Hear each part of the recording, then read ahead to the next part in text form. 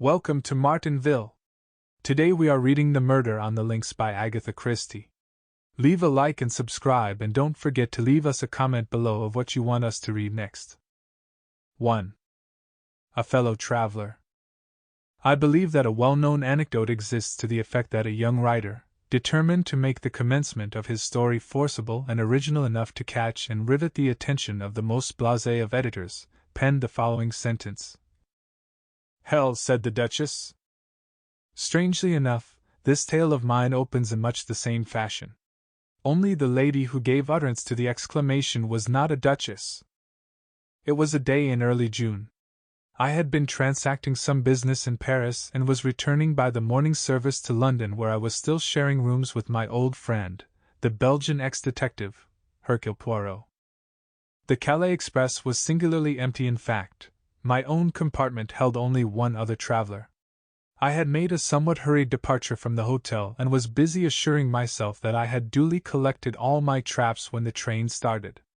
Up till then I had hardly noticed my companion, but I was now violently recalled to the fact of her existence.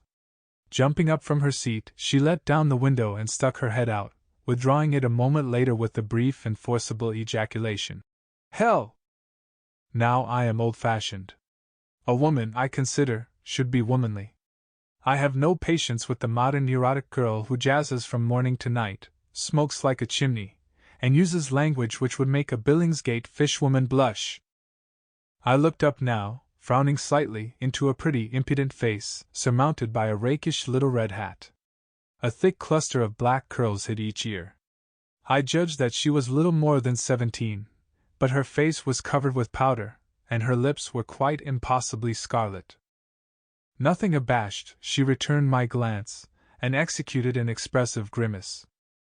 "Dear me, we've shocked the kind gentleman," she observed to an imaginary audience. "I apologize for my language. Most unladylike, and all that, but oh Lord, there's reason enough for it. Do you know I've lost my only sister?" "Really?" I said politely. "How unfortunate." "He disapproves," remarked the lady. "He disapproves utterly of me, and my sister, which last is unfair, because he hasn't seen her." I opened my mouth, but she forestalled me. "Say no more. Nobody loves me. I shall go into the garden and eat worms. Boo-hoo! I am crushed." She buried herself behind a large comic French paper. In a minute or two I saw her eyes stealthily peeping at me over the top. In spite of myself I could not help smiling, and in a minute she had tossed the paper aside, and had burst into a merry peal of laughter. "I knew you weren't such a mutt as you looked," she cried. Her laughter was so infectious that I could not help joining in, though I hardly cared for the word mutt. The girl was certainly all that I most disliked, but that was no reason why I should make myself ridiculous by my attitude. I prepared to unbend. After all, she was decidedly pretty. "There! Now we're friends," declared the minx. "Say you're sorry about my sister Dash." "I am desolated." "That's a good boy." "Let me finish. I was going to add that, although I am desolated, I can manage to put up with her absence very well." I made a little bow. But this most unaccountable of damsels frowned and shook her head. "Cut it out. I prefer the dignified disapproval stunt." "Oh, your face." "Not one of us," it said. "And you were right there, though, mind you, it's pretty hard to tell nowadays. It's not every one who can distinguish between a demi and a duchess. There now, I believe I've shocked you again. You've been dug out of the backwoods, you have. Not that I mind that. We could do with a few more of your sort. I just hate a fellow who gets fresh. It makes me mad." She shook her head vigorously. "What are you like when you're mad?" I inquired with a smile. "A regular little devil. Don't care what I say, or what I do either. I nearly did a chap in once. Yes, really. He'd have deserved it too. Italian blood I've got. I shall get into trouble one of these days." "Well," I begged, "don't get mad with me." "I shan't. I like you did the first moment I set eyes on you. But you look so disapproving that I never thought we should make friends. Well, we have. Tell me something about yourself. I'm an actress. No, not the kind you're thinking of, lunching at the Savoy covered with jewelry, and with their photograph in every paper saying how much they love Madame So-and-so's face cream. I've been on the boards since I was a kid of 6 tumbling. I beg your pardon, I said, puzzled. Haven't you seen child acrobats? Oh, I understand. I'm American-born, but I've spent most of my life in England. We got a new show now, dash. We? My sister and I, sort of song and dance, and a bit of patter, and a dash of the old business thrown in. It's quite a new idea, and it hits them every time. There's to be money in it, dash. My new acquaintance leaned forward, and discoursed volubly, a great many of her terms being quite unintelligible to me. Yet I found myself evincing an increasing interest in her. She seemed such a curious mixture of child and woman. Though perfectly worldly wise and able, as she expressed it, to take care of herself, there was yet something curiously ingenuous in her single-minded attitude towards life, and her wholehearted determination to make good. This glimpse of a world unknown to me was not without its charm, and I enjoyed seeing her vivid little face light up as she talked. We passed through Amiens. The name awakened many memories. My companion seemed to have an intuitive knowledge of what was in my mind. Thinking of the war? I nodded. You were through it, I suppose? Pretty well. I was wounded once, and after the Somme they invalided me out altogether. I had a half-fledged army job for a bit. I'm a sort of private secretary now to an M.P. My! That's brainy! No, it isn't. There's really awfully little to do. Usually a couple of hours every day sees me through. It's dull work, too.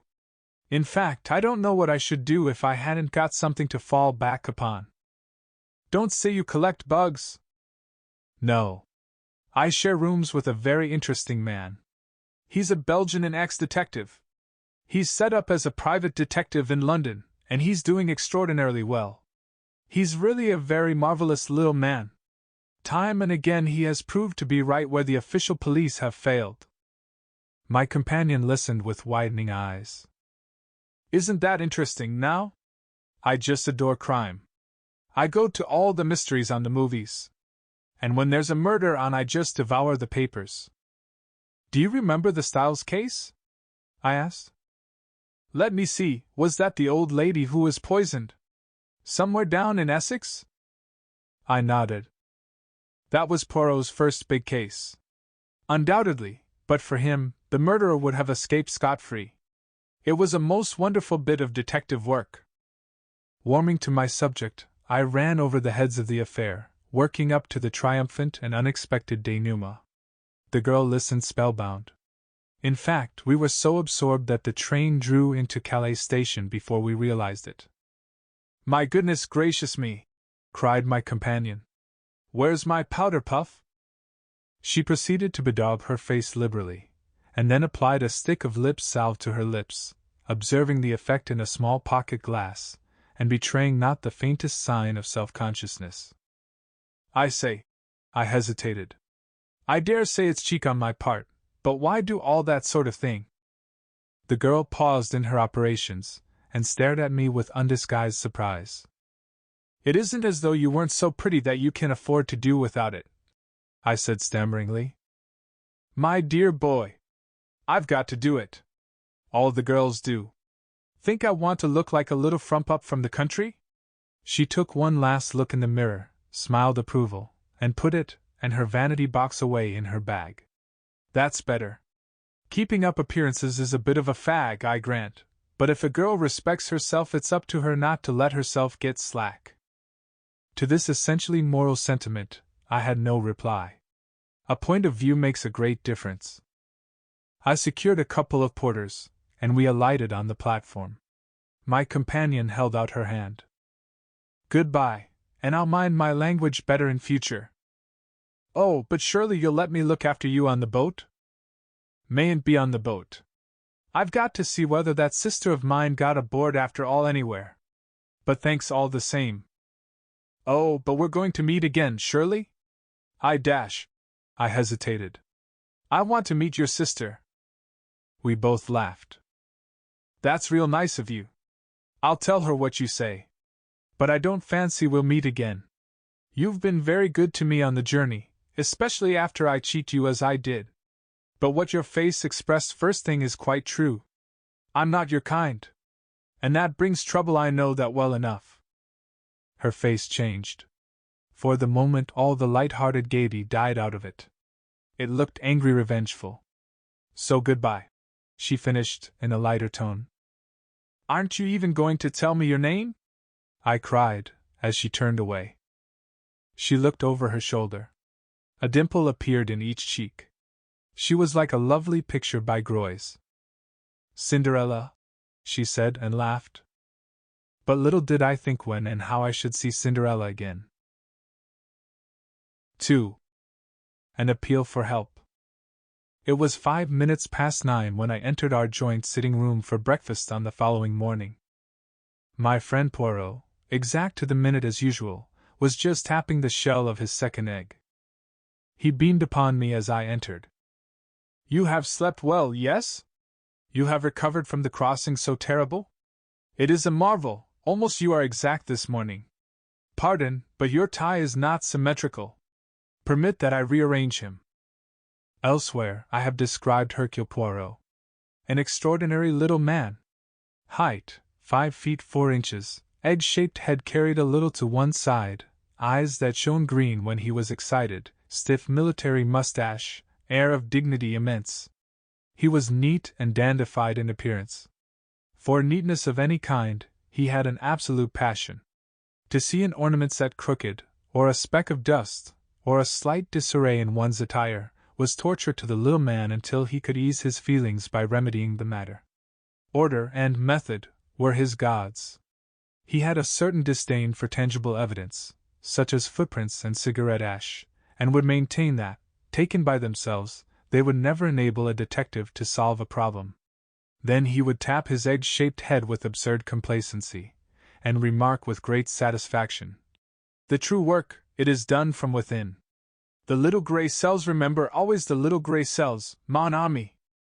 I slipped into my seat, and remarked idly, in answer to Poirot's greeting, that an hour's sea passage from Calais to Dover could hardly be dignified by the epithet terrible. Poirot waved his egg spoon in vigorous refutation of my remark. Do tout! If for an hour one experiences sensations and emotions of the most terrible, one has lived many hours. Does not one of your English poets say that time is counted, not by hours, but by heart-beats? I fancy Browning was referring to something more romantic than seasickness, though. Because he was an Englishman, an islander to whom La Manche was nothing. Oh, you English! With nous autres it is different.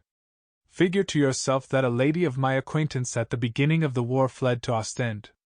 There she had a terrible crisis of the nerves. Impossible to escape further except by crossing the sea. And she had a horror maze and horror of the sea. What was she to do? Daily less botches were drawing nearer. Imagine to yourself the terrible situation. What did she do? I inquired curiously. Fortunately her husband was en pratique. He was also very calm, the crises of the nerves, they affected him not. Il porte simplement. Naturally when she reached England she was prostrate, but she still breathed. Poirot shook his head seriously. I composed my face as best I could. Suddenly he stiffened and pointed a dramatic finger at the toast rack. Ah, par exemple, c'est trop fort, he cried. What is it? This piece of toast. You remark him not? He whipped the offender out of the rack, and held it up for me to examine. Is it square? No. Is it a triangle? Again no. Is it even round? No. Is it of any shape remotely pleasing to the eye? What symmetry have we here? None. It's cut from a cottage loaf, I explained soothingly. Poirot threw me a withering glance. What an intelligence has my friend Hastings! He exclaimed sarcastically. Comprehend you not that I have forbidden such a loaf haphazard and shapeless, that no baker should permit himself to bake? I endeavored to distract his mind. Anything interesting come by the post? Poirot shook his head with a dissatisfied air. I have not yet examined my letters, but nothing of interest arrives nowadays. The great criminals, the criminals of method, they do not exist. The cases I have been employed upon lately were banal to the last degree. In verity, I am reduced to recovering lost lap dogs for fashionable ladies. The last problem that presented any interest was that intricate little affair of the Yardley diamond, and that was how many months ago, my friend? He shook his head despondently, and I roared with laughter. Cheer up, Poirot, the luck will change. Open your letters. For all you know, there may be a great case looming on the horizon. Poirot smiled, and taking up the neat little letter opener with which he opened his correspondence, he slit the tops of the several envelopes that lay by his plate. A bill. Another bill. It is that I grow extravagant in my old age. Aha! A note from Jap. Yes? Pricked up my ears. The Scotland Yard inspector had more than once introduced us to an interesting case. He merely thanks me in his fashion for a little point in the Aberystwyth case on which I was able to set him right. I am delighted to have been of service to him. How does he thank you? I asked curiously, for I knew my Jap. He is kind enough to say that I am a wonderful sport for my age, and that he was glad to have had the chance of letting me in on the case. This was so typical of Jap that I could not forbear a chuckle. Poirot continued to read his correspondence placidly. A suggestion that I should give a lecture to our local Boy Scouts. The Countess of Forfanac will be obliged if I will call and see her. Another lap dog without doubt. And now for the last. Ah dash. I looked up, quick to notice the change of tone. Poirot was reading attentively. In a minute he tossed the sheet over to me. This is out of the ordinary, mon ami. Read for yourself. The letter was written on a foreign type of paper, in a bold characteristic hand. Villa Genevieve. Merlinville-sur-Mer. France. Dear Sir, I am in need of the services of a detective and, for reasons which I will give you later, do not wish to call in the official police. I have heard of you from several quarters, and all reports go to show that you are not only a man of decided ability, but one who also knows how to be discreet. I do not wish to trust details to the post, but on account of a secret I possess, I go in daily fear of my life. I am convinced that the danger is imminent, and therefore I beg that you will lose no time in crossing to France. I will send a car to meet you at Calais, if you will wire me when you are arriving. I shall be obliged if you will drop all cases you have on hand, and devote yourself solely to my interests. I am prepared to pay any compensation necessary. I shall probably need your services for a considerable period of time, as it may be necessary for you to go out to Santiago, where I spent several years of my life. I shall be content for you to name your own fee. Assuring you once more that the matter is urgent. Yours faithfully, P.T. Renauld. Below the signature was a hastily scrawled line, almost illegible. For God's sake, come! I handed the letter back with quickened pulses. At last! I said. Here is something distinctly out of the ordinary.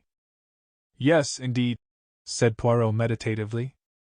You will go, of course, I continued. Poirot nodded. He was thinking deeply. Finally he seemed to make up his mind, and glanced up at the clock. His face was very grave. See you, my friend, there is no time to lose. The Continental Express leaves Victoria at 11 o'clock. Do not agitate yourself. There is plenty of time. We can allow 10 minutes for discussion. You accompany me, n'est-ce pas? Well, dash. You told me yourself that your employer needed you not for the next few weeks. Oh, that's all right. But this Mr. Renauld hints strongly that his business is private. Ta. I will manage him, Renauld. By the way, I seem to know the name. There's a well-known South American millionaire fellow. His name's Renauld. I don't know whether it could be the same. But without doubt. That explains the mention of Santiago. Santiago is in Chile, and Chile it is in South America. Ah, but we progress finely. Dear me, Poirot, I said, my excitement rising. I smell some goodly shekels in this. If we succeed, we shall make our fortunes. Do not be too sure of that, my friend. A rich man and his money are not so easily parted. Me, I have seen a well-known millionaire turn out a trampful of people to seek for a dropped halfpenny. I acknowledge the wisdom of this. In any case, continued Poirot, it is not the money which attracts me here. Certainly it will be pleasant to have carte blanche in our investigations. One can be sure that way of wasting no time, but it is something a little bizarre in this problem which arouses my interest. You remarked the postscript? How did it strike you? I considered. Clearly he wrote the letter keeping himself well in hand, but at the end his self-control snapped, and, on the impulse of the moment, he scrawled those 4 desperate words. But my friend shook his head energetically. You are in error. See you not that while the ink of the signature is nearly black, that of the postscript is quite pale? Well? I said, puzzled. Mon Dieu, mon ami, but use your little grey cells. Is it not obvious? Renauld wrote his letter. Without blotting it, he reread it carefully. Then, not on impulse, but deliberately, he added those last words, and blotted the sheet. But why? Parbleu! So that it should produce the effect upon me that it has upon you. What? Mais, we to make sure of my coming. He reread the letter and was dissatisfied. It was not strong enough. He paused, and then added softly, his eyes shining with that green light that always betokened inward excitement. And so, mon ami, since that postscript was added, not on impulse, but soberly, in cold blood, the urgency is very great, and we must reach him as soon as possible. Merlinville? I murmured thoughtfully. I've heard of it, I think. Poirot nodded. It is a quiet little place but chic. It lies about midway between Boulogne and Calais. It is rapidly becoming the fashion. Rich English people who wish to be quiet are taking it up. Renauld has a house in England, I suppose? Yes, in Rutland Gate, as far as I remember. Also a big place in the country, somewhere in Hertfordshire. But I really know very little about him. He doesn't do much in a social way. I believe he has large South American interests in the city, and has spent most of his life out in Chile and the Argentino. Well, we shall hear all details from the man himself. Come, let us pack. A small suitcase each, and then a taxi to Victoria. And the Countess? I inquired with a smile. Ah, je m'en fiche. Her case was certainly not interesting. Why so sure of that? Because in that case she would have come, not written. A woman cannot wait, always remember that, Hastings. 11 o'clock saw our departure from Victoria on our way to Dover. Before starting, Poirot had dispatched a telegram to Mr. Renauld giving the time of our arrival at Calais. I'm surprised you haven't invested in a few bottles of some seasick remedy, Poirot, I observed maliciously, as I recalled our conversation at breakfast. My friend, who was anxiously scanning the weather, turned a reproachful face upon me. Is it that you have forgotten the method most excellent of Laverguier? His system, I practice it always. One balances oneself, if you remember, turning the head from left to right, breathing in and out, counting 6 between each breath. I demurred. You'll be rather tired of balancing yourself and counting 6 by the time you get to Santiago, or Buenos Aires, or wherever it is you land. Quelle idée! You do not figure to yourself that I shall go to Santiago? Mr. Renauld suggested in his letter. He did not know the methods of Hercule Poirot. I do not run to and fro, making journeys and agitating myself. My work is done from within here. He tapped his forehead significantly. As usual, this remark roused my argumentative faculty. It's all very well, Poirot, but I think you are falling into the habit of despising certain things too much. A fingerprint has led sometimes to the arrest and conviction of a murderer, and has, without doubt, hanged more than one innocent man," remarked Poirot dryly. "But surely the study of fingerprints and footprints, cigarette ash, different kinds of mud, and other clues that comprise the minute observation of details, all these are of vital importance." "But certainly. I have never said otherwise. The trained observer, the expert, without doubt he is useful. But the others, the Hercules Poirots, they are above the experts. To them the experts bring the facts, their business is the method of the crime, its logical deduction, the proper sequence and order of the facts, above all, the true psychology of the case. You have hunted the fox, yes?" "I have hunted a bit, now and again," I said, rather bewildered by this abrupt change of subject. "Why? Eh bien, this hunting of the fox, you need the dogs, no? Hounds," I corrected gently. "Yes, of course. But yet," Poirot wagged his finger at me, "you did not descend from your horse and run along the ground smelling with your nose and uttering loud ow-ows?" In spite of myself I laughed immoderately. Poirot nodded in a satisfied manner. "So, you leave the work of the D-hounds to the hounds. Yet you demand that I, Hercule Poirot, should make myself ridiculous by lying down possibly on damp grass to study hypothetical footprints, and should scoop up cigarette ash when I do not know one kind from the other. Remember the Plymouth Express mystery. The good Jap departed to make a survey of the railway line. When he returned, I, without having moved from my apartments, was able to tell him exactly what he had found. So you are of the opinion that Jap wasted his time?" "Not at all, since his evidence confirmed my theory. But I should have wasted my time if I had gone. It is the same with so-called experts. Remember the handwriting testimony in the Cavendish case. One counsel's questioning brings out testimony as to the resemblances, the defense brings evidence to show dissimilarity. All the language is very technical. And the result? What we all knew in the first place. The writing was very like that of John Cavendish. And the psychological mind is faced with the question why? Because it was actually his? Or because someone wished us to think it was his? I answered that question, mon ami, and answered it correctly." And Poirot, having effectually silenced, if not convinced me, leaned back with a satisfied air. On the boat, I knew better than to disturb my friend's solitude. The weather was gorgeous, and the sea as smooth as the proverbial mill pond, so I was hardly surprised to hear that Laverguyre's method had once more justified itself when a smiling Poirot joined me on disembarking at Calais. A disappointment was in store for us, as no car had been sent to meet us, but Poirot put this down to his telegram having been delayed in transit. "Since it is carte blanche, we will hire a car," he said cheerfully, and a few minutes later saw us creaking and jolting along, in the most ramshackle of automobiles that ever plied for hire, in the direction of Merlinville. My spirits were at their highest. "What gorgeous air!"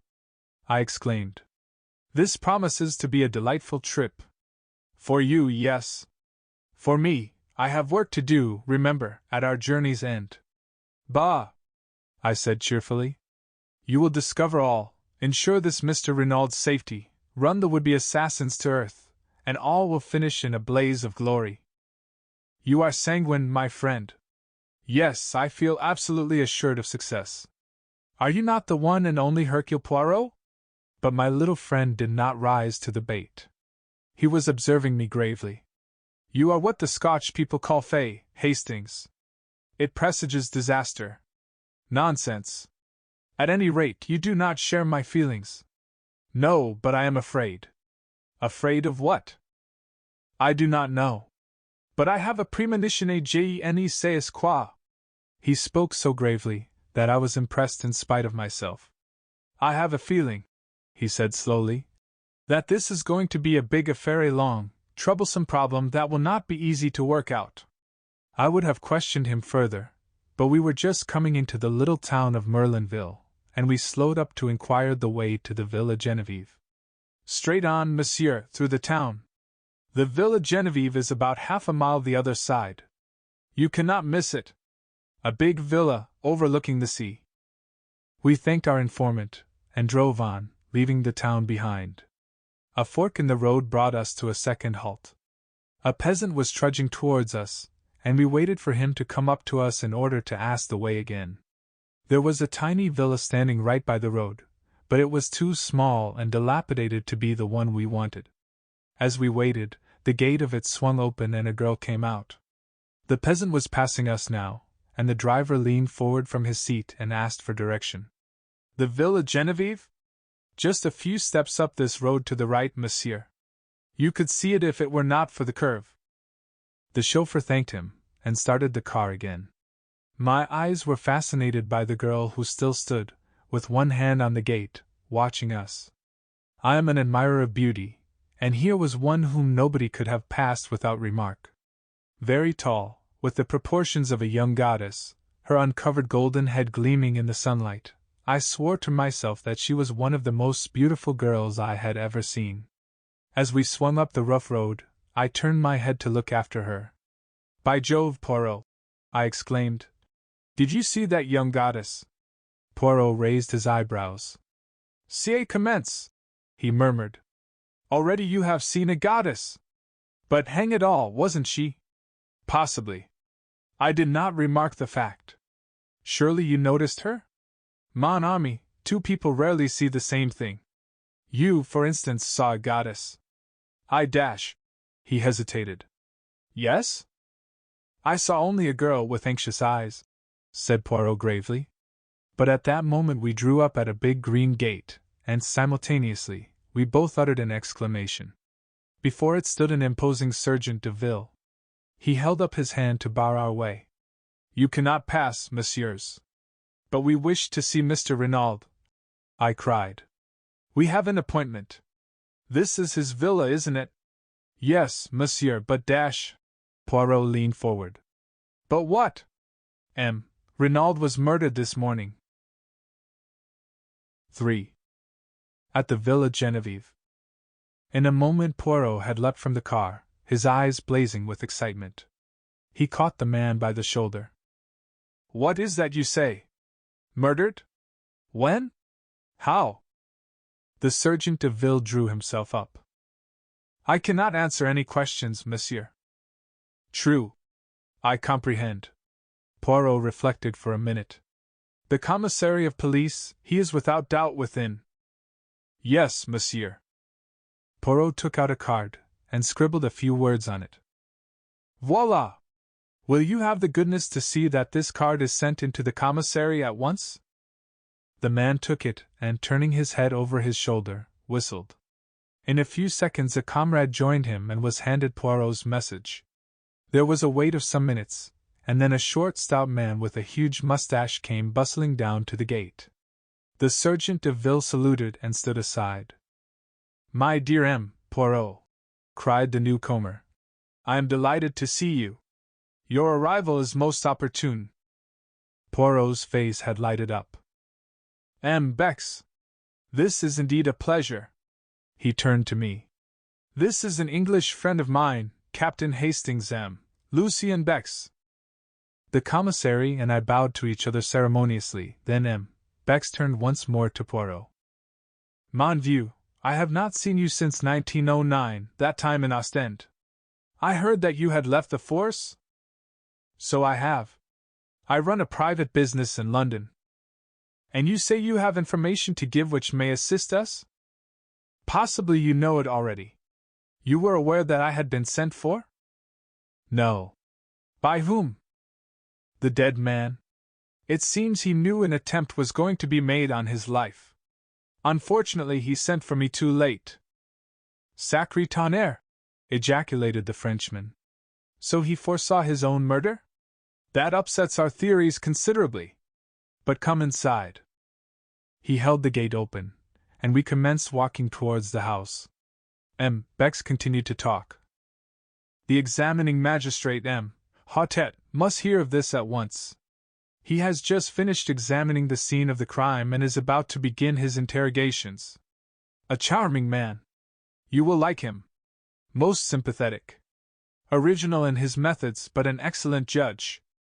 "When was the crime committed?" asked Poirot. The body was discovered this morning about 9 o'clock. Madame Renaud's evidence, and that of the doctors, goes to show that the death must have occurred about 2 a.m. But enter, I pray of you." We had arrived at the steps which led up to the front door of the villa. In the hall another Sergeant de Ville was sitting. He rose at sight of the commissary. "Where is M. Hautet now?" inquired the latter. "In the salon, monsieur." M. Bex opened a door to the left of the hall, and we passed in. M. Hautet and his clerk were sitting at a big round table. They looked up as we entered. The commissary introduced us, and explained our presence. M. Hautet, the Juge d'instruction, was a tall, gaunt man, with piercing dark eyes, and a neatly cut grey beard, which he had a habit of caressing as he talked. Standing by the mantelpiece was an elderly man, with slightly stooping shoulders, who was introduced to us as Dr. Durand. "Most extraordinary," remarked M. Hautet, as the commissary finished speaking. "You have the letter here, monsieur?" Poirot handed it to him, and the magistrate read it. He speaks of a secret. What a pity he was not more explicit. We are much indebted to you, M. Poirot. I hope you will do us the honor of assisting us in our investigations. Or are you obliged to return to London? M. Le Juge, I propose to remain. I did not arrive in time to prevent my client's death, but I feel myself bound in honor to discover the assassin. The magistrate bowed. These sentiments do you honor. Also, without doubt, Madame Renauld will wish to retain your services. We are expecting M. Chiroux from the Charité in Paris any moment, and I am sure that you and he will be able to give each other mutual assistance in your investigations. In the meantime, I hope that you will do me the honor to be present at my interrogations, and I need hardly say that if there is any assistance you require it is at your disposal. I thank you, monsieur. You will comprehend that at present I am completely in the dark. I know nothing whatever. M.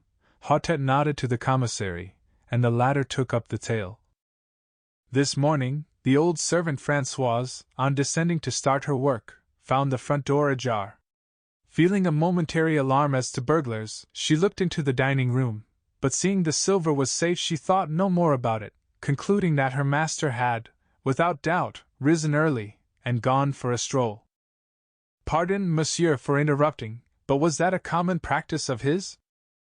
No, it was not, but old Françoise has the common idea as regards the English that they are mad, and liable to do the most unaccountable things at any moment. Going to call her mistress as usual, a younger maid, Leonie, was horrified to discover her gagged and bound, and almost at the same moment news was brought that M. Renaud's body had been discovered, stone dead, stabbed in the back. Where? That is one of the most extraordinary features of the case. M. Poirot, the body was lying, face downwards, in an open grave. What? Yes. The pit was freshly dug just a few yards outside the boundary of the villa grounds. And he had been dead how long? Dr. Durand answered this. I examined the body this morning at 10 o'clock.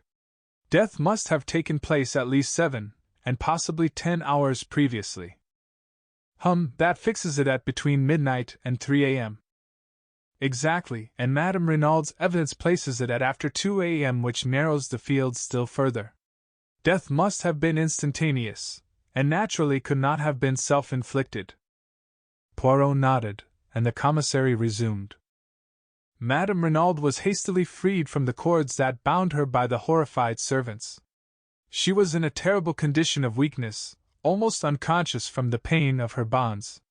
It appears that 2 masked men entered the bedroom, gagged and bound her, whilst forcibly abducting her husband.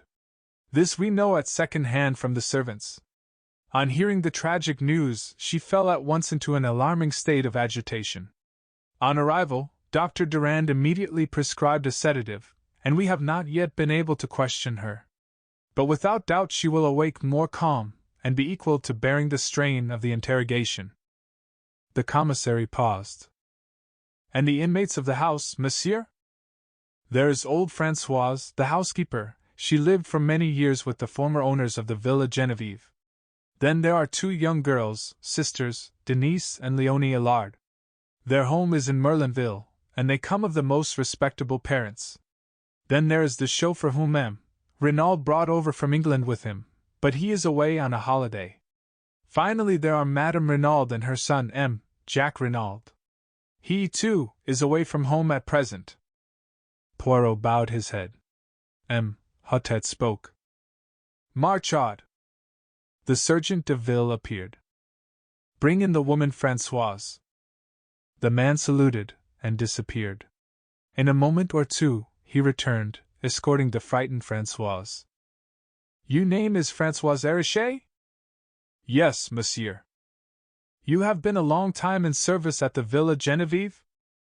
11 years with Madame la Vicomtesse.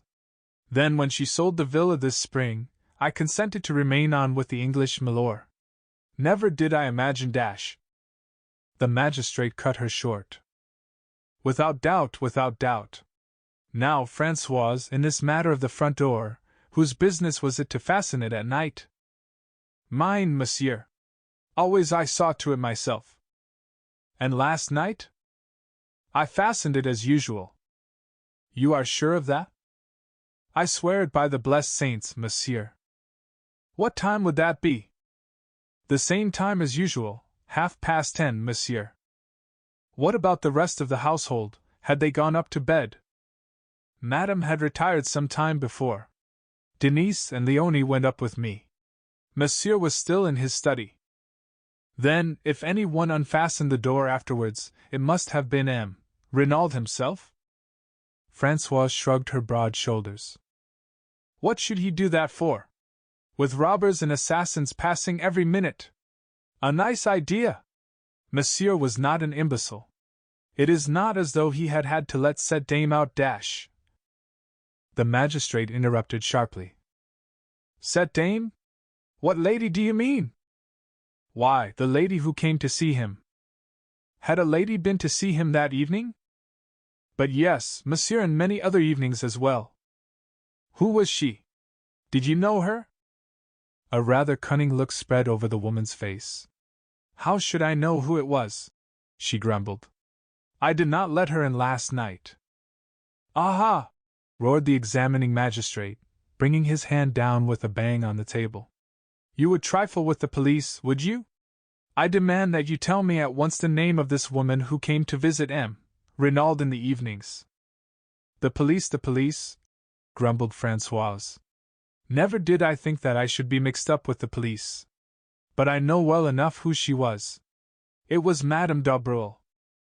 The commissary uttered an exclamation, and leaned forward as though in utter astonishment. Madame d'Abreuil from the Villa Marguerite just down the road? That is what I said, monsieur. Oh, she is a pretty one, Celila. The old woman tossed her head scornfully. Madame d'Abreuil, murmured the commissary. Impossible. Voila, grumbled Françoise. That is all you get for telling the truth. Not at all, said the examining magistrate soothingly. We were surprised, that is all. Madame d'Abreuil, then, and Monsieur Renauld, they were dash. He paused delicately. Eh? It was that without doubt. How should I know? But what will you? Monsieur, he was milor anglais très riche and Madame d'Abreuil, she was poor, that one and très chic for all that she lives so quietly with her daughter. Not a doubt of it, she has had her history. She is no longer young, but ma foi. I who speak to you have seen the men's heads turn after her as she goes down the street. Besides, lately, she has had more money to spend, all the town knows it. The little economies, they are at an end. And Françoise shook her head with an air of unalterable certainty. M. Houtet stroked his beard reflectively. And Madame Renauld? He asked at length. How did she take this friendship? Françoise shrugged her shoulders. She was always most amiable, most polite. One would say that she suspected nothing. But all the same, is it not so, the heart suffers, monsieur? Day by day, I have watched Madame grow paler and thinner. She was not the same woman who arrived here a month ago. Monsieur, too, has changed. He also has had his worries. One could see that he was on the brink of a crisis of the nerves. And who could wonder, with an affair conducted such a fashion? No reticence, no discretion. Style anglais, without doubt. I bounded indignantly in my seat, but the examining magistrate was continuing his questions, undistracted by side issues. You say that M. Renauld had not to let Madame d'Aubreuil out? Had she left, then? Yes, monsieur. I heard them come out of the study and go to the door. Monsieur said good night, and shut the door after her. What time was that? About 25 minutes after 10, monsieur. Do you know when M. Renauld went to bed? I heard him come up about 10 minutes after we did. The stair creaks so that one hears every one who goes up and down. And that is all? You heard no sound of disturbance during the night? Nothing whatever, monsieur. Which of the servants came down the first in the morning? I did, monsieur. At once I saw the door swinging open. What about the other downstairs windows? Were they all fastened? Every one of them. There was nothing suspicious or out of place anywhere. Good, Françoise, you can go. The old woman shuffled towards the door. On the threshold she looked back. I will tell you one thing, monsieur. That Madame d'Aubreuil, she is a bad one. Oh, yes, one woman knows about another. She is a bad one, remember that. And, shaking her head sagely, Françoise left the room. Leonie Allard, called the magistrate. Leonie appeared dissolved in tears, and inclined to be hysterical. M. Hautet dealt with her adroitly. Her evidence was mainly concerned with the discovery of her mistress gagged and bound, of which she gave rather an exaggerated account. She, like Françoise, had heard nothing during the night. Her sister, Denise, succeeded her. She agreed that her master had changed greatly of late. Every day he became more and more morose. He ate less. He was always depressed. But Denise had her own theory. Without doubt it was the mafia he had on his track. Two masked men, who else could it be? A terrible society, that. It is, of course, possible, said the magistrate smoothly. Now, my girl, was it you who admitted Madame d'Aubreuil to the house last night? Not last night, monsieur, the night before. But Françoise has just told us that Madame d'Aubreuil was here last night. No, monsieur. A lady did come to see M. Renauld last night, but it was not Madame d'Aubreuil. Surprised, the magistrate insisted, but the girl held firm. She knew Madame d'Aubreuil perfectly by sight. This lady was dark also, but shorter, and much younger. Nothing could shake her statement. Had you ever seen this lady before? Never, monsieur. And then the girl added diffidently. But I think she was English. English? Yes, monsieur. She asked for M. Renauld in quite good French, but the accent one can always tell it, n'est-ce pas? Besides, when they came out of the study they were speaking in English. Did you hear what they said? Could you understand it, I mean? Me, I speak the English very well, said Denise with pride. The lady was speaking too fast for me to catch what she said, but I heard monsieur's last words as he opened the door for her. She paused, and then repeated carefully and laboriously. Yes, yes, but for God's sake go now. Yes, yes, but for God's sake go now, repeated the magistrate. He dismissed Denise and, after a moment or two for consideration, recalled Françoise. To her he propounded the question as to whether she had not made a mistake in fixing the night of Madame d'Aubreuil's visit. Françoise, however, proved unexpectedly obstinate. It was last night that Madame d'Aubreuil had come. Without a doubt it was she. Denise wished to make herself interesting, voilà tout. So she had cooked up this fine tale about a strange lady. Airing her knowledge of English too. Probably monsieur had never spoken that sentence in English at all, and even if he had, it proved nothing, for Madame d'Aubreuil spoke English perfectly, and generally used that language when talking to M. and Madame Renauld. You see, M. Jack, the son of monsieur, was usually here, and he spoke the French very badly. The magistrate did not insist. Instead he inquired about the chauffeur, and learned that only yesterday, M. Renauld had declared that he was not likely to use the car, and that masters might just as well take a holiday. A perplexed frown was beginning to gather between Poirot's eyes. "What is it?" I whispered. He shook his head impatiently, and asked a question. "Pardon, Bex, but without doubt Renauld could drive the car himself?" The commissary looked over at Françoise, and the old woman replied promptly. "No, monsieur did not drive himself." Poirot's frown deepened. "I wish you would tell me what is worrying you," I said impatiently. "See you not? In his letter Renauld speaks of sending the car for me to Calais. Perhaps he meant a hired car," I suggested. "Doubtless that is so. But why hire a car when you have one of your own? Why choose yesterday to send away the chauffeur on a holiday suddenly, at a moment's notice? Was it that for some reason he wanted him out of the way before we arrived?" 4. The letter signed Bella.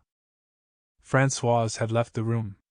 The magistrate was drumming thoughtfully on the table. "Bex," he said at length, "here we have directly conflicting testimony. Which are we to believe, Françoise or Denise?" "Denise," said the commissary decidedly. "It was she who let the visitor in. Françoise is old and obstinate, and has evidently taken a dislike to Madame d'Abreuil. Besides, our own knowledge tends to show that Renauld was entangled with another woman." "Tiens!" cried Hautet. "We have forgotten to inform Poirot of that." He searched amongst the papers on the table, and finally handed the one he was in search of to my friend. "This letter, Poirot, we found in the pocket of the dead man's overcoat." Poirot took it and unfolded it. It was somewhat worn and crumbled, and was written in English in a rather unformed hand. "My dearest one, why have you not written for so long? You do love me still, don't you? Your letters lately have been so different, cold and strange, and now this long silence. It makes me afraid. If you were to stop loving me.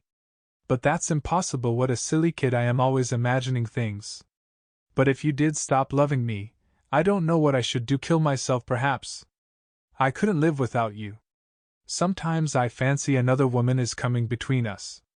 Let her look out, that's all in you too. I'd as soon kill you as let her have you. I mean it. But there, I'm writing high-flown nonsense. You love me, and I love you, yes, love you, love you, love you. Your own adoring Bella. There was no address or date. Poirot handed it back with a grave face. "And the assumption is, le Jew dash?" The examining magistrate shrugged his shoulders. "Obviously, Renauld was entangled with this Englishwoman Bella. He comes over here, meets Madame d'Abreuil, and starts an intrigue with her. He cools off to the other, and she instantly suspects something. This letter contains a distinct threat. Poirot, at first sight the case seems simplicity itself. Jealousy. The fact that Renauld was stabbed in the back seemed to point distinctly to its being a woman's crime." Poirot nodded. "The stab in the back, yes, but not the grave. That was laborious work, hard work. No woman dug that grave, monsieur. That was a man's doing." The commissary exclaimed excitedly. Yes, you are right. We did not think of that. As I said," continued Hautet, "at first sight the case seems simple, but the masked men, and the letter you received from Renauld complicate matters. Here we seem to have an entirely different set of circumstances, with no relationship between the two. As regards the letter written to yourself, do you think it is possible that it referred in any way to this Bella, and her threats?" Poirot shook his head. "Hardly. A man like Renauld, who has led an adventurous life in out-of-the-way places, would not be likely to ask for protection against a woman." The examining magistrate nodded his head emphatically. "My view exactly. Then we must look for the explanation of the letter dash." "In Santiago," finished the commissary. "I shall cable without delay to the police in that city, requesting full details of the murdered man's life out there, his love affairs, his business transactions, his friendships, and any enmities he may have incurred. It will be strange if, after that, we do not hold a clue to his mysterious murder." The commissary looked round for approval. Excellent, said Poirot appreciatively. His wife, too, may be able to give us a pointer, added the magistrate. You have found no other letters from this Bella amongst M. Renaud's effects? Asked Poirot. No. Of course, one of our first proceedings was to search through his private papers in the study. We found nothing of interest, however. All seemed square and above board. The only thing at all out of the ordinary was his will. Here it is. Poirot ran through the document. So, a legacy of £1,000 to Mr. Stoner. Who is he, by the way? M. Renaud's secretary. He remained in England, but was over here once or twice for a weekend. And everything else left unconditionally to his beloved wife, Eloise. Simply drawn up, but perfectly legal. Witnessed by the two servants, Denise and Françoise. Nothing so very unusual about that. He handed it back. Perhaps, began Bex, you did not notice dash. The date? Twinkled Poirot. But yes, I noticed it. A fortnight ago. Possibly it marks his first intimation of danger. Many rich men die intestate through never considering the likelihood of their demise. But it is dangerous to draw conclusions prematurely. It points, however, to his having a real liking and fondness for his wife, in spite of his amorous intrigues. Yes, said M. Hautet doubtfully. But it is possibly a little unfair on his son, since it leaves him entirely dependent on his mother. If she were to marry again, and her second husband obtained an ascendancy over her, this boy might never touch a penny of his father's money. Poirot shrugged his shoulders. Man is a vain animal. M. Renauld figured to himself, without doubt, that his widow would never marry again. As to the son, it may have been a wise precaution to leave the money in his mother's hands. The sons of rich men are proverbially wild. It may be as you say. Now, M. Poirot, you would without doubt like to visit the scene of the crime. I am sorry that the body has been removed, but of course photographs have been taken from every conceivable angle, and will be at your disposal as soon as they are available. I thank you, monsieur, for all your courtesy. The commissary rose. Come with me, messieurs. He opened the door, and bowed ceremoniously to Poirot to precede him. Poirot, with equal politeness, drew back and bowed to the commissary. Monsieur. Monsieur. At last they got out into the hall. That room there, it is the study, hein? Asked Poirot suddenly, nodding towards the door opposite. Yes. You would like to see it? He threw the door open as he spoke, and we entered. The room which M. Renauld had chosen for his own particular use was small, but furnished with great taste and comfort. A businesslike writing desk, with many pigeon-holes, stood in the window. Two large leather-covered armchairs faced the fireplace, and between them was a round table covered with the latest books and magazines. Bookshelves lined two of the walls, and at the end of the room opposite the window there was a handsome oak sideboard with a tantalus on top. The curtains and portiere were of a soft dull green, and the carpet matched them in tone. Poirot stood a moment taking in the room, then he stepped forward, passed his hand lightly over the backs of the leather chairs, picked up a magazine from the table, and drew a finger gingerly over the surface of the oak sideboard. His face expressed complete approval. No dust? I asked, with a smile. He beamed on me, appreciative of my knowledge of his peculiarities. Not a particle, mon ami! And for once, perhaps, it is a pity. His sharp, bird-like eyes darted here and there. Ah, he remarked suddenly, with an intonation of relief. The hearth-rug is crooked, and he bent down to straighten it.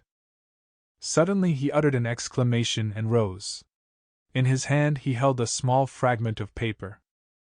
In France, as in England, he remarked, the domestics omit to sweep under the mats.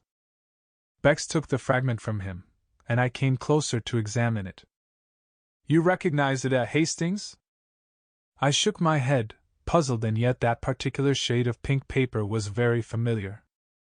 The commissary's mental processes were quicker than mine. A fragment of a check, he exclaimed.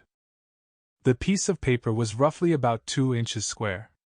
On it was written in ink the word, Devine. Bien, said Bex. This check was payable to, or drawn by, one named Devine. The former, I fancy, said Poirot. For, if I am not mistaken, the handwriting is that of M. Renauld. That was soon established, by comparing it with a memorandum from the desk. Dear me, murmured the commissary, with a crestfallen air. I really cannot imagine how I came to overlook this. Poirot laughed. The moral of that is, always look under the mats. My friend Hastings here will tell you that anything in the least crooked is a torment to me. As soon as I saw that the hearth-rug was out of the straight, I said to myself, Tiens. The leg of the chair caught it in being pushed back. Possibly there may be something beneath it which the good Françoise overlooked. Françoise? Or Denise or Leonie? Whoever did this room. Since there is no dust, the room must have been done this morning. I reconstruct the incident like this. Yesterday, possibly last night, M. Renauld drew a check to the order of someone named Devine. Afterwards it was torn up and scattered on the floor. This morning dash. But M. Bex was already pulling impatiently at the bell. Françoise answered it. Yes, there had been a lot of pieces of paper on the floor. What had she done with them? Put them in the kitchen stove, of course. What else? With a gesture of despair, Bex dismissed her. Then, his face lightening, he ran to the desk. In a minute he was hunting through the dead man's check-book. Then he repeated his former gesture. The last counterfoil was blank. Courage! Cried Poirot, clapping him on the back. Without doubt, Madame Renauld will be able to tell us all about this mysterious person named Devine. The commissary's face cleared. That is true. Let us proceed. As we turned to leave the room, Poirot remarked casually. It was here that M. Renauld received his guest last night, eh? It was, but how did you know? By this. I found it on the back of the leather chair. And he held up between his finger and thumb a long black hairy woman's hair. M. Bex took us out by the back of the house to where there was a small shed leaning against the house. He produced a key from his pocket and unlocked it. The body is here. We moved it from the scene of the crime just before you arrived, as the photographers had done with it. He opened the door, and we passed in. The murdered man lay on the ground, with a sheet over him. M. Bex dexterously whipped off the covering. Renauld was a man of medium height, slender and lithe in figure. He looked about 50 years of age, and his dark hair was plentifully streaked with gray. He was clean-shaven with a long thin nose, and eyes set rather close together, and his skin was deeply bronzed, as that of a man who had spent most of his life beneath tropical skies. His lips were drawn back from his teeth, and an expression of absolute amazement and terror was stamped on the livid features. One can see by his face that he was stabbed in the back, remarked Poirot. Very gently, he turned the dead man over. There, between the shoulder blades, staining the light fawn overcoat, was a round dark patch. In the middle of it there was a slit in the cloth. Poirot examined it narrowly. Have you any idea with what weapon the crime was committed? It was left in the wound. The commissary reached down a large glass jar. In it was a small object that looked to me more like a paper knife than anything else. It had a black handle, and a narrow shining blade. The whole thing was not more than 10 inches long. Poirot tested the discolored point gingerly with his fingertip. Ma foi! But it is sharp! A nice, easy little tool for murder. Unfortunately, we could find no trace of fingerprints on it, remarked Bex regretfully. The murderer must have worn gloves. Of course he did, said Poirot contemptuously. Even in Santiago they know enough for that. The veriest amateur of an English mise knows it thanks to the publicity the Bertillon system has been given in the press. All the same, it interests me very much that there were no fingerprints. It is so amazingly simple to leave the fingerprints of someone else. And then the police are happy. He shook his head. I very much fear our criminal is not a man of method, either that or he was pressed for time. But we shall see. He let the body fall back into its original position. He wore only underclothes under his overcoat, I see, he remarked. Yes, the examining magistrate thinks that is rather a curious point. At this minute there was a tap on the door which Bex had closed after him. He strode forward and opened it. Françoise was there. She endeavored to peep in with ghoulish curiosity. Well, what is it? Demanded Bex impatiently. Madam. She sends a message that she is much recovered, and is quite ready to receive the examining magistrate. Good, said Bex briskly. Tell Hautet and say that we will come at once. Poirot lingered a moment, looking back towards the body. I thought for a moment that he was going to apostrophize it, to declare aloud his determination never to rest till he had discovered the murderer. But when he spoke, it was tamely and awkwardly, and his comment was ludicrously inappropriate to the solemnity of the moment. He wore his overcoat very long, he said constrainedly. 5. Mrs. Renaud's story. We found Hautet awaiting us in the hall, and we all proceeded upstairs together, Françoise marching ahead to show us the way. Poirot went up in a zigzag fashion which puzzled me, until he whispered with a grimace. No wonder the servants heard Renauld mounting the stairs, not a board of them but creaks fit to wake the dead. At the head of the staircase, a small passage branched off. The servants' quarters, explained Bex. We continued along a corridor, and Françoise tapped on the last door to the right of it.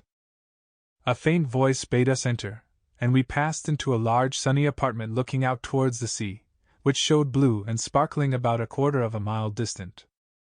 On a couch, propped up with cushions, and attended by Dr. Durand, lay a tall, striking-looking woman.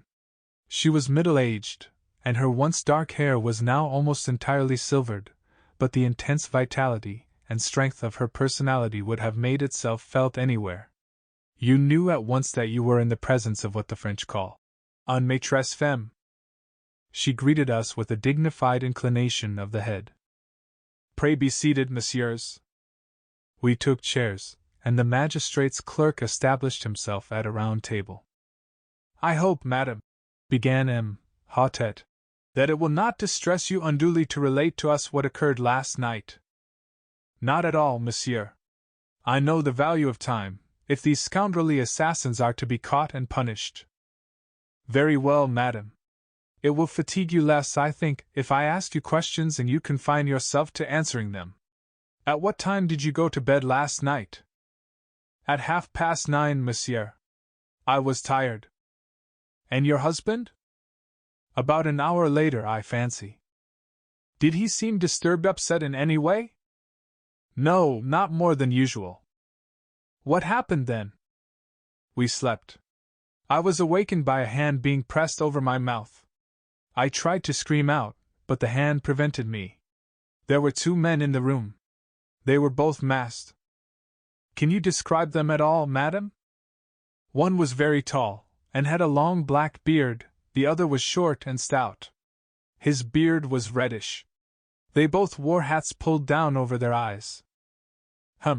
Said the magistrate thoughtfully. Too much beard, I fear. You mean they were false? Yes, madam. But continue your story. It was the short man who was holding me. He forced a gag into my mouth, and then bound me with rope hand and foot. The other man was standing over my husband. He had caught up my little dagger paper knife from the dressing table, and was holding it with the point just over his heart. When the short man had finished with me, he joined the other, and they forced my husband to get up and accompany them into the dressing-room next door. I was nearly fainting with terror, nevertheless I listened desperately. They were speaking in too low a tone for me to hear what they said. But I recognized the language, a bastard Spanish such as is spoken in some parts of South America. They seemed to be demanding something from my husband, and presently they grew angry, and their voices rose a little. I think the tall man was speaking. You know what we want, he said. The secret. Where is it? I do not know what my husband answered, but the other replied fiercely, "You lie. We know you have it. Where are your keys?" Then I heard sounds of drawers being pulled out. There is a safe on the wall of my husband's dressing room in which he always keeps a fairly large amount of ready money. Leonie tells me this has been rifled and the money taken, but evidently what they were looking for was not there, for presently I heard the tall man, with an oath, command my husband to dress himself. Soon after that, I think some noise in the house must have disturbed them, for they hustled my husband out into my room only half dressed. "Pardon," interrupted Poirot. "But is there then no other egress from the dressing room?" "No, monsieur, there is only the communicating door into my room. They hurried my husband through, the short man in front, and the tall man behind him with the dagger still in his hand. Paul tried to break away to come to me. I saw his agonized eyes. He turned to his captors. 'I must speak to her,' he said. Then, coming to the side of the bed, 'It is all right, Eloise,' he said. 'Do not be afraid. I shall return before morning.' But although he tried to make his voice confident, I could see the terror in his eyes. Then they hustled him out of the door, the tall man saying, 'One sound and you are a dead man, remember.' After that," continued Mrs. Renauld, "I must have fainted. The next thing I recollect is Leonie rubbing my wrists, and giving me brandy." "Madame Renauld," said the magistrate, "had you any idea what it was for which the assassins were searching?" "None whatever, monsieur." "Had you any knowledge that your husband feared something?" "Yes. I had seen the change in him." "How long ago was that?" Mrs. Renauld reflected. 10 days perhaps." "Not longer?" "Possibly. I only noticed it then." "Did you question your husband at all as to the cause?" "Once. He put me off evasively. Nevertheless, I was convinced that he was suffering some terrible anxiety. However, since he evidently wished to conceal the fact from me, I tried to pretend that I had noticed nothing." "Were you aware that he had called in the services of a detective?" "A detective?" exclaimed Mrs. Renauld, very much surprised. "Yes, this gentleman Hercule Poirot." Poirot bowed. "He arrived today in response to a summons from your husband." And taking the letter written by M. Renauld from his pocket, he handed it to the lady. She read it with apparently genuine astonishment. "I had no idea of this. Evidently he was fully cognizant of the danger. Now, madam, I will beg of you to be frank with me. Is there any incident in your husband's past life in South America which might throw light on his murder?" Mrs. Renauld reflected deeply, but at last shook her head. "I can think of none. Certainly my husband had many enemies, people he had got the better of in some way or another, but I can think of no one distinctive case. I do not say there is no such incident, only that I am not aware of it." The examining magistrate stroked his beard disconsolately. "And you can fix the time of this outrage?" "Yes, I distinctly remember hearing the clock on the mantelpiece strike 2. She nodded towards an 8-day traveling clock in a leather case which stood in the center of the chimney-piece. Poirot rose from his seat, scrutinized the clock carefully, and nodded, satisfied. "And here too," exclaimed M. Bex, "is a wrist watch, knocked off the dressing-table by the assassins, without doubt, and smashed to atoms. Little did they know it would testify against them." Gently he picked away the fragments of broken glass. Suddenly his face changed to one of utter stupefaction. "Mon Dieu!" he ejaculated. "What is it?" "The hands of the watch point to 7 o'clock." "What?" cried the examining magistrate, astonished. But Poirot, deft as ever, took the broken trinket from the startled commissary, and held it to his ear. Then he smiled. "The glass is broken, yes, but the watch itself is still going." The explanation of the mystery was greeted with a relieved smile. But the magistrate bethought him of another point. "But surely it is not 7 o'clock now?" "No," said Poirot gently. "It is a few minutes after 5.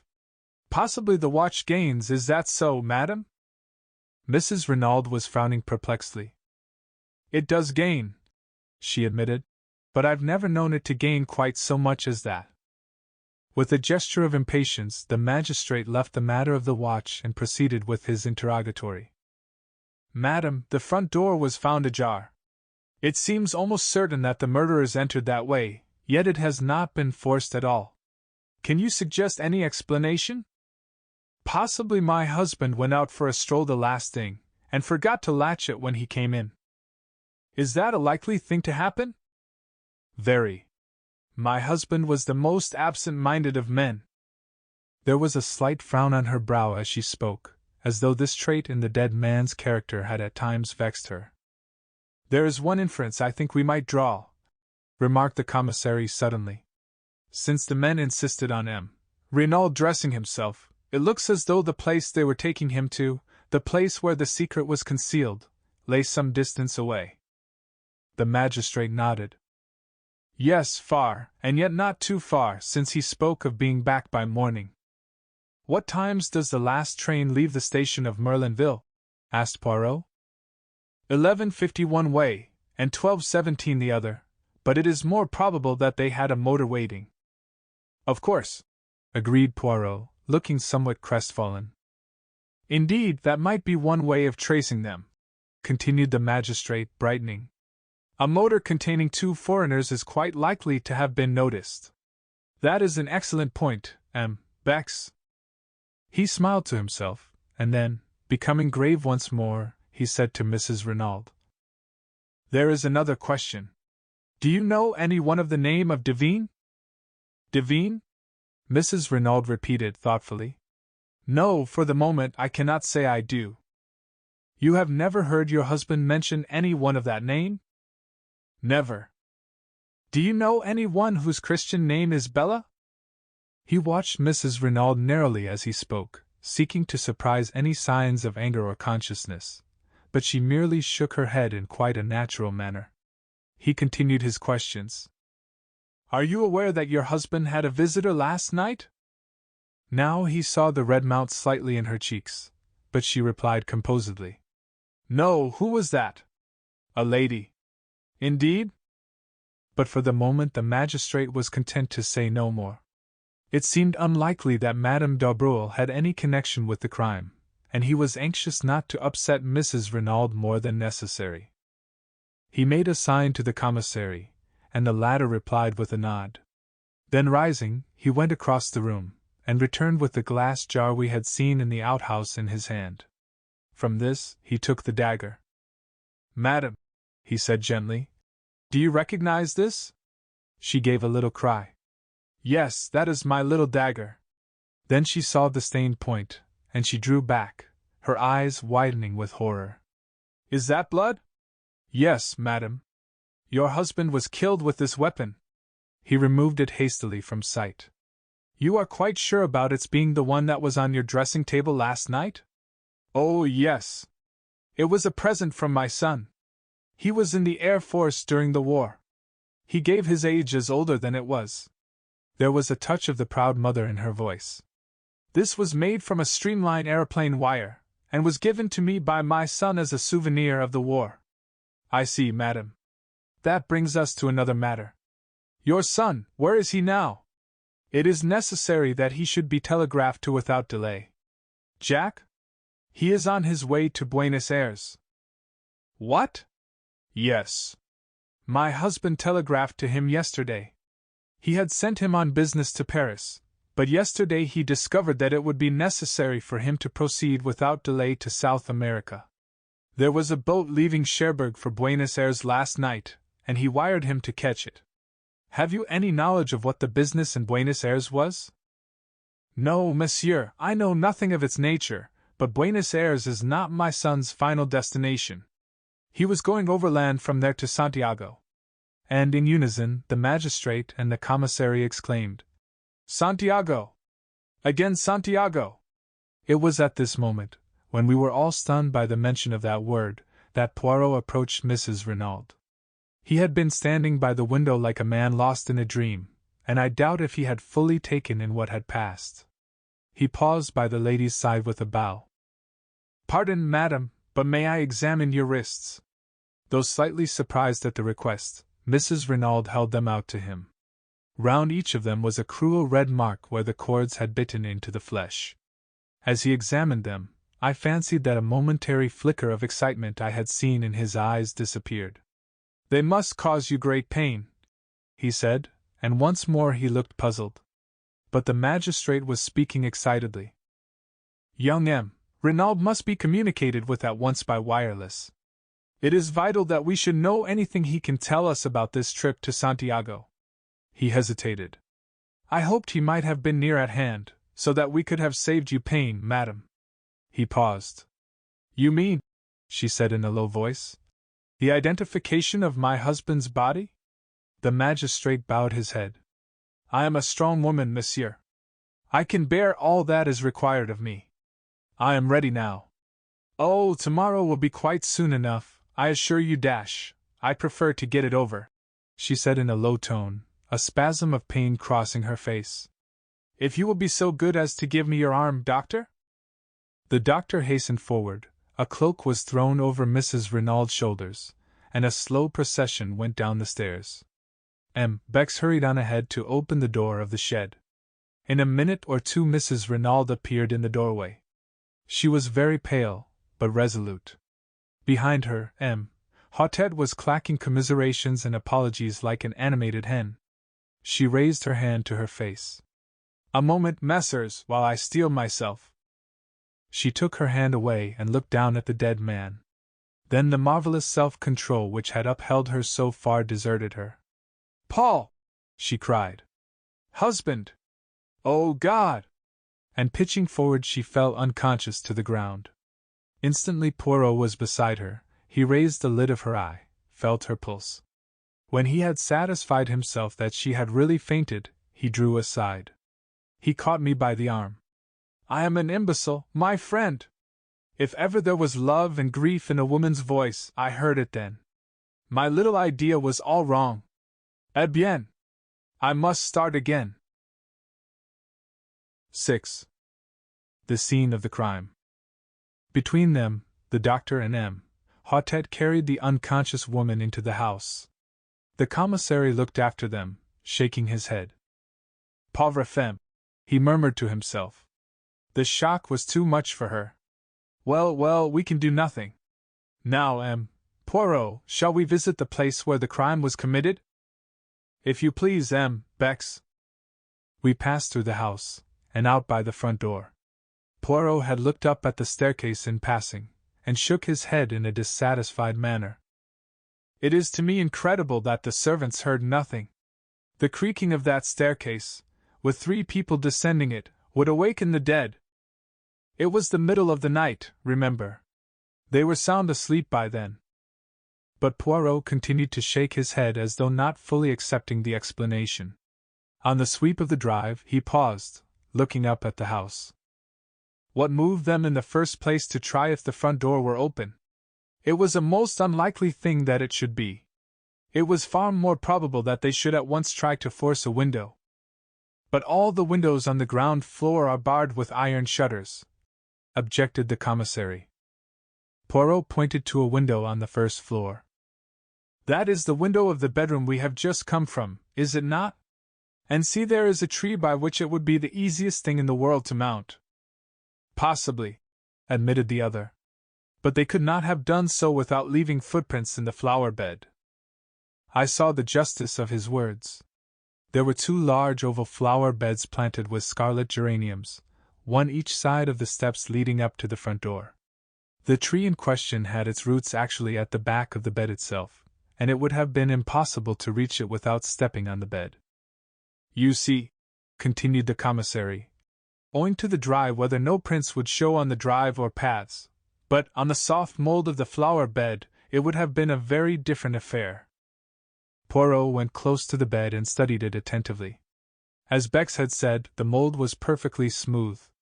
There was not an indentation on it anywhere.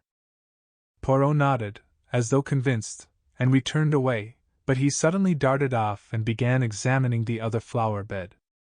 "Bex," he called. "See here. Here are plenty of traces for you." The commissary joined him and smiled. My dear M. Poirot, those are without doubt the footprints of the gardener's large hobnailed boots.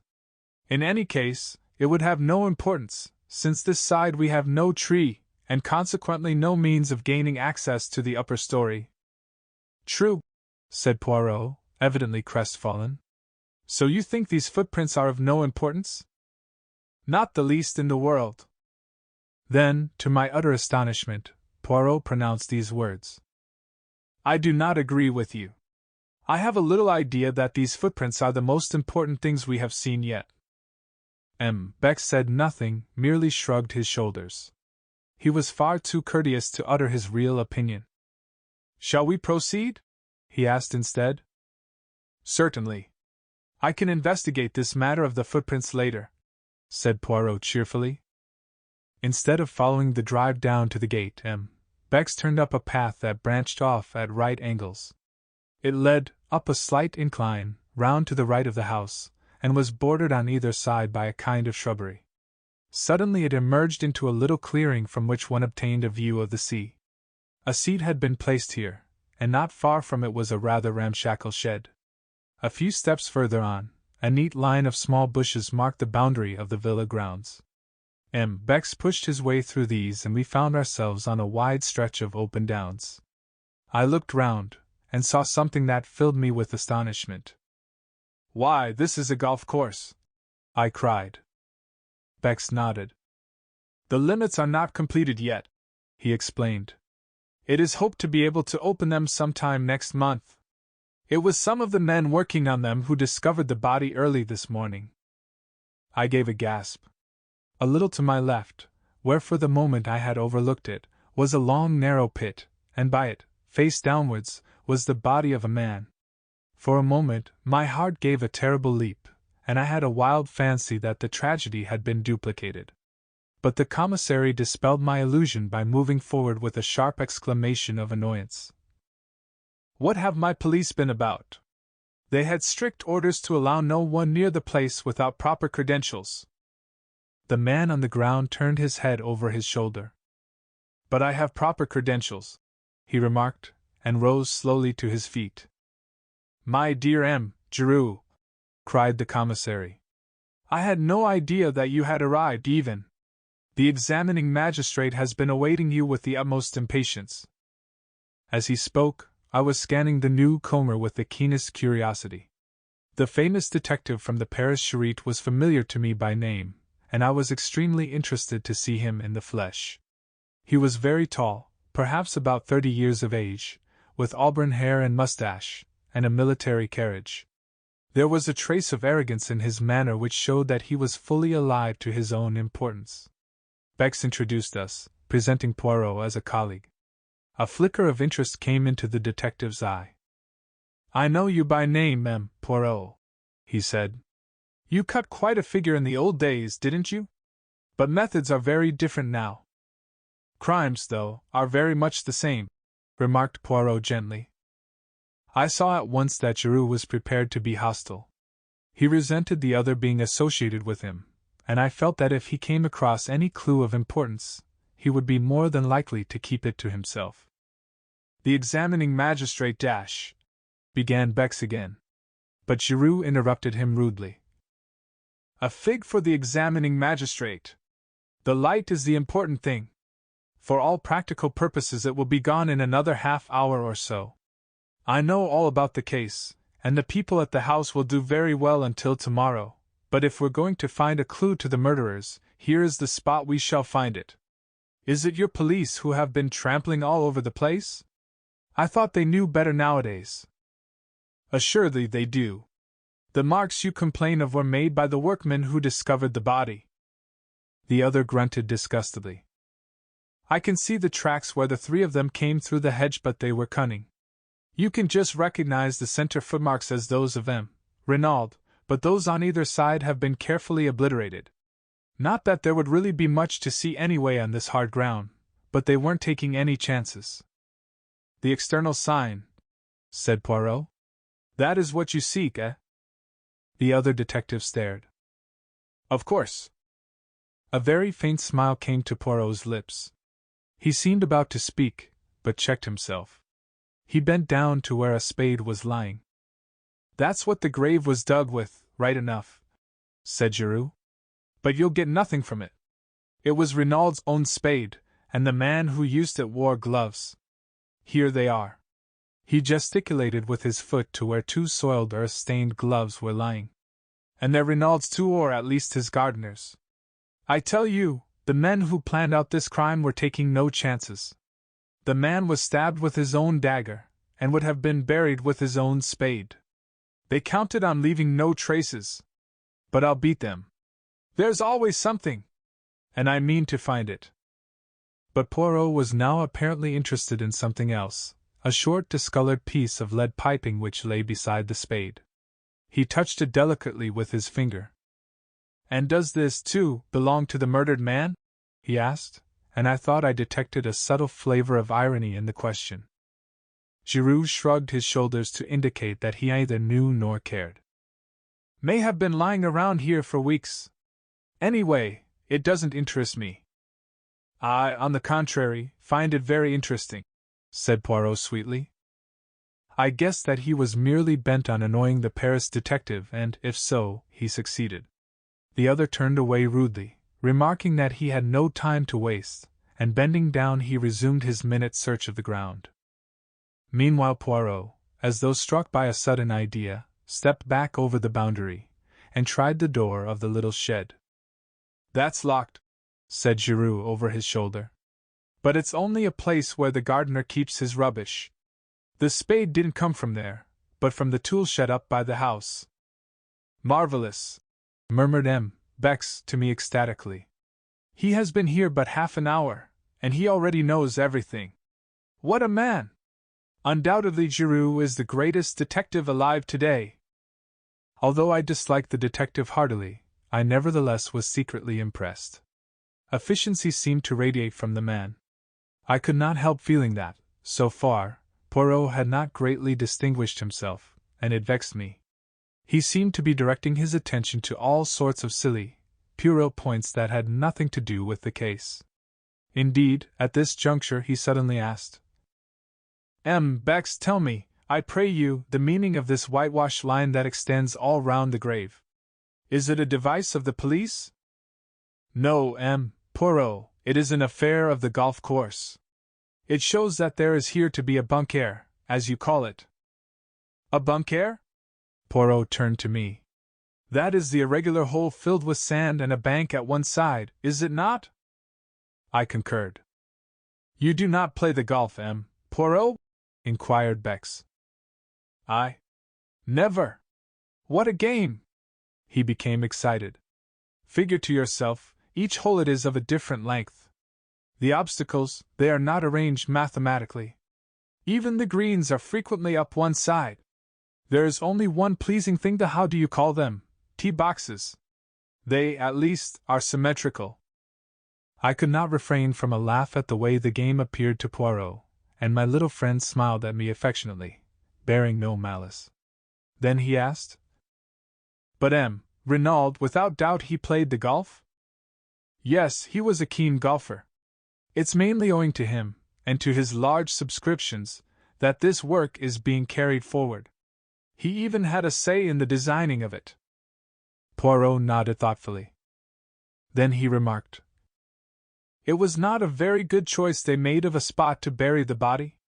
When the men began to dig up the ground, all would have been discovered." "Exactly," cried Giroux triumphantly. "And that proves that they were strangers to the place. It's an excellent piece of indirect evidence." "Yes," said Poirot doubtfully. "No one who knew would bury a body there unless they wanted it to be discovered. And that is clearly absurd, is it not?" Giroux did not even trouble to reply. "Yes," said Poirot, in a somewhat dissatisfied voice. "Yes, undoubtedly absurd." 7. The mysterious Madame d'Aubreuil. As we retraced our steps to the house, Bex excused himself for leaving us, explaining that he must immediately acquaint the examining magistrate with the fact of Giroux's arrival. Giroux himself had been obviously delighted when Poirot declared that he had seen all he wanted. The last thing we observed, as we left the spot, was Giroux, crawling about on all fours, with a thoroughness in his search that I could not but admire. Poirot guessed my thoughts, for as soon as we were alone he remarked ironically, "At last you have seen the detective you admire, the human foxhound. Is it not so, my friend?" "At any rate, he's doing something," I said with asperity. "If there's anything to find, he'll find it. Now you dash." "Eh bien! I also have found something. A piece of lead piping." "Nonsense, Poirot. You know very well that's got nothing to do with it. I meant little things, traces that may lead us infallibly to the murderers. Mon ami, a clue of 2 feet long is every bit as valuable as one measuring 2 millimeters. But it is the romantic idea that all important clues must be infinitesimal. As to the piece of lead piping having nothing to do with the crime, you say that because Giroux told you so. No, as I was about to interpose a question dash. We will say no more. Leave Giroux to his search, and me to my ideas. The case seems straightforward enough, and yet, mon ami, I am not satisfied. And do you know why? Because of the wrist watch that is 2 hours fast. And then there are several curious little points that do not seem to fit in. For instance, if the object of the murderers was revenge, why did they not stab Renauld in his sleep and have done with it? They wanted the secret, I reminded him. Poirot brushed a speck of dust from his sleeve with a dissatisfied air. Well, where is this secret? Presumably some distance away, since they wish him to dress himself. Yet he is found murdered close at hand, almost within earshot of the house. Then again, it is pure chance that a weapon such as the dagger should be lying about casually, ready to hand. He paused, frowning, and then went on. Why did the servants hear nothing? Were they drugged?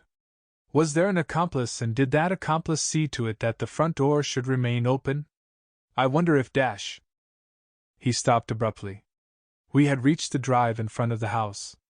Suddenly he turned to me. My friend, I am about to surprise you to please you. I have taken your reproaches to heart. We will examine some footprints. Where? In that right-hand bed yonder. Beck says that they are the footmarks of the gardener.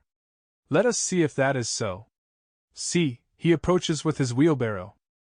Indeed, an elderly man was just crossing the drive with a barrowful of seedlings.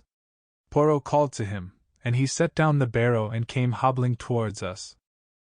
You are going to ask him for one of his boots to compare with the footmarks? I asked breathlessly. My faith in Poirot revived a little. Since he said the footprints in this right-hand bed were important, presumably they were. Exactly, said Poirot. But won't he think it very odd? He will not think about it at all. We could say no more, for the old man had joined us. You want me for something, monsieur? Yes. You have been gardener here a long time, haven't you? 24 years, monsieur. And your name is Dash? Auguste, monsieur. I was admiring these magnificent geraniums. They are truly superb. They have been planted long? Some time, monsieur. But of course, to keep the beds looking smart, one must keep bedding out a few new plants, and remove those that are over, besides keeping the old blooms well picked off. You put in some new plants yesterday, didn't you? Those in the middle there, and in the other bed also? Monsieur has a sharp eye. It takes always a day or so for them to pick up. Yes, I put 10 new plants in each bed last night. As monsieur doubtless knows, one should not put in plants when the sun is hot. Auguste was charmed with Poirot's interest, and was quite inclined to be garrulous. That is a splendid specimen there, said Poirot, pointing. Might I perhaps have a cutting of it? But certainly, monsieur. The old fellow stepped into the bed, and carefully took a slip from the plant Poirot had admired. Poirot was profuse in his thanks, and Auguste departed to his barrow. You see, said Poirot with a smile, as he bent over the bed to examine the indentation of the gardener's hobnail boot. It is quite simple.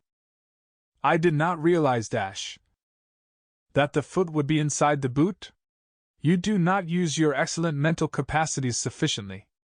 Well, what of the footmark? I examined the bed carefully. All the footmarks in the bed were made by the same boot, I said at length after a careful study. You think so? Eh bien, I agree with you, said Poirot. He seemed quite uninterested, and as though he were thinking of something else. At any rate, I remarked, you will have one bee less in your bonnet now. Mon Dieu! But what an idiom! What does it mean? What I meant was that now you will give up your interest in these footmarks. But to my surprise, Poirot shook his head. No, no, mon ami. At last I am on the right track. I am still in the dark, but, as I hinted just now to M. Bex, these footmarks are the most important and interesting things in the case. That poor Giroux should not be surprised if he took no notice of them whatever. At that moment, the front door opened, and M. Hautet and the commissary came down the steps. M. Poirot, we were coming to look for you, said the magistrate. It is getting late, but I wish to pay a visit to Madame d'Aubreuil. Without doubt she will be very much upset by M. Renaud's death, and we may be fortunate enough to get a clue from her. The secret that he did not confide to his wife, it is possible that he may have told it to the woman whose love held him enslaved. We know where our Samsons are weak, don't we? I admired the picturesqueness of M. Hautet's language. I suspected that the examining magistrate was by now thoroughly enjoying his part in the mysterious drama. Is M. Giroux not going to accompany us? Asked Poirot. M. Giroux has shown clearly that he prefers to conduct the case in his own way, said M. Hautet dryly. One could see easily enough that Giroux's cavalier treatment of the examining magistrate had not prejudiced the latter in his favor. We said no more, but fell into line. Poirot walked with the examining magistrate, and the commissary and I followed a few paces behind. There is no doubt that Françoise's story is substantially correct, he remarked to me in a confidential tone. I have been telephoning headquarters. It seems that 3 times in the last 6 weeks, that is to say since the arrival of M. Renauld at Merlinville, Madame d'Aubreuil has paid a large sum in notes into her banking account. Altogether the sum totals 200,000 francs. Dear me, I said, considering. That must be something like 4,000 pounds. Precisely.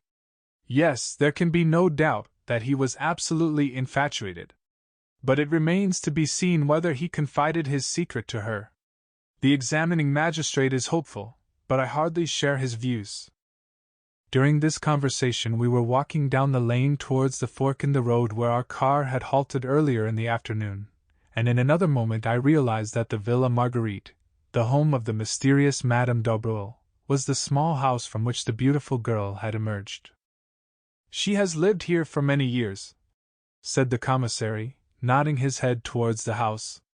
Very quietly, very unobtrusively. She seems to have no friends or relations other than the acquaintances she has made in Merlinville. She never refers to the past, nor to her husband. One does not even know if he is alive or dead. There is a mystery about her, you comprehend. I nodded, my interest growing. And the daughter? I ventured. A truly beautiful young girl, modest, devout, all that she should be. One pities her, for, though she may know nothing of the past, a man who wants to ask her hand in marriage must necessarily inform himself, and then dash. The commissary shrugged his shoulders cynically. But it would not be her fault, I cried, with rising indignation. No. But what will you? A man is particular about his wife's antecedents. I was prevented from further argument by our arrival at the door. M. Hautet rang the bell. A few minutes elapsed, and then we heard a footfall within, and the door was opened. On the threshold stood my young goddess of that afternoon. When she saw us, the color left her cheeks, leaving her deathly white, and her eyes widened with apprehension. There was no doubt about it, she was afraid. Mademoiselle d'Aubreuil, said M. Hautet, sweeping off his hat. We regret infinitely to disturb you, but the exigencies of the law you comprehend? My compliments to Madame your mother, and will she have the goodness to grant me a few moments' interview? For a moment the girl stood motionless. Her left hand was pressed to her side, as though to still the sudden, unconquerable agitation of her heart. But she mastered herself, and said in a low voice, "I will go and see. Please come inside." She entered a room on the left of the hall, and we heard the low murmur of her voice. And then another voice, much the same in timbre, but with a slightly harder inflection behind its mellow roundness, said, "But certainly. Ask them to enter." In another minute we were face to face with the mysterious Madame d'Aubreul. She was not nearly so tall as her daughter, and the rounded curves of her figure had all the grace of full maturity. Her hair, again unlike her daughter's, was dark, and parted in the middle in the Madonna style. Her eyes, half hidden by the drooping lids, were blue. There was a dimple in the round chin, and the half-parted lips seemed always to hover on the verge of a mysterious smile. There was something almost exaggeratedly feminine about her, at once yielding and seductive. Though very well preserved, she was certainly no longer young, but her charm was of the quality which is independent of age. Standing there, in her black dress with the fresh white collar and cuffs, her hands clasped together, she looked subtly appealing and helpless. "You wish to see me, monsieur?" she asked. "Yes, madame." Hautet cleared his throat. "I am investigating the death of Renauld. You have heard of it, no doubt." She bowed her head without speaking. Her expression did not change. "We came to ask you whether you can throw any light upon the circumstances surrounding it?" "I?" The surprise of her tone was excellent. "Yes, madame. It would, perhaps, be better if we could speak to you alone." He looked meaningly in the direction of the girl. Madame d'Aubreul turned to her. "Martha, dear dash." But the girl shook her head. "No, maman, I will not go. I am not a child. I am 22. I shall not go." Madame d'Aubreul turned back to the examining magistrate. "You see, monsieur, I should prefer not to speak before Mademoiselle d'Aubreul. As my daughter says, she is not a child." For a moment the magistrate hesitated, baffled. "Very well, madame," he said at last. "Have it your own way. We have reason to believe that you were in the habit of visiting the dead man at his villa in the evenings. Is that so?" The color rose in the lady's pale cheeks, but she replied quietly, "I deny your right to ask me such a question. Madam, we are investigating a murder." "Well, what of it? I had nothing to do with the murder." "Madam, we do not say that for a moment. But you knew the dead man well. Did he ever confide in you as to any danger that threatened him?" "Never." "Did he ever mention his life in Santiago, and any enemies he may have made there?" "No." "Then you can give us no help at all?" "I fear not. I really do not see why you should come to me. Cannot his wife tell you what you want to know?" Her voice held a slender inflection of irony. "Madame Renauld has told us all she can." "Ah," said Madame d'Aubreul. "I wonder you wonder what, madame?" "Nothing." The examining magistrate looked at her. He was aware that he was fighting a duel, and that he had no mean antagonist. "You persist in your statement that Renauld confided nothing in you?" "Why should you think it likely that he should confide in me?" "Because, madame," said Hautet, with calculated brutality, "a man tells to his mistress what he does not always tell to his wife." "Ah!" She sprang forward. Her eyes flashed fire. "Monsieur, you insult me! And before my daughter! I can tell you nothing. Have the goodness to leave my house." The honors undoubtedly rested with the lady. We left the Villa Marguerite like a shamefaced pack of schoolboys. The magistrate muttered angry ejaculations to himself. Poirot seemed lost in thought. Suddenly he came out of his reverie with a start, and inquired of Hautet if there was a good hotel near at hand. "There is a small place, the Hotel de Bains, on this side of town. A few hundred yards down the road. It will be handy for your investigations. We shall see you in the morning then, I presume?" "Yes, I thank you, Hautet." With mutual civilities, we parted company, Poirot and I going towards Merlinville, and the others returning to the Villa Genevieve. The French police system is very marvelous, said Poirot, looking after them. The information they possess about everyone's life, down to the most commonplace detail, is extraordinary. Though he has only been here a little over 6 weeks, they are perfectly well acquainted with Renaud's tastes and pursuits, and at a moment's notice they can produce information as to Madame d'Aubreul's banking account, and the sums that have lately been paid in. Undoubtedly the dossier is a great institution. But what is that? He turned sharply. A figure was running hatless down the road after us. It was Martha d'Aubreul. I beg your pardon, she cried breathlessly, as she reached us. I should not do this, I know. You must not tell my mother.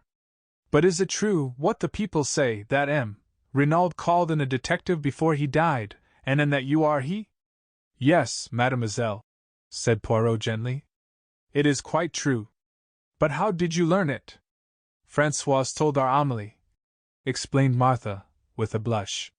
Poirot made a grimace. The secrecy, it is impossible in an affair of this kind. Not that it matters. Well, mademoiselle, what is it you want to know? The girl hesitated.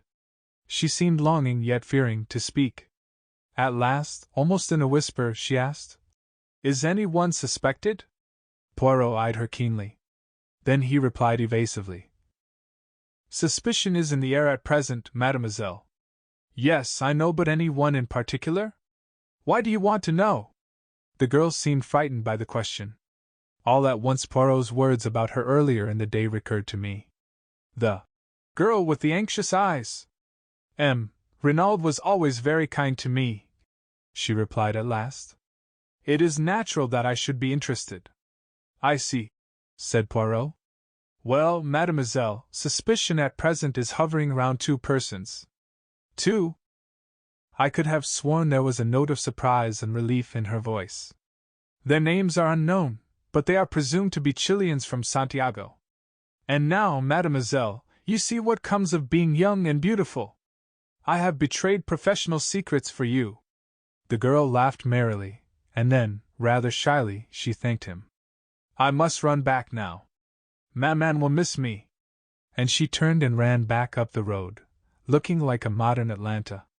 I stared after her.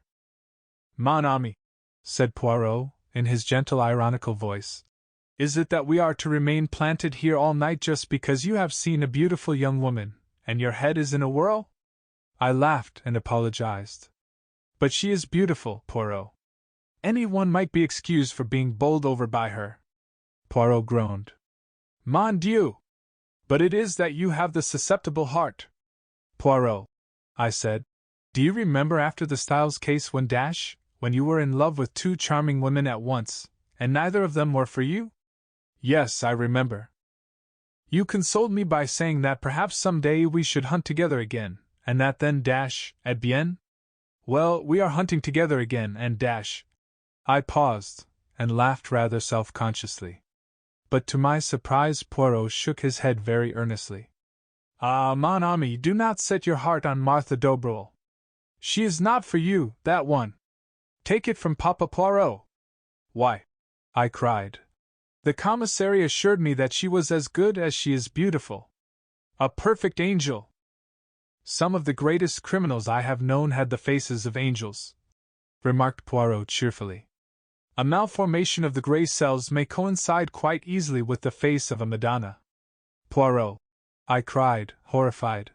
You cannot mean that you suspect an innocent child like this.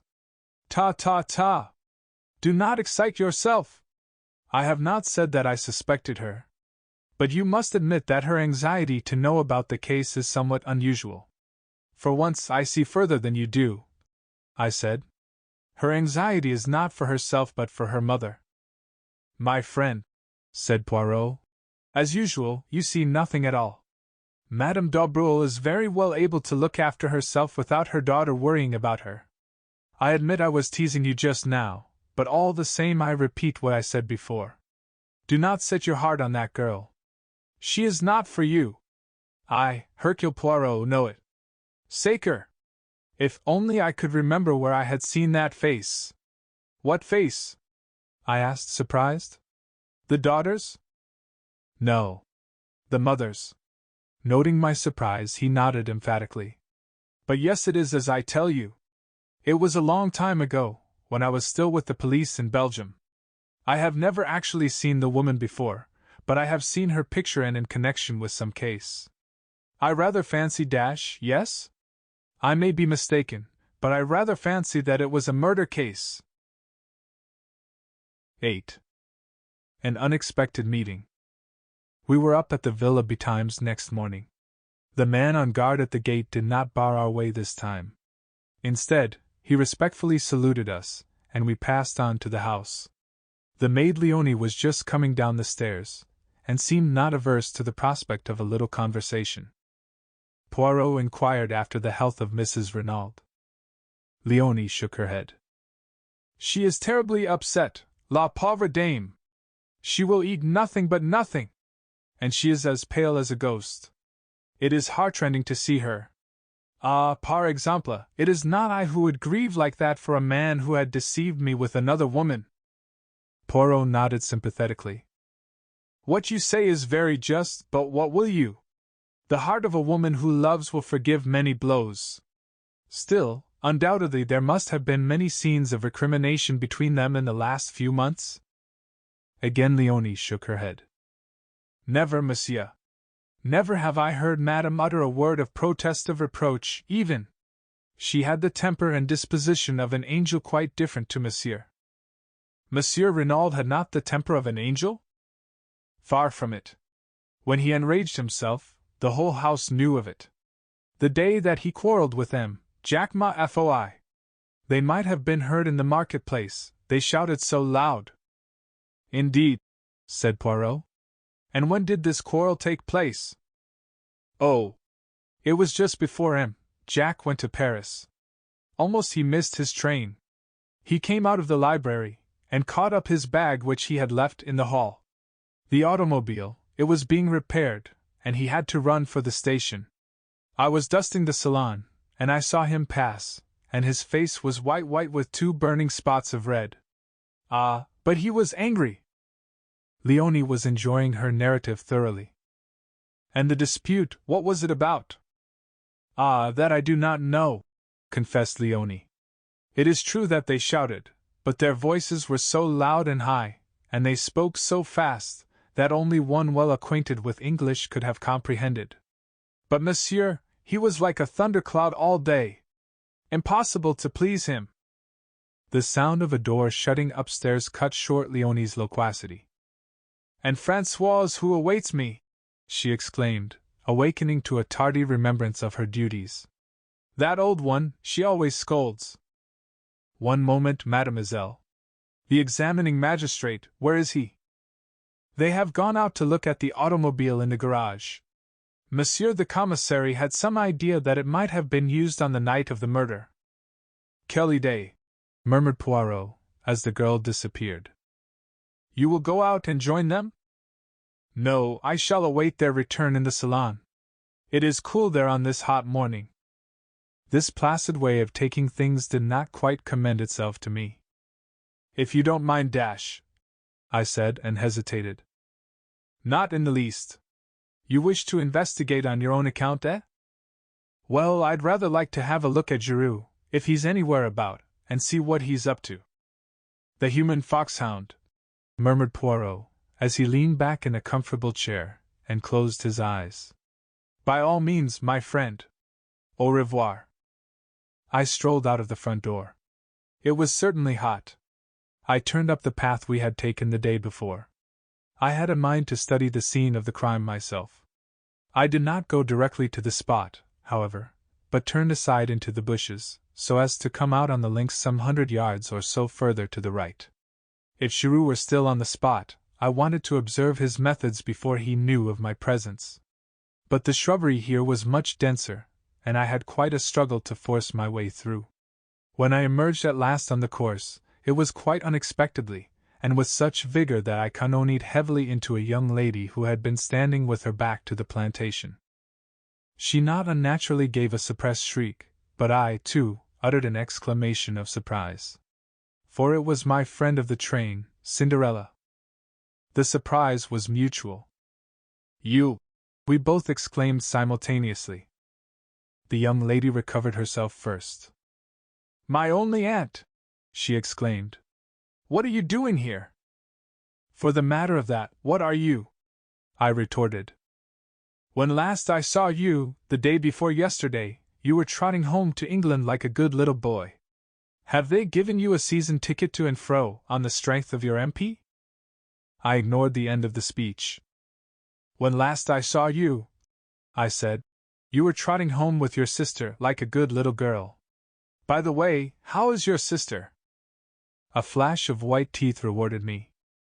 How kind of you to ask. My sister is well, I thank you. She is here with you? She remained in town, said the minx with dignity. I don't believe you've got a sister. I laughed. If you have, her name is Harris. Do you remember mine? She asked, with a smile. Cinderella. But you're going to tell me the real one now, aren't you? She shook her head with a wicked look. Not even why you're here. Oh, that! I suppose you've heard of members of my profession resting at expensive French watering places? Dirt cheap if you know where to go. I eyed her keenly. Still, you no intention of coming here when I met you 2 days ago? We all have our disappointments, said Miss Cinderella sententiously. There now, I've told you quite as much as is good for you. Little boys should not be inquisitive. You've not yet told me what you're doing here. Got the MP in tow, I suppose, doing the gay boy on the beach. I shook my head. Guess again. You remember my telling you that my great friend was a detective? Yes? And perhaps you've heard about this crime at the Villa Genevieve Dash? She stared at me. Her breast heaved, and her eyes grew wide and round. You don't mean that you're in on that? I nodded. There was no doubt that I had scored heavily. Her emotion, as she regarded me, was only too evident. For some few seconds, she remained silent, staring at me. Then she nodded her head emphatically. Well, if that doesn't beat the band. Tote me round. I want to see all the horrors. What do you mean? What I say. Bless the boy, didn't I tell you I doted on crimes? What do you think I'm imperiling my ankles for in high-heeled shoes over this stubble? I've been nosing round for hours. Tried the front way in, but that old stick in the mud of a French gendarme wasn't taking any. I guess Helen of Troy, and Cleopatra, and Mary, Queen of Scots, rolled in one wouldn't cut ice with him. It's a real piece of luck happening on you this way. Come on, show me all the sights. But look here, wait a minute, I can't. Nobody's allowed in. They're awfully strict. Aren't you and your friend the big bugs? I was loath to relinquish my position of importance. Why are you so keen? I asked weakly. And what is it you want to see? Oh, everything. The place where it happened, and the weapon, and the body, and any fingerprints or interesting things like that. I've never had a chance of being right in on a murder like this before. It'll last me all my life? I turned away, sickened. What were women coming to nowadays? The girl's ghoulish excitement nauseated me. I had read of the mobs of women who besieged the law courts when some wretched man was being tried for his life on the capital charge. I had sometimes wondered who these women were. Now I knew. They were of the likeness of Cinderella, young, yet obsessed with a yearning for morbid excitement, for sensation at any price, without regard to any decency or good feeling. The vividness of the girl's beauty had attracted me in spite of myself, yet at heart I retained my first impression of disapproval and dislike. I thought of my mother, long since dead. What would she have said of this strange modern product of girlhood? The pretty face with the paint and powder, and the ghoulish mind behind. Come off your high horse, said the lady suddenly. And don't give yourself airs. When you got called to this job, did you put your nose in the air and say it was a nasty business, and you wouldn't be mixed up in it? No, but dash. If you'd been here on a holiday, wouldn't you be nosing round just the same as I am? Of course you would. I'm a man. You're a woman. Your idea of a woman is someone who gets on a chair and shrieks if she sees a mouse. That's all prehistoric. But you will show me round, won't you? You see, it might make a big difference to me. In what way? They're keeping all the reporters out. I might make a big scoop with one of the papers. You don't know how much they pay for a bit of inside stuff. I hesitated. She slipped a small soft hand into mine. Please, there's a dear. I capitulated. Secretly, I knew that I should rather enjoy the part of showman. After all, the moral attitude displayed by the girl was none of my business. I was a little nervous as to what the examining magistrate might say, but I reassured myself by the reflection that no harm could possibly be done. We repaired first to the spot where the body had been discovered. A man was on guard there, who saluted respectfully, knowing me by sight, and raised no question as to my companion. Presumably he regarded her as vouched for by me. I explained to Cinderella just how the discovery had been made, and she listened attentively, sometimes putting an intelligent question. Then we turned our steps in the direction of the villa. I proceeded rather cautiously, for, truth to tell, I was not at all anxious to meet anyone. I took the girl through the shrubbery round to the back of the house where the small shed was. I recollected that yesterday evening, after relocking the door, Bex had left the key with the Sergeant de Ville-Marchand, in case Giroux should require it while we are upstairs. I thought it quite likely that the Charite detective, after using it, had returned it to Marchand again. Leaving the girl out of sight in the shrubbery, I entered the house. Marchand was on duty outside the door of the salon. From within came the murmur of voices. Monsieur desires Hautet? He is within. He is again interrogating Françoise. No, I said hastily. I don't want him. But I should very much like the key of the shed outside if it is not against regulations. But certainly, monsieur. He produced it. Here it is. Le Jew gave orders that all facilities were to be placed at your disposal. You will return it to me when you have finished out there, that is all. Of course. I felt a thrill of satisfaction as I realized that in Marchand's eyes, at least, I ranked equally in importance with Poirot. The girl was waiting for me. She gave an exclamation of delight as she saw the key in my hand. You've got it then? Of course, I said coolly. All the same, you know, what I'm doing is highly irregular. You've been a perfect duck, and I shan't forget it. Come along. They can't see us from the house, can they? Wait a minute. I arrested her eager advance. I won't stop you if you really wish to go in. But do you? You've seen the grave, and the grounds, and you've heard all the details of the affair. Isn't that enough for you? This is going to be gruesome, you know, and unpleasant. She looked at me for a moment with an expression that I could not quite fathom. Then she laughed. Me for the horrors, she said. Come along. In silence we arrived at the door of the shed. I opened it, and we passed in. I walked over to the body, and gently pulled down the sheet as Bex had done the preceding afternoon. A little gasping sound escaped from the girl's lips, and I turned and looked at her. There was horror on her face now, and those debonair high spirits of hers were quenched utterly. She had not chosen to listen to my advice, and she was punished now for her disregard of it. I felt singularly merciless towards her. She should go through with it now. I turned the corpse gently over. You see, I said, he was stabbed in the back. Her voice was almost soundless. With what? I nodded towards the glass jar. That dagger. Suddenly the girl reeled, and then sank down in a heap. I sprang to her assistance. You are faint. Come out of here. It has been too much for you. Water, she murmured. Quick. Water. I left her, and rushed into the house.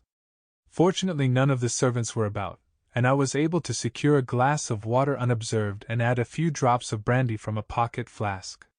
In a few minutes I was back again. The girl was lying as I had left her, but a few sips of the brandy and water revived her in a marvelous manner. Take me out of here, oh, quickly, quickly! She cried, shuddering. Supporting her with my arm, I led her out into the air, and she pulled the door to behind her. Then she drew a deep breath. That's better. Oh, it was horrible. Why did you ever let me go in? I felt this to be so feminine that I could not forbear a smile. Secretly, I was not dissatisfied with her collapse. It proved that she was not quite so callous as I had thought her. After all, she was little more than a child, and her curiosity had probably been of the unthinking order. I did my best to stop you, you know, I said gently. I suppose you did. Well, goodbye. Look here, you can't start off like that all alone. You're not fit for it. I insist on accompanying you back to Merlinville. Nonsense. I'm quite all right now. Supposing you felt faint again? No, I shall come with you. But this she combated with a good deal of energy. In the end, however, I prevailed so far as to be allowed to accompany her to the outskirts of the town. We retraced our steps over our former route, passing the grave again, and making a detour on to the road. Where the first straggling line of shops began, she stopped and held out her hand. Goodbye, and thank you ever so much for coming with me. Are you sure you're all right now? Quite, thanks. I hope you won't get into any trouble over showing me things? I disclaimed the idea lightly. Well, goodbye. Au revoir, I corrected. If you're staying here, we shall meet again. She flashed a smile at me. That's so. Au revoir, then. Wait a second, you haven't told me your address? Oh, I'm staying at the Hotel du Fer.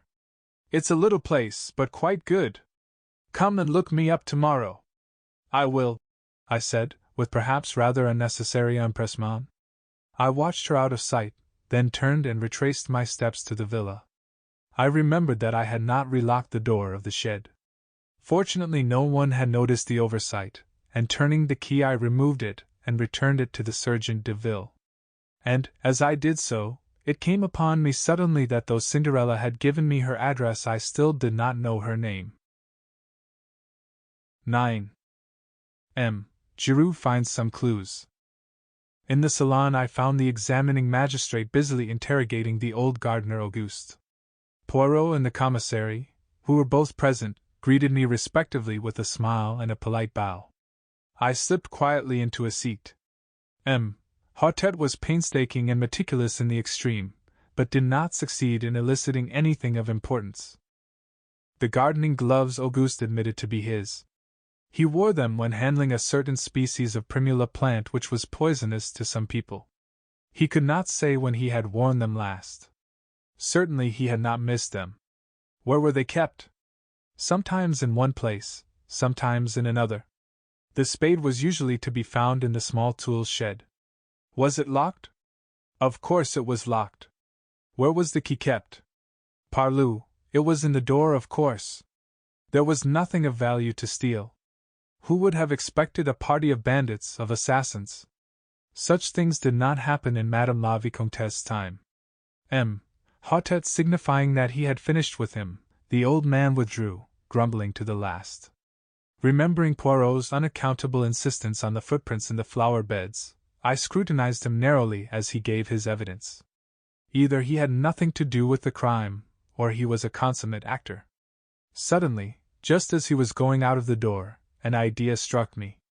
Pardon, Hortet, I cried. But will you permit me to ask him one question? But certainly, monsieur. Thus encouraged, I turned to Auguste. Where do you keep your boots? Sac à papier, growled the old man. On my feet. Where else? But when you go to bed at night? Under my bed. But who cleans them? Nobody. Why should they be cleaned? Is it that I promenade myself on the front like a young man? On Sunday I wear the Sunday boots, bien entendu, but otherwise dash. He shrugged his shoulders. I shook my head, discouraged. Well, well, said the magistrate. We do not advance very much.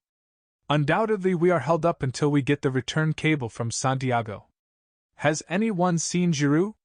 In verity that one lacks politeness. I have a very good mind to send for him and dash. You will not have to send far, le Juge, The quiet voice startled us. Giroux was standing outside looking in through the open window. He leaped lightly into the room, and advanced to the table. Here I am, le Juge, at your service. Accept my excuses for not presenting myself sooner. Not at all. Not at all, said the magistrate, rather confused. Of course I am only a detective, continued the other. I know nothing of interrogatories. Were I conducting one, I should be inclined to do so without an open window. Any one standing outside can so easily hear all that passes. But no matter.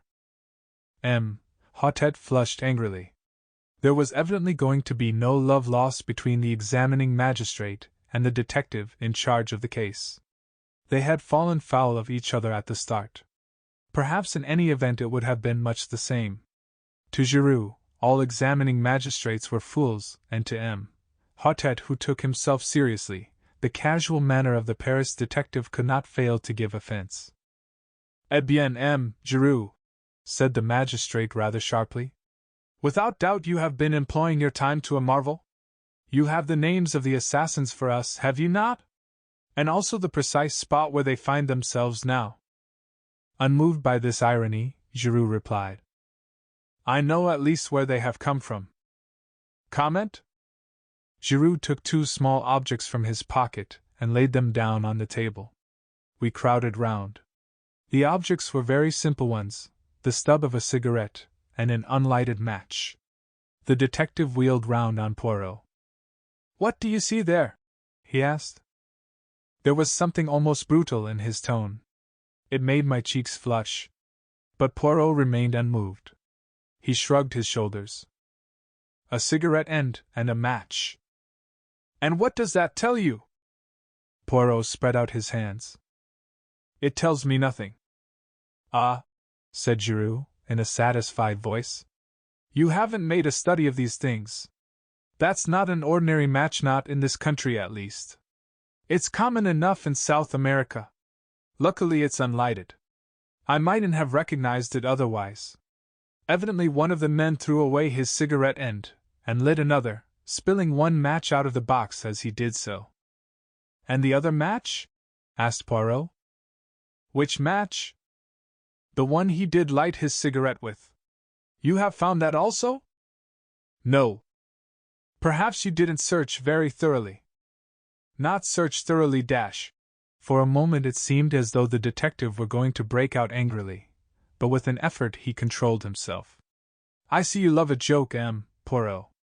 But in any case, match or no match, the cigarette end would be sufficient. It is a South American cigarette with licorice pectoral paper. Poirot bowed. The commissary spoke. The cigarette end and match might have belonged to Renauld. Remember, it is only 2 years since he returned from South America. No, replied the other confidently. I have already searched among the effects of Renauld. The cigarettes he smoked and the matches he used are quite different. You do not think it odd, asked Poirot, that these strangers should come unprovided with a weapon, with gloves, with a spade, and that they should so conveniently find all these things? Giroux smiled in a rather superior manner. Undoubtedly it is strange. Indeed, without the theory that I hold, it would be inexplicable. Aha! Said Hautet. An accomplice. An accomplice within the house. Or outside it, said Giroux with a peculiar smile. But someone must have admitted them? We cannot allow that, by an unparalleled piece of good fortune, they found the door ajar for them to walk in. D'accord, le Juge. The door was open for them, but it could just as easily be opened from outside by someone who possessed a key. But who did possess a key? Giroux shrugged his shoulders. As for that, no one who possesses one is going to admit the fact if they can help it. But several people might have had one. Jack Renauld, the son, for instance. It is true that he is on his way to South America, but he might have lost the key or had it stolen from him. Then there is the gardener, he has been here many years. One of the younger servants may have a lover. It is easy to take an impression of a key and have one cut. There are many possibilities, Then there is another person who, I should judge, is exceedingly likely to have such a thing in her keeping. Who is that? Madame d'Aubreul, said the detective dryly. Said the magistrate, his face falling a little. So you have heard about that, have you? I hear everything, said Giroux imperturbably. There is one thing I could swear you have not heard, said M. Hautet, delighted to be able to show superior knowledge, and without more ado, he retailed the story of the mysterious visitor the night before. He also touched on the check made out to Devine, and finally handed Giroux the letter signed Bella. Giroux listened in silence, studied the letter attentively, and then handed it back. All very interesting, le Juge. But my theory remains unaffected. And your theory is? For the moment I prefer not to say. Remember, I am only just beginning my investigations. Tell me one thing, Giroux, said Poirot suddenly. Your theory allows for the door being opened. It does not explain why it was left open. When they departed, would it not have been natural for them to close it behind them? If a Sergeant de Ville had chanced to come up to the house, as is sometimes done to see that all is well, they might have been discovered and overtaken almost at once. Bah! They forgot it. A mistake, I grant you. Then, to my surprise, Poirot uttered almost the same words as he had uttered to Bex the previous evening. I do not agree with you. The door being left open was the result of either design or necessity, and any theory that does not admit that fact is bound to prove vain. We all regarded the little man with a good deal of astonishment. The confession of ignorance drawn from him over the match-end had, I thought, been bound to humiliate him, but here he was self-satisfied as ever, laying down the law to the great Giroux without a tremor. The detective twisted his mustache, eyeing my friend in a somewhat bantering fashion. You don't agree with me, eh?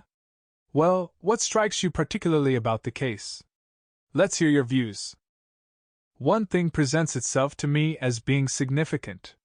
Tell me, Giroux, does nothing strike you as familiar about this case? Is there nothing it reminds you of? Familiar? Reminds me of? I can't say offhand. I don't think so, though. You are wrong, said Poirot quietly. A crime almost precisely similar has been committed before. When? And where? Ah, that, unfortunately, I cannot for the moment remember, but I shall do so. I had hoped you might be able to assist me. Giroux snorted incredulously. There have been many affairs of masked men. I cannot remember the details of them all.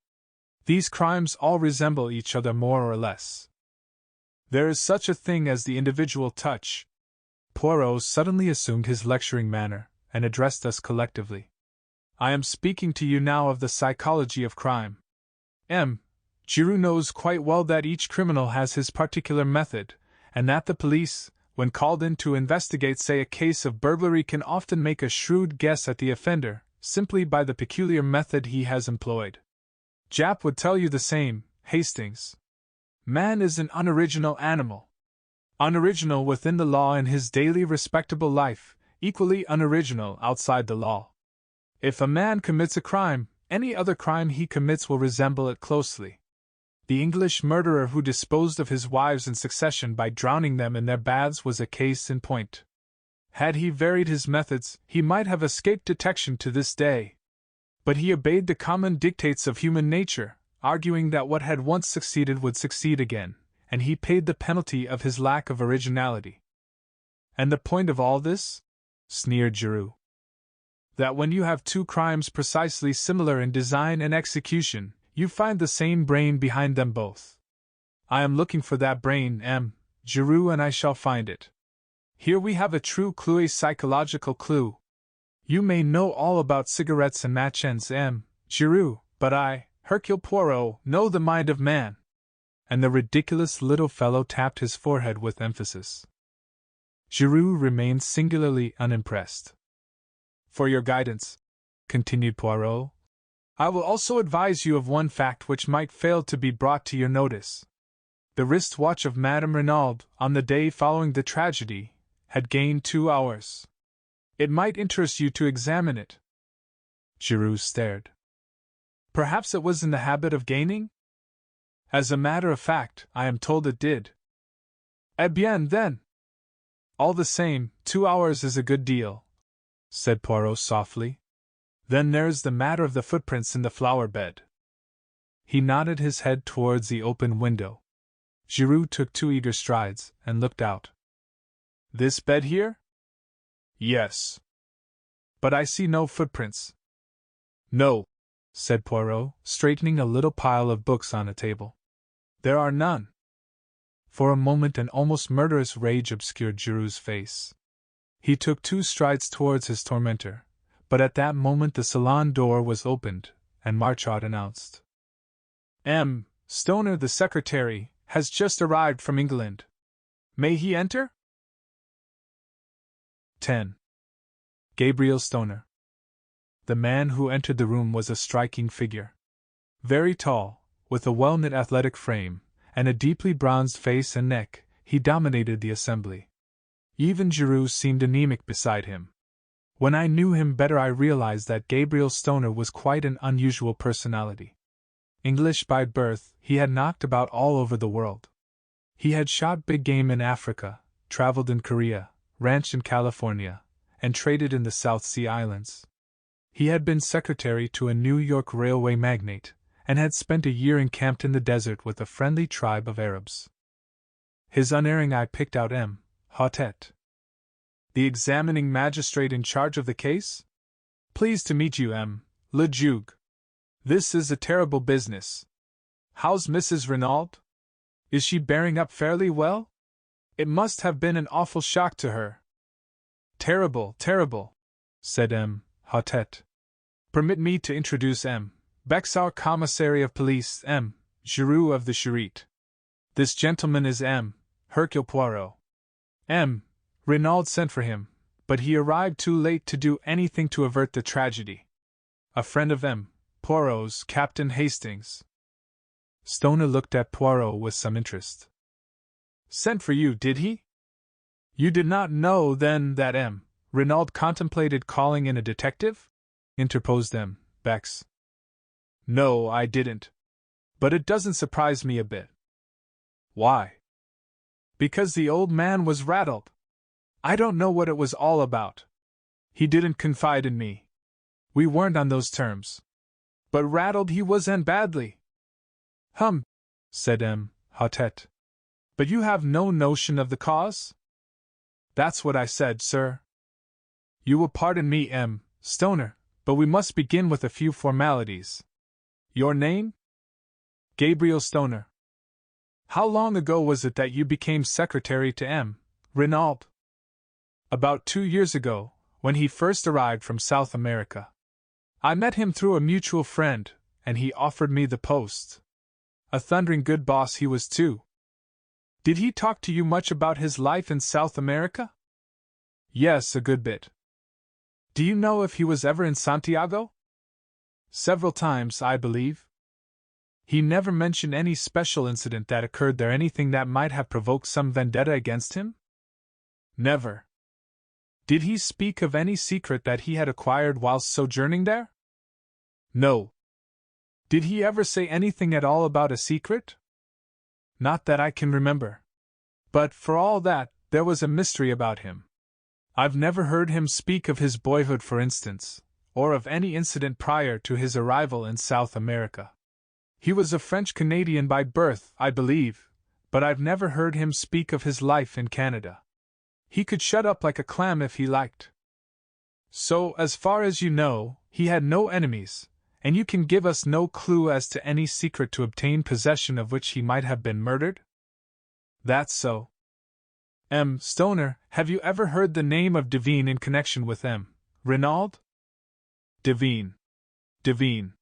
He tried the name over thoughtfully. I don't think I have. And yet it seems familiar. Do you know a lady, a friend of M. Renaud's, whose Christian name is Bella? Again Mr. Stoner shook his head. Bella Devine? Is that the full name? It's curious. I'm sure I know it. but for the moment I can't remember in what connection. The magistrate coughed. You understand, M. Stoner, the case is like this. There must be no reservations. You might, perhaps, through a feeling of consideration for Madame Renauld, for whom, I gather, you have a great esteem and affection, you might enfin, said M. Hautet, getting rather tied up in his sentence. There must absolutely be no reservations. Stoner stared at him, a dawning light of comprehension in his eyes. I don't quite get you, he said gently. Where does Mrs. Renauld come in? I've an immense respect and affection for that lady. She's a very wonderful and unusual type, but I don't quite see how my reservations, or otherwise, could affect her. Not if this Bella Devine should prove to have been something more than a friend to her husband. Ah, said Stoner. I get you now. But I'll bet my bottom dollar that you're wrong. The old man never so much as looked at a petticoat. He just adored his own wife. They were the most devoted couple I know. M. Hautet shook his head gently.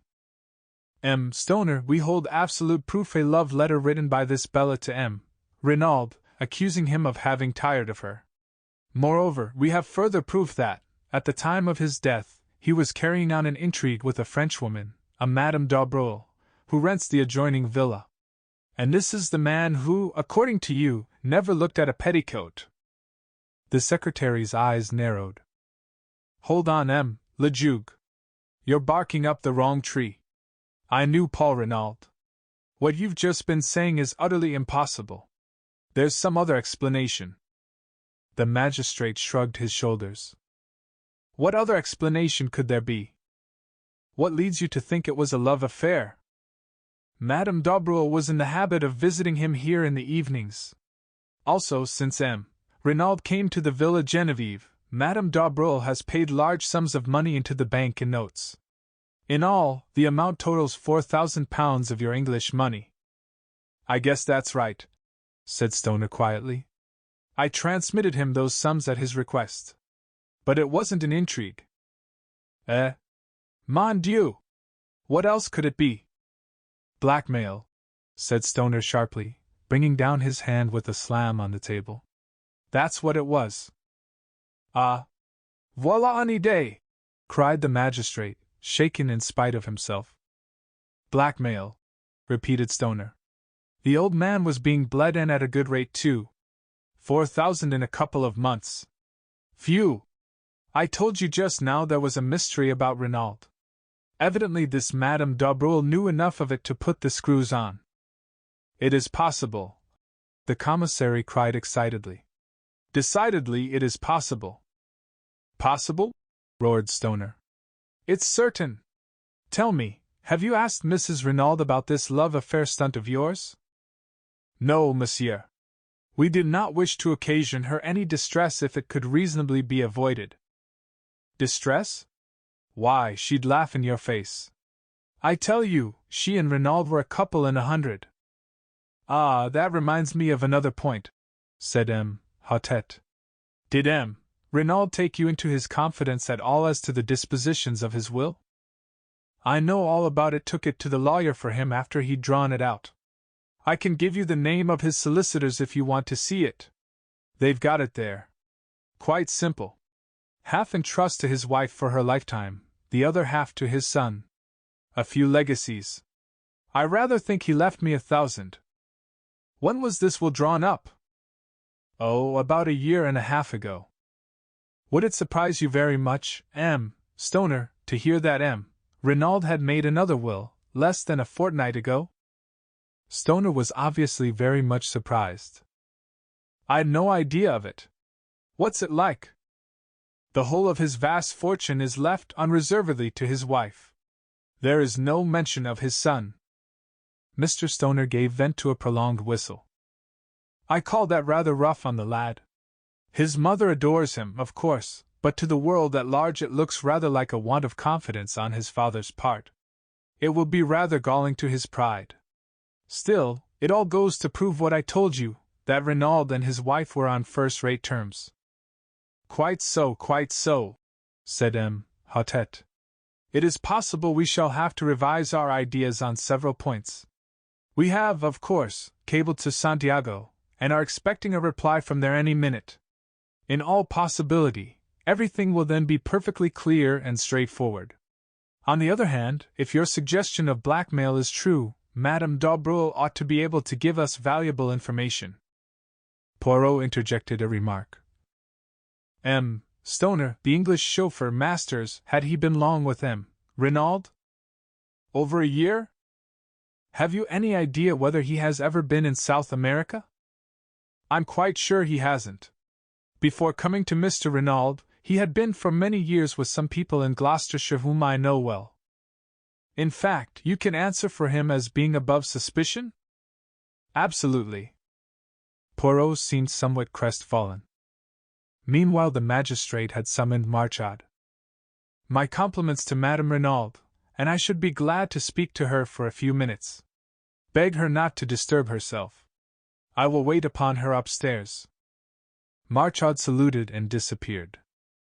We waited some minutes, and then, to our surprise, the door opened, and Mrs. Renauld, deathly pale in her heavy mourning, entered the room. Hautet brought forward a chair, uttering vigorous protestations, and she thanked him with a smile. Stoner was holding one hand of hers in his with an eloquent sympathy. Words evidently failed him. Mrs. Renauld turned to Hautet. You wish to ask me something, le Juge? With your permission, madam. I understand your husband was a French-Canadian by birth. Can you tell me anything of his youth or upbringing? She shook her head. My husband was always very reticent about himself, monsieur. He came from the northwest, I know, but I fancy that he had an unhappy childhood, for he never cared to speak of that time. Our life was lived entirely in the present and the future. Was there any mystery in his past life? Mrs. Renauld smiled a little, and shook her head. Nothing so romantic, I am sure, le Juge. Hautet also smiled. True, we must not permit ourselves to get melodramatic. There is one thing more, He hesitated. Stoner broke in impetuously. They've got an extraordinary idea into their heads, Mrs. Renauld. They actually fancy that Mr. Renauld was carrying on an intrigue with a Madame d'Aubreuil who, it seems, lives next door. The scarlet color flamed into Mrs. Renauld's cheeks. She flung her head up, then bit her lip, her face quivering. Stoner stood looking at her in astonishment, but Bex leaned forward and said gently, We regret to cause you pain, madam, but have you any reason to believe that Madame d'Aubreuil was your husband's mistress? With a sob of anguish, Mrs. Renauld buried her face in her hands. Her shoulders heaved convulsively. At last she lifted her head, and said brokenly, She may have been. Never, in all my life, have I seen anything to equal the blank amazement on Stoner's face. He was thoroughly taken aback. 11. Jack Renauld? What the next development of the conversation would have been, I cannot say, for at that moment the door was thrown violently open, and a tall young man strode into the room. Just for a moment I had the uncanny sensation that the dead man had come to life again. Then I realized that this dark head was untouched with gray, and that, in point of fact, it was a mere boy who now burst in among us with so little ceremony. He went straight to Mrs. Renauld with an impetuosity that took no heed of the presence of others. Mother! Jack! With a cry she folded him in her arms. My dearest! But what brings you here? You were to sail on the Anzora from Cherbourg 2 days ago? Then, suddenly recalling to herself the presence of others, she turned with a certain dignity. My son, Messrs. Aha! Said Hautet, acknowledging the young man's bow. So you did not sail on the Anzora? No, monsieur. As I was about to explain, the Anzora was detained 24 hours through engine trouble. I should have sailed last night instead of the night before, but happening to buy an evening paper, I saw in it an account of the awful tragedy that had befallen us.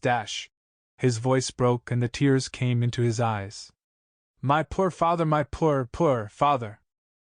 Staring at him like one in a dream, Mrs. Renauld repeated. So you did not sail? And then, With a gesture of infinite weariness, she murmured as though to herself, "After all, it does not matter now." "Sit down, M. Renauld, I beg of you," said M. Hautet, indicating a chair. "My sympathy for you is profound. It must have been a terrible shock to you to learn the news as you did. However, it is most fortunate that you were prevented from sailing. I am in hopes that you may be able to give us just the information we need to clear up this mystery." "I am at your disposal, M. le Juge. Ask me any questions you please." "To begin with, I understand that this journey was being undertaken at your father's request?" "Quite so, M. le Juge. I received a telegram bidding me to proceed without delay to Buenos Aires, and from thence via the Andes to Valparaiso and on to Santiago." "Ah. And the object of this journey?" "I have no idea, M. le Juge." "What?" "No. See, here is the telegram." The magistrate took it and read it aloud. "Proceed immediately, Cherbourg, embark Anzora, sailing tonight, Buenos Aires. Ultimate destination, Santiago. Further instructions will await you, Buenos Aires. Do not fail. Matter is of utmost importance. Renauld." "And there had been no previous correspondence on the matter?" Jack Renauld shook his head. "That is the only intimation of any kind. I knew, of course, that my father, having lived so long out there, had necessarily many interests in South America. But he had never mooted any suggestion of sending me out." "You have, of course, been a good deal in South America, M. Renauld?" "I was there as a child.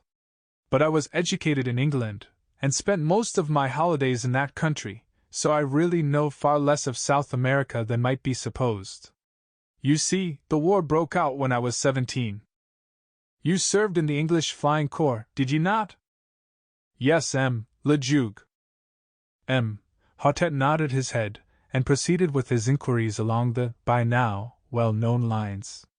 In response, Jack Renauld declared definitely that he knew nothing of any enmity his father might have incurred in the city of Santiago, or elsewhere in the South American continent, that he had noticed no change in his father's manner of late, and that he had never heard him refer to a secret.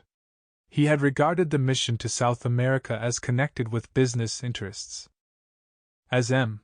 Hautet paused for a minute, the quiet voice of Giroux broke in. "I should like to put a few questions on my own account, M. le Juge." "By all means, M. Giroux, if you wish," said the magistrate coldly. Giroux edged his chair a little nearer to the table. "Were you on good terms with your father, M. Renauld?" "Certainly I was," returned the lad haughtily. "You assert that positively?" "Yes."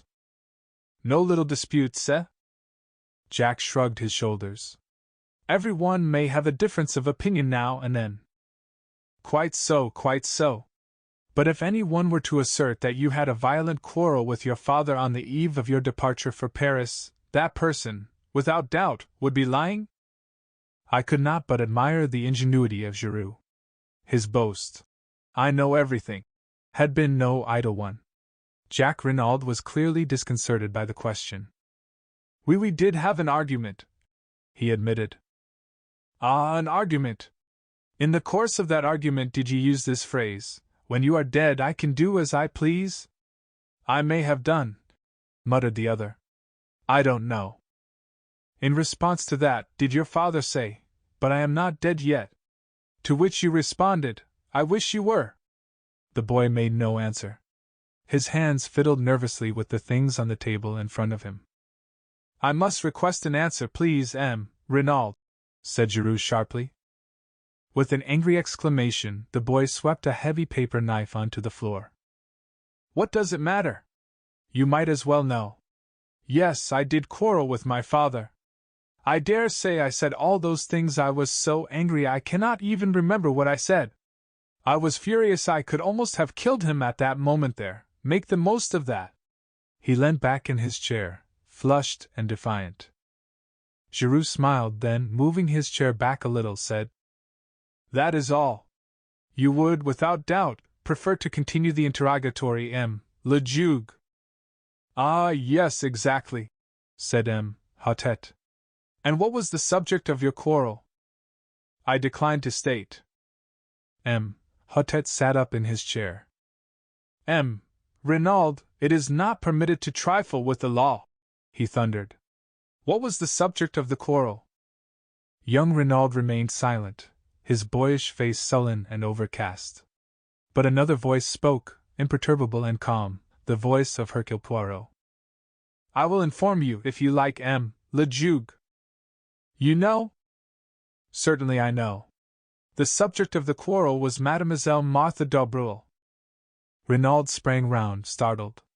The magistrate leaned forward. Is this so, monsieur? Jacques Renauld bowed his head. Yes, he admitted. I love Mademoiselle d'Aubreuil, and I wish to marry her. When I informed my father of the fact, he flew at once into a violent rage. Naturally, I could not stand hearing the girl I loved insulted, and I, too, lost my temper. Hotet looked across at Mrs. Renauld. You were aware of this attachment, madam? I feared it, she replied simply. Mother, cried the boy. You too! Martha is as good as she is beautiful. What can you have against her? I have nothing against Mademoiselle d'Aubreuil in any way. But I should prefer you to marry an Englishwoman, or if a Frenchwoman, not one who has a mother of doubtful antecedents. Her rancor against the older woman showed plainly in her voice, and I could well understand that it must have been a bitter blow to her when her only son showed signs of falling in love with the daughter of her rival. Mrs. Renauld continued, addressing the magistrate. I ought, perhaps, to have spoken to my husband on the subject, but I hoped that it was only a boy and girl flirtation which would blow over all the quicker if no notice was taken of it. I blame myself now for my silence, but my husband, as I told you, had seemed so anxious and careworn, different altogether from his normal self, that I was chiefly concerned not to give him any additional worry. Hotet nodded. When you informed your father of your intentions towards Mademoiselle d'Aubreuil, he resumed, he was surprised? He seemed completely taken aback. Then he ordered me peremptorily to dismiss any such idea from my mind. He would never give his consent to such a marriage. Nettled, I demanded what he had against Mademoiselle d'Aubreuil. To that he could give no satisfactory reply, but spoke in slighting terms of the mystery surrounding the lives of the mother and daughter. I answered that I was marrying Martha, and not her antecedents, but he shouted me down with a peremptory refusal to discuss the matter in any way. The whole thing must be given up. The injustice and high-handedness of it all maddened me, especially since he himself always seemed to go out of his way to be attentive to the d'Aubreuils and was always suggesting that they should be asked to the house. I lost my head, and we quarreled in earnest. My father reminded me that I was entirely dependent on him, and it must have been in answer to that I made the remark about doing as I pleased after his death. Poirot interrupted with a quick question. You were aware, then, of the terms of your father's will? I knew that he had left half his fortune to me, the other half in trust for my mother to come to me at her death, replied the lad. Proceed with your story, said the magistrate. After that we shouted at each other in sheer rage, until I suddenly realized that I was in danger of missing my train to Paris. I had to run for the station, still in a white heat of fury. However, once well away, I calmed down. I wrote to Martha, telling her what had happened, and her reply soothed me still further. She pointed out to me that we had only to be steadfast, and any opposition was bound to give way at last. Our affection for each other must be tried and proved, and when my parents realized that it was no light infatuation on my part, they would doubtless relent towards us. Of course, to her, I had not dwelt on my father's principal objection to the match. I soon saw that I should do my cause no good by violence. My father wrote me several letters to Paris, affectionate in tone, and which did not refer to our disagreement or its cause, and I replied in the same strain. You can produce those letters, said Giroux. I did not keep them. No matter, said the detective. Renauld looked at him for a moment, but the magistrate was continuing his questions. To pass to another matter, are you acquainted with the name of Divine Renauld? Devine? Said Jack. Devine?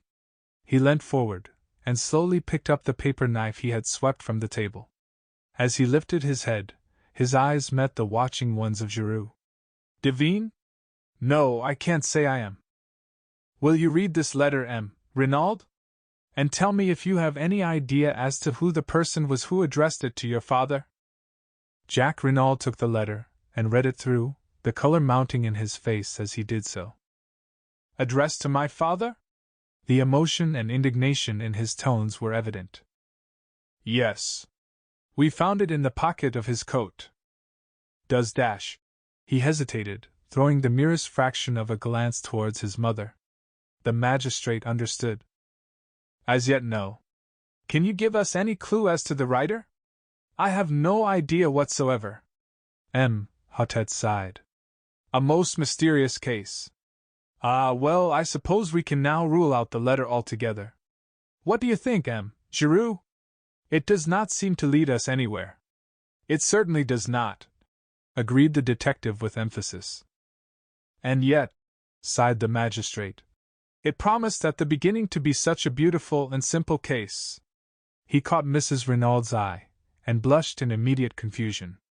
Ah, yes, he coughed, turning over the papers on the table. Let me see, where were we? Oh, the weapon. I fear this may give you pain, M. Renauld. I understand it was a present from you to your mother. Very sad, very distressing dash. Jack Renauld leaned forward. His face, which had flushed during the perusal of the letter, was now deadly white. Do you mean that it was with an aeroplane wire paper cutter that my father was killed? But it's impossible.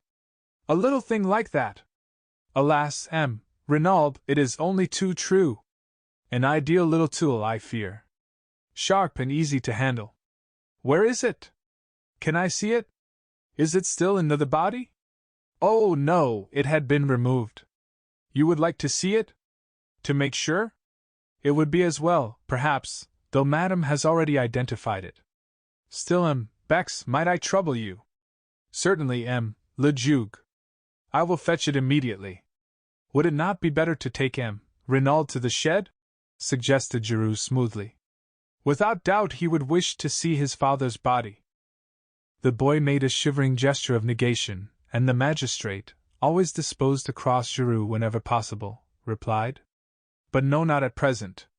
M. Bex will be so kind as to bring it to us here. The commissary left the room. Stoner crossed to Jack, and wrung him by the hand. Poirot had risen and was adjusting a pair of candlesticks that struck his trained eye as being a shade askew. The magistrate was reading the mysterious love letter through a last time, clinging desperately to his first theory of jealousy and a stab in the back. Suddenly the door burst open and the commissary rushed in. M. Le Juge! M. Le Juge! But yes. What is it? The dagger! It is gone! Comment gone? Vanished. Disappeared. The glass jar that contained it is empty. What? I cried. Impossible. Why, only this morning I saw dash. The words died on my tongue. But the attention of the entire room was diverted to me. What is that you say? Cried the commissary. This morning? I saw it there this morning, I said slowly. About an hour and a half ago, to be accurate. You went to the shed then? How did you get the key? I asked the Sergeant de Ville for it. And you went there? Why? I hesitated, but in the end I decided that the only thing to do was to make a clean breast of it. M. Le Juge, I said. I have committed a grave fault, for which I must crave your indulgence. Eh bien. Proceed, monsieur. The fact of the matter is, I said, wishing myself anywhere else than where I was, that I met a young lady, an acquaintance of mine. She displayed a great desire to see everything that was to be seen, and in short, I took the key to show her the body. Ah, par exemple! Cried the magistrate indignantly. But it is a grave fault you have committed there, Captain Hastings. It is altogether most irregular. You should not have permitted yourself this folly. I know, I said meekly. Nothing that you can say could be too severe, M. Le Juge.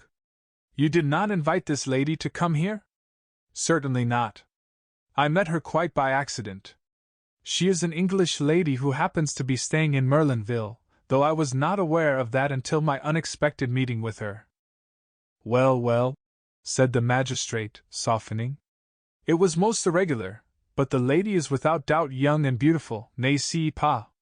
What it is to be young! Oh, jeunesse, jeunesse! And he sighed sentimentally. But the commissary, less romantic, and more practical, took up the tale. But did not you recluse and lock the door when you departed? That's just it, I said slowly. That's what I blame myself for so terribly. My friend was upset at the sight. She nearly fainted. I got her some brandy and water, and afterwards insisted on accompanying her back to town.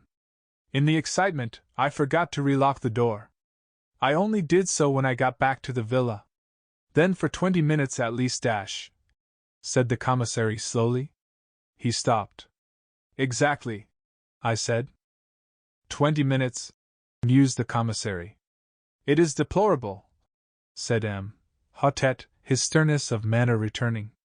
Without precedent. Suddenly another voice spoke. You find it deplorable, M. le Juge? Asked Giroux. Certainly I do. Eh bien. I find it admirable, said the other imperturbably. This unexpected ally quite bewildered me. Admirable, M. Giroux? Asked the magistrate, studying him cautiously out of the corner of his eye. Precisely. And why? Because we know now that the assassin, or an accomplice of the assassin, has been near the villa only an hour ago.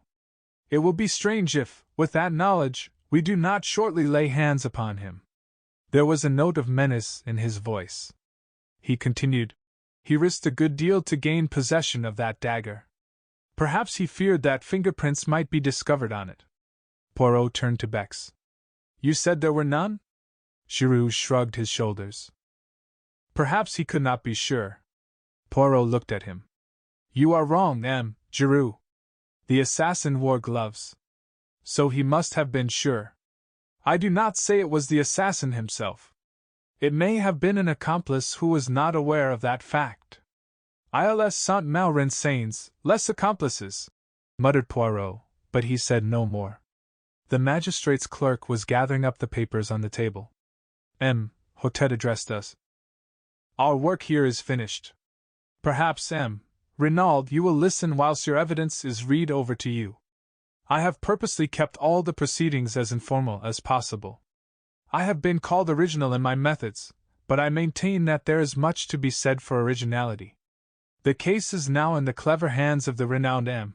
Giroux. He will without doubt distinguish himself. Indeed, I wonder that he has not already laid his hands upon the murderers. Madam, again let me assure you of my heartfelt sympathy. Messrs, I wish you all good day. And accompanied by his clerk and the commissary, he took his departure. Poirot tugged out that large turnip of a watch of his, and observed the time. Let us return to the hotel for lunch, my friend, he said. And you shall recount to me in full the indiscretions of this morning. No one is observing us. We need make no adieus. We went quietly out of the room. The examining magistrate had just driven off in his car. I was going down the steps when Poirot's voice arrested me. One little moment, my friend.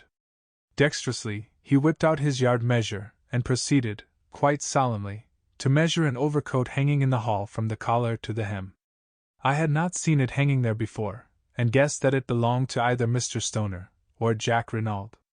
Then, with a little satisfied grunt, Poirot returned the measure to his pocket, and followed me out into the open air. 12. Poirot elucidates certain points.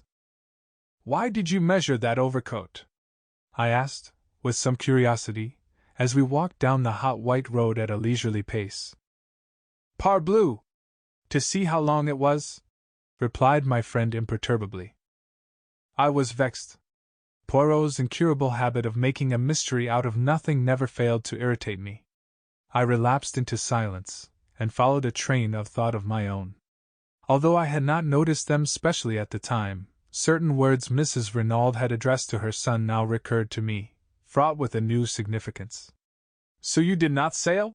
she had said, and then had added, "After all, it does not matter now." What had she meant by that?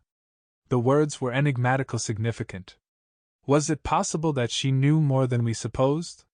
She had denied all knowledge of the mysterious mission with which her husband was to have entrusted his son. But was she really less ignorant than she pretended? Could she enlighten us if she chose, and was her silence part of a carefully thought-out and preconceived plan? The more I thought about it, the more I was convinced that I was right. Mrs. Renauld knew more than she chose to tell. In her surprise at seeing her son, she had momentarily betrayed herself. I felt convinced that she knew, if not the assassins, at least the motive for the assassination. But some very powerful considerations must keep her silent. "You think profoundly, my friend," remarked Poirot, breaking in upon my reflections. "What is it that intrigues you so?" I told him, sure of my ground, though feeling expectant that he would ridicule my suspicions. But to my surprise he nodded thoughtfully. "You are quite right, Hastings.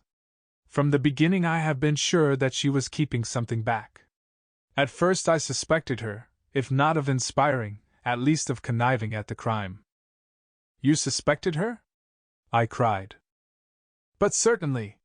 She benefits enormously. In fact, by this new will, she is the only person to benefit. So, from the start, she was singled out for attention. You may have noticed that I took an early opportunity of examining her wrists. I wished to see whether there was any possibility that she had gagged and bound herself. Eh bien, I saw at once that there was no fake. The cords had actually been drawn so tight as to cut into the flesh. That ruled out the possibility of her having committed the crime single-handed. But it was still possible for her to have connived at it, or to have been the instigator with an accomplice.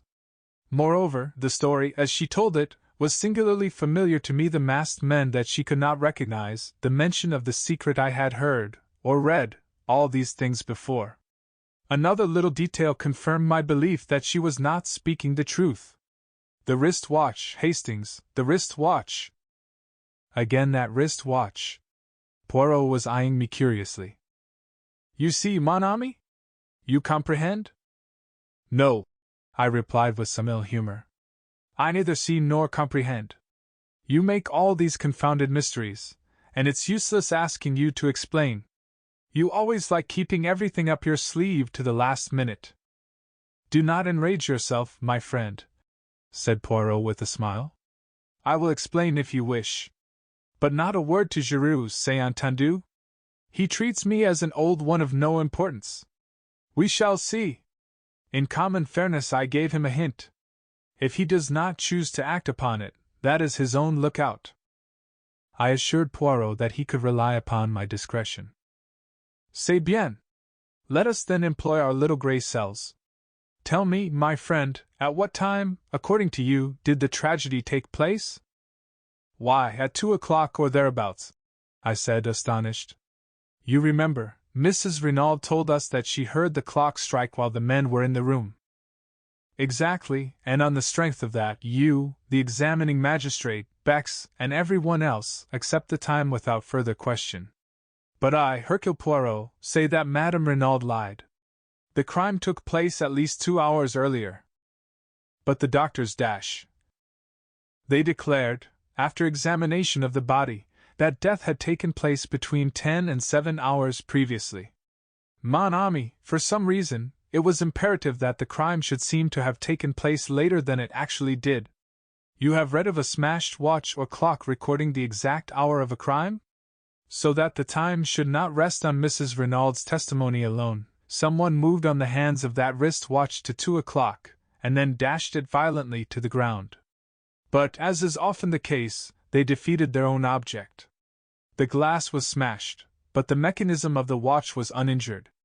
It was a most disastrous maneuver on their part, for it at once drew my attention to 2 points. First, that Madame Renauld was lying; secondly, that there must be some vital reason for the postponement of the time. But what reason could there be? Ah, that is the question. There we have the whole mystery.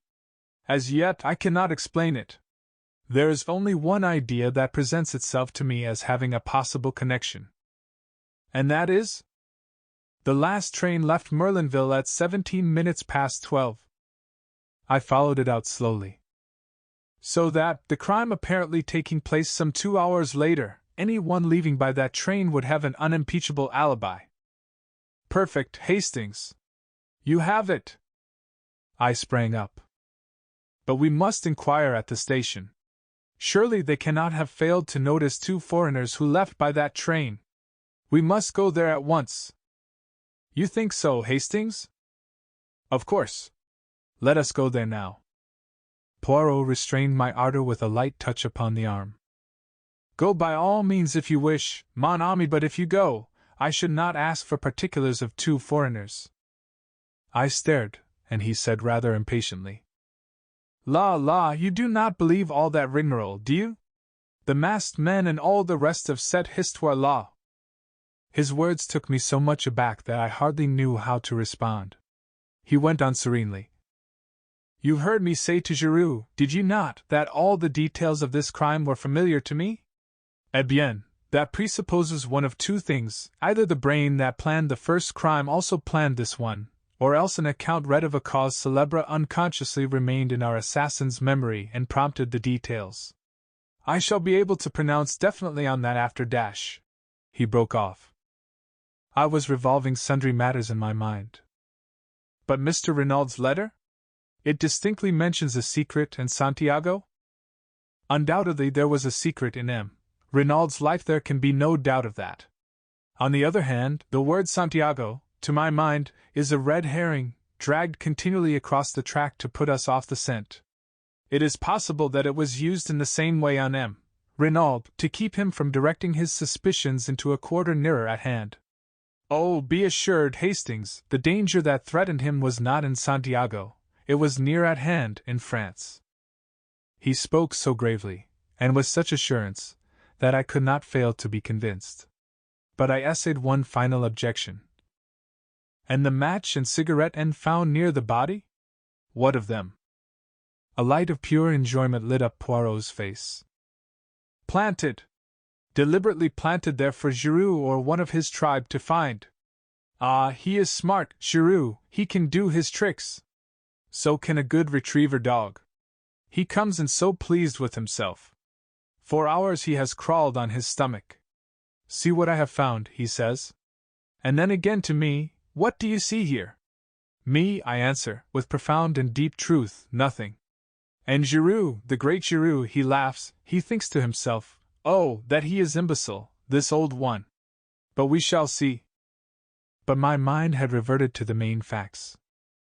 Then all this story of the masked men is false. What really happened? Poirot shrugged his shoulders. One person could tell us, Madame Renauld. But she will not speak. Threats and entreaties would not move her. A remarkable woman that, Hastings. I recognized as soon as I saw her that I had to deal with a woman of unusual character. At first, as I told you, I was inclined to suspect her of being concerned in the crime. Afterwards I altered my opinion. What made you do that? Her spontaneous and genuine grief at the sight of her husband's body. I could swear that the agony in that cry of hers was genuine. Yes, I said thoughtfully. One cannot mistake these things. I beg your pardon, my friend, one can always be mistaken. Regard a great actress, does not her acting of grief carry you away and impress you with its reality? No, however strong my own impression and belief, I needed other evidence before I allowed myself to be satisfied. The great criminal can be a great actor. I base my certainty in this case, not upon my own impression, but upon the undeniable fact that Mrs. Renauld actually fainted. I turned up her eyelids and felt her pulse.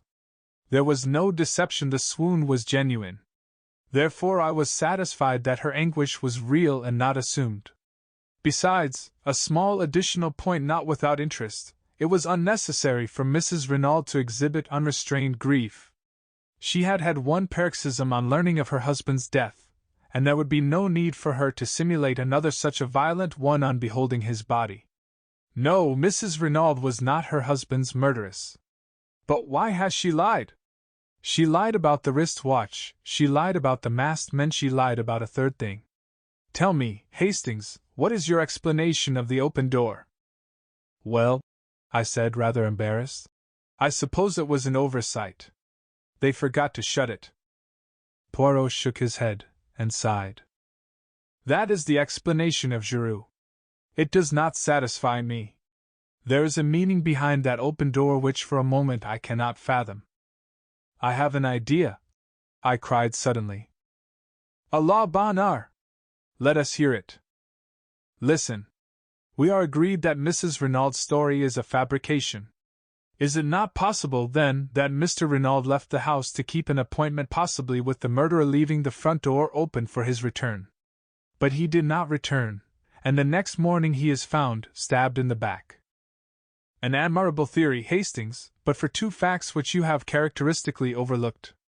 In the first place, who gagged and bound Madame Renauld? And why on earth should they return to the house to do so? In the second place, no man on earth would go out to keep an appointment wearing his underclothes and an overcoat. There are circumstances in which a man might wear pajamas and an overcoat, but the other, never. True, I said, rather crestfallen. No, continued Poirot, we must look elsewhere for a solution of the open door mystery. One thing I am fairly sure of, they did not leave through the door. They left by the window. What? Precisely. But there were no footmarks in the flower bed underneath. No, and there ought to have been. Listen, Hastings. The gardener, Auguste, as you heard him say, planted both those beds the preceding afternoon. In the one there are plentiful impressions of his big hobnailed boots, in the other, none. You see? Someone had passed that way, someone who, to obliterate their footprints, smoothed over the surface of the bed with a rake. Where did they get a rake? Where they got the spade and the gardening gloves, said Poirot impatiently. There is no difficulty about that. What makes you think that they left that way, though? Surely it is more probable that they entered by the window, and left by the door. That is possible, of course. Yet I have a strong idea that they left by the window. I think you are wrong. Perhaps, mon ami. I mused, thinking over the new field of conjecture that Poirot's deductions had opened up to me. I recalled my wonder at his cryptic allusions to the flower bed and the wrist watch. His remarks had seemed so meaningless at the moment, and now, for the first time, I realized how remarkably, from a few slight incidents, he had unraveled much of the mystery that surrounded the case. I paid a belated homage to my friend. As though he read my thoughts, he nodded sagely. Method, you comprehend? Method! Arrange your facts. Arrange your ideas. And if some little fact will not fit in, do not reject it, but consider it closely. Though its significance escapes you, be sure that it is significant. In the meantime, I said, considering, although we know a great deal more than we did, we are no nearer to solving the mystery of who killed Mr. Renauld. No, said Poirot cheerfully. In fact, we are a great deal further off. The fact seemed to afford him such peculiar satisfaction that I gazed at him in wonder. He met my eye and smiled. But yes, it is better so. Before, there was at all events a clear theory as to how and by whose hands he met his death. Now that is all gone. We are in darkness. 100 conflicting points confuse and worry us. That is well. That is excellent. Out of confusion comes forth order. But if you find order to start with, if a crime seems simple and above board, eh bien, méfiez vous. It is, how do you say it, cooked? The great criminal is simple, but very few criminals are great. In trying to cover up their tracks, they invariably betray themselves. Ah, mon ami, I would that some day I could meet a really great criminal, one who commits his crime, and then does nothing. Even I, Hercule Poirot, might fail to catch such a one. But I had not followed his words. A light had burst upon me. Poirot! Mrs. Renauld! I see it now. She must be shielding somebody. From the quietness with which Poirot received my remark, I could see that the idea had already occurred to him. Yes, he said thoughtfully. Shielding someone or screening someone. One of the two. I saw very little difference between the two words, but I developed my theme with a good deal of earnestness. Poirot maintained a strictly non-committal attitude, repeating, "It may be, yes, it may be. But as yet I do not know. There is something very deep underneath all this. You will see. Something very deep." Then, as we entered our hotel, he enjoined silence on me with a gesture. 13. The Girl with the Anxious Eyes. We lunched with an excellent appetite. I understood well enough that Poirot did not wish to discuss the tragedy where we could so easily be overheard. But, as is usual when one topic fills the mind to the exclusion of everything else, no other subject of interest seemed to present itself. For a while we ate in silence, and then Poirot observed maliciously, "Eh bien! And your indiscretions? You recount them not?" I felt myself blushing. "Oh, you mean this morning?" I endeavored to adopt a tone of absolute nonchalance. But I was no match for Poirot. In a very few minutes he had extracted the whole story from me, his eyes twinkling as he did so. "Tiens! A story of the most romantic. What is her name, this charming young lady?" I had to confess that I did not know. "Still more romantic. The first rencontre in the train from Paris, the second here. Journeys end in lovers' meetings, is not that the saying? Don't be an ass, Poirot. Yesterday it was Mademoiselle d'Abreuil, today it is Mademoiselle Cinderella. Decidedly you have the heart of a Turk, Hastings. You should establish a harem. It's all very well to rag me. Mademoiselle d'Abreuil is a very beautiful girl, and I do admire her immensely, I don't mind admitting it. The others nothing don't suppose I shall ever see her again.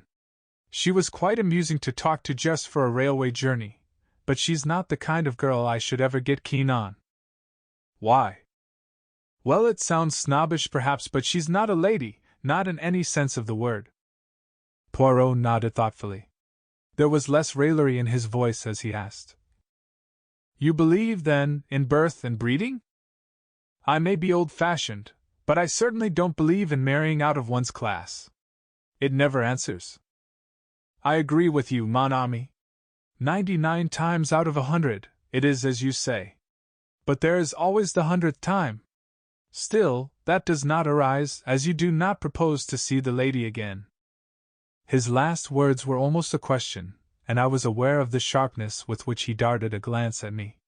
And before my eyes, writ large in letters of fire, I saw the words, "Hotel du Fer," and I heard again her voice saying, "Come and look me up," and my own answering with empressement, "I will." Well, what of it? I had meant to go at the time. But since then, I had had time to reflect. I did not like the girl. Thinking it over in cold blood, I came definitely to the conclusion that I disliked her intensely. I had got hauled over the coals for foolishly gratifying her morbid curiosity, and I had not the least wish to see her again. I answered Poirot lightly enough. "She asked me to look her up, but of course I shan't." "Why of course?" "Well, I don't want to." "I see." He studied me attentively for some minutes. "Yes. I see very well. And you are wise. Stick to what you have said." "That seems to be your invariable advice," I remarked, rather piqued. "Ah, my friend, have faith in Papa Poirot. Some day, if you permit, I will arrange you a marriage of great suitability." "Thank you," I said, laughing, "but the prospect leaves me cold." Poirot sighed and shook his head. "Les Anglais," he murmured. "No method, absolutely none whatever. They leave all to chance." He frowned, and altered the position of the salt cellar. "Mademoiselle Cinderella is staying at the Hotel d'Angleterre, you told me, did you not?" "No. Hotel du Fer." "True, I forgot." A moment's misgiving shot across my mind. Surely I had never mentioned any hotel to Poirot. I looked across at him, and felt reassured. He was cutting his bread into neat little squares, completely absorbed in his task. He must have fancied I had told him where the girl was staying. We had coffee outside facing the sea. Poirot smoked one of his tiny cigarettes, and then drew his watch from his pocket. "The train to Paris leaves at 2:25, he observed. "I should be starting." "Paris?" I cried. "That is what I said, mon ami." "You are going to Paris? But why?" He replied very seriously. "To look for the murderer of M. Renauld." "You think he is in Paris?" "I am quite certain that he is not. Nevertheless, it is there that I must look for him. You do not understand, but I will explain it all to you in good time. Believe me, this journey to Paris is necessary. I shall not be away long. In all probability I shall return tomorrow. I do not propose that you should accompany me. Remain here and keep an eye on Giroux. Also cultivate the society of M. Renauld Fils. And thirdly, if you wish, endeavor to cut him out with Mademoiselle Martha. But I fear you will not have great success." I did not quite relish the last remark. "That reminds me," I said. "I meant to ask you how you knew about those two?" "Mon ami, I know human nature. Throw together a boy young Renauld and a beautiful girl like Mademoiselle Martha, and the result is almost inevitable. Then, the quarrel! It was money or a woman, and remembering Leonie's description of the lad's anger, I decided on the latter. So I made my guess and I was right." "And that was why you warned me against setting my heart on the lady? You already suspected that she loved young Renauld?" Poirot smiled. "At any rate, I saw that she had anxious eyes. That is how I always think of Mademoiselle d'Aubreuil as the girl with the anxious eyes." His voice was so grave that it impressed me uncomfortably. "What do you mean by that, Poirot?" "I fancy, my friend, that we shall see before very long. But I must start." "You've oceans of time." Perhaps. But I like plenty of leisure at the station. I do not wish to rush, to hurry, to excite myself. "At all events," I said, rising, "I will come and see you off." "You will do nothing of the sort. I forbid it." He was so peremptory that I stared at him in surprise. He nodded emphatically. "I mean it, mon ami. Au revoir. You permit that I embrace you?" "Ah, no, I forget that it is not the English custom. Un pigny de main, alors." I felt rather at a loose end after Poirot had left me. I strolled down the beach, and watched the bathers, without feeling energetic enough to join them. I rather fancied that Cinderella might be disporting herself amongst them in some wonderful costume, but I saw no signs of her. I strolled aimlessly along the sands towards the further end of the town. It occurred to me that, after all, it would only be decent feeling on my part to inquire after the girl. And it would save trouble in the end. The matter would then be finished with. There would be no need for me to trouble about her any further. But if I did not go at all, she might quite possibly come and look me up at the villa. And that would be annoying in every way. Decidedly it would be better to pay a short call, in the course of which I could make it quite clear that I could do nothing further for her in my capacity of showman. Accordingly I left the beach, and walked inland. I soon found the Hotel du Fer, a very unpretentious building. It was annoying in the extreme not to know the lady's name, and, to save my dignity, I decided to stroll inside and look around. Probably I should find her in the lounge. Merlinville was a small place. You left your hotel to go to the beach, and you left the beach to return to the hotel.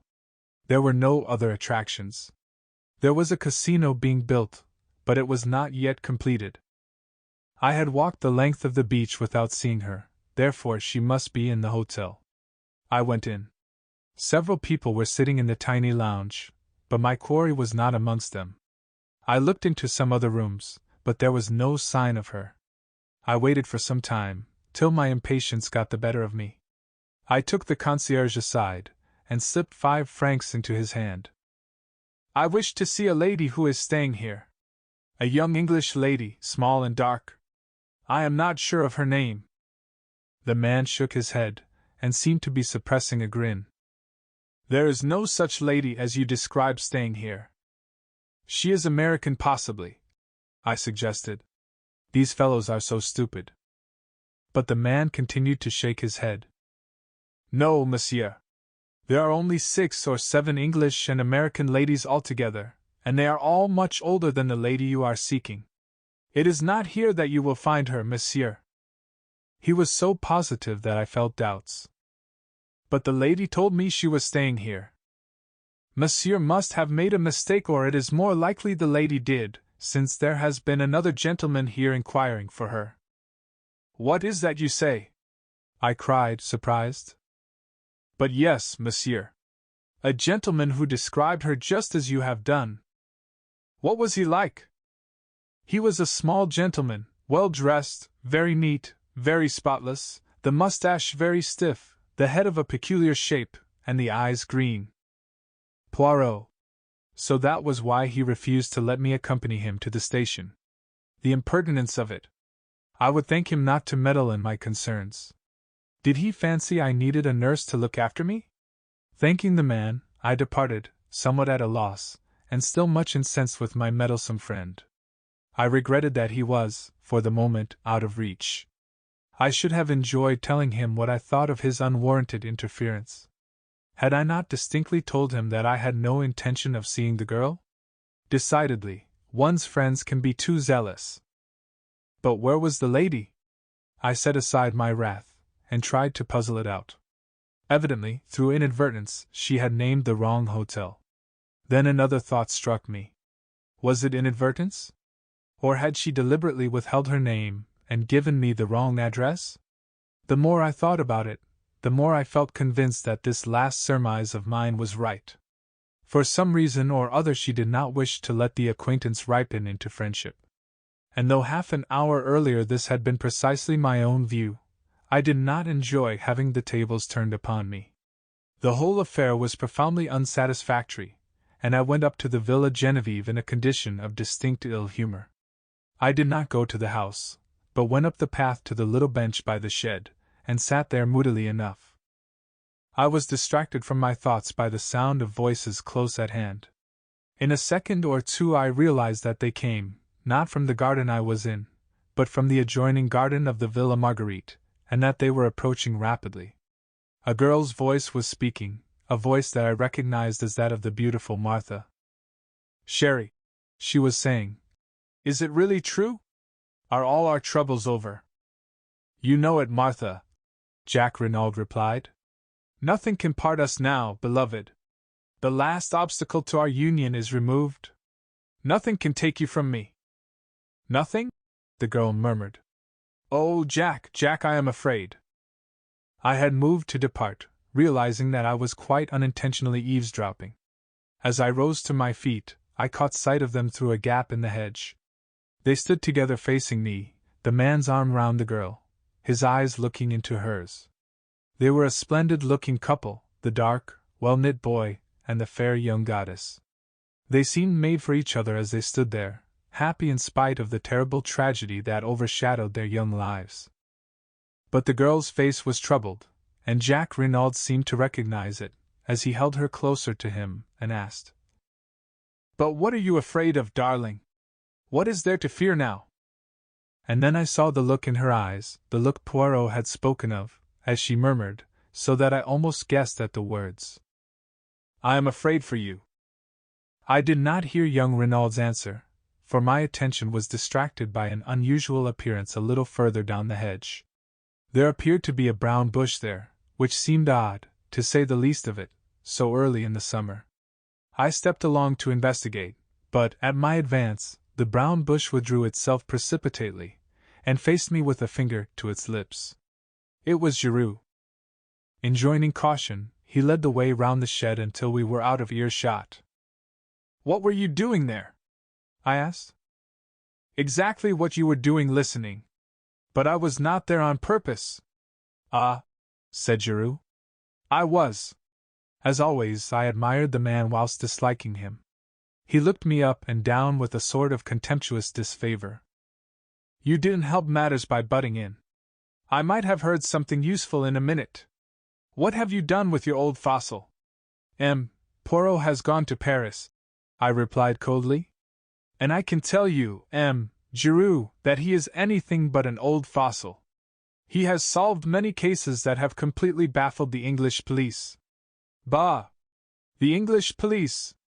Giroux snapped his fingers disdainfully.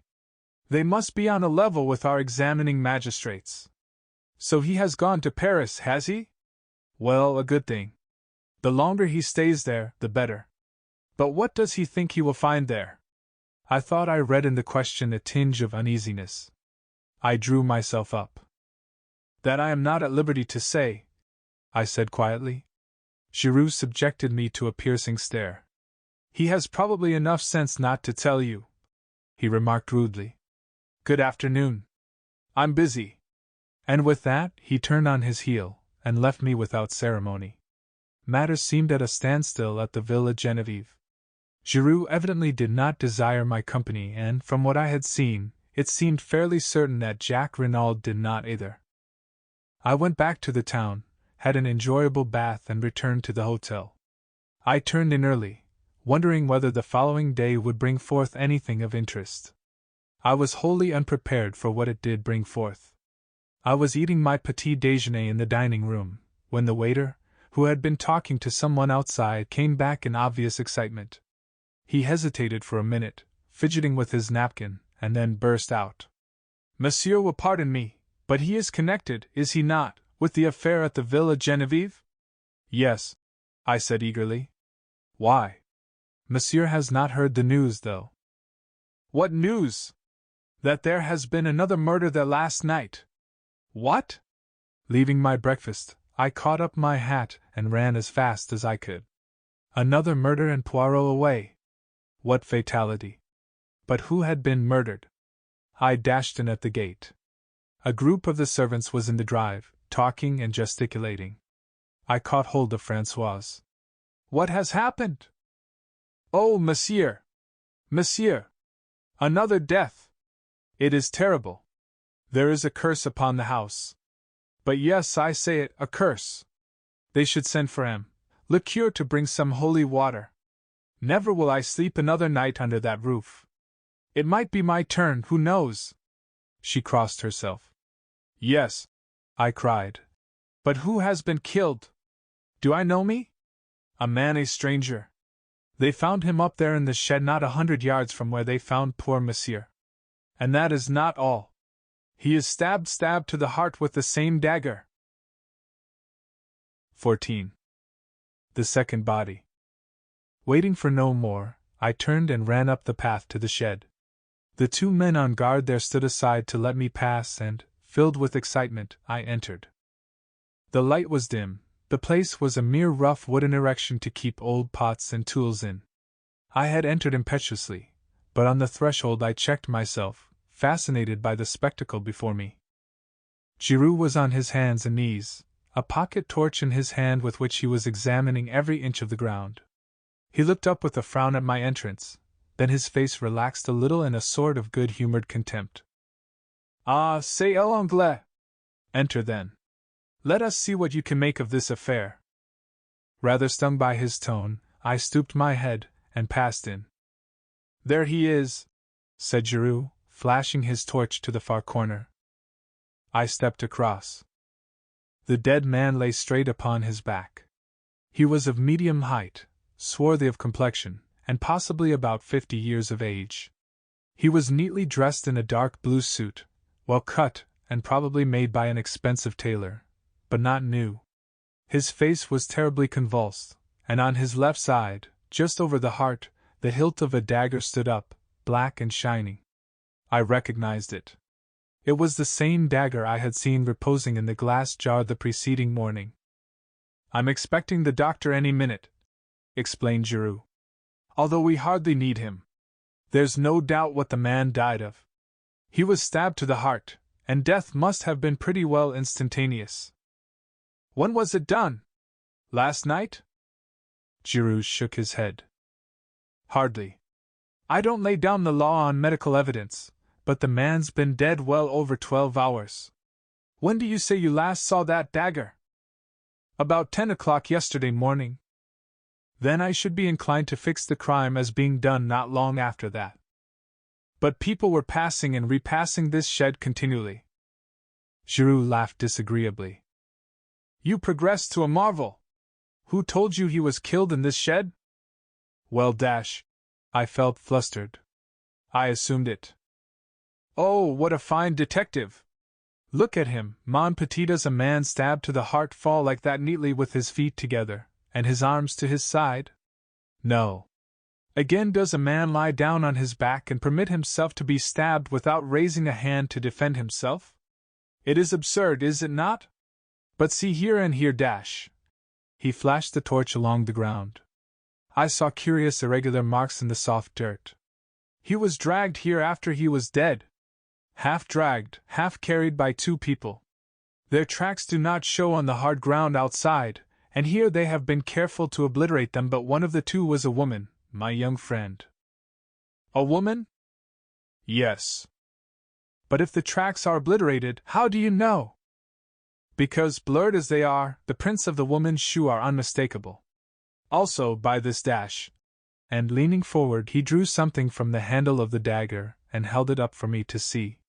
It was a woman's long black hair, similar to the one Poirot had taken from the armchair in the library. With a slightly ironic smile, he wound it round the dagger again. We will leave things as they are as much as possible, he explained. It pleases the examining magistrate. Eh bien, do you notice anything else? I was forced to shake my head. Look at his hands. I did. The nails were broken and discolored, and the skin was hard. It hardly enlightened me as much as I should have liked it to have done. I looked up at Giroux.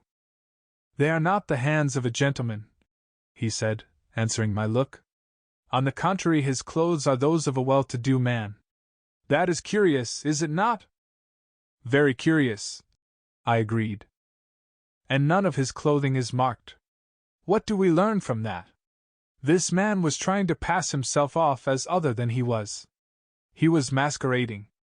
Why? Did he fear something? Was he trying to escape by disguising himself? As yet we do not know, but one thing we do know: he was as anxious to conceal his identity as we are to discover it. He looked down at the body again. As before, there are no fingerprints on the handle of the dagger. The murderer again wore gloves. You think, then, that the murder was the same in both cases? I asked eagerly. Giroux became inscrutable. Never mind what I think. We shall see. Marchand. The Sergeant de Ville appeared at the doorway. Monsieur? Why is Madame Renauld not here? I sent for her a quarter of an hour ago. She is coming up the path now, monsieur, and her son with her. Good. I only want one at a time, though. Marchand saluted and disappeared again. A moment later he reappeared with Mrs. Renauld. Here is Madame. Giroux came forward with a curt bow. This way, Madame. He led her across, and then, standing suddenly aside. Here is the man. Do you know him? And as he spoke, his eyes, gimlet-like, bored into her face, seeking to read her mind, noting every indication of her manner. But Mrs. Renauld remained perfectly calm, too calm, I felt. She looked down at the corpse almost without interest, certainly without any sign of agitation or recognition.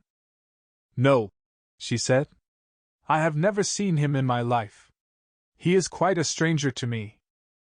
You are sure? Quite sure. You do not recognize in him one of your assailants, for instance? No. She seemed to hesitate, as though struck by the idea. No, I do not think so. Of course they wore beards, false ones, the examining magistrate thought, but still no. Now she seemed to make her mind up definitely. I am sure either of the two was this man. Very well, madam. That is all, then. She stepped out with head erect, the sun flashing on the silver threads in her hair. Jacques Renauld succeeded her. He, too, failed to identify the man, in a completely natural manner. Giroux merely grunted. Whether he was pleased or chagrined I could not tell. He merely called to Marchand. You have got the other there? Yes, monsieur. Bring her in then. The other was Madame d'Aubreuil. She came indignantly, protesting with vehemence. I object, monsieur. This is an outrage. What have I to do with all this?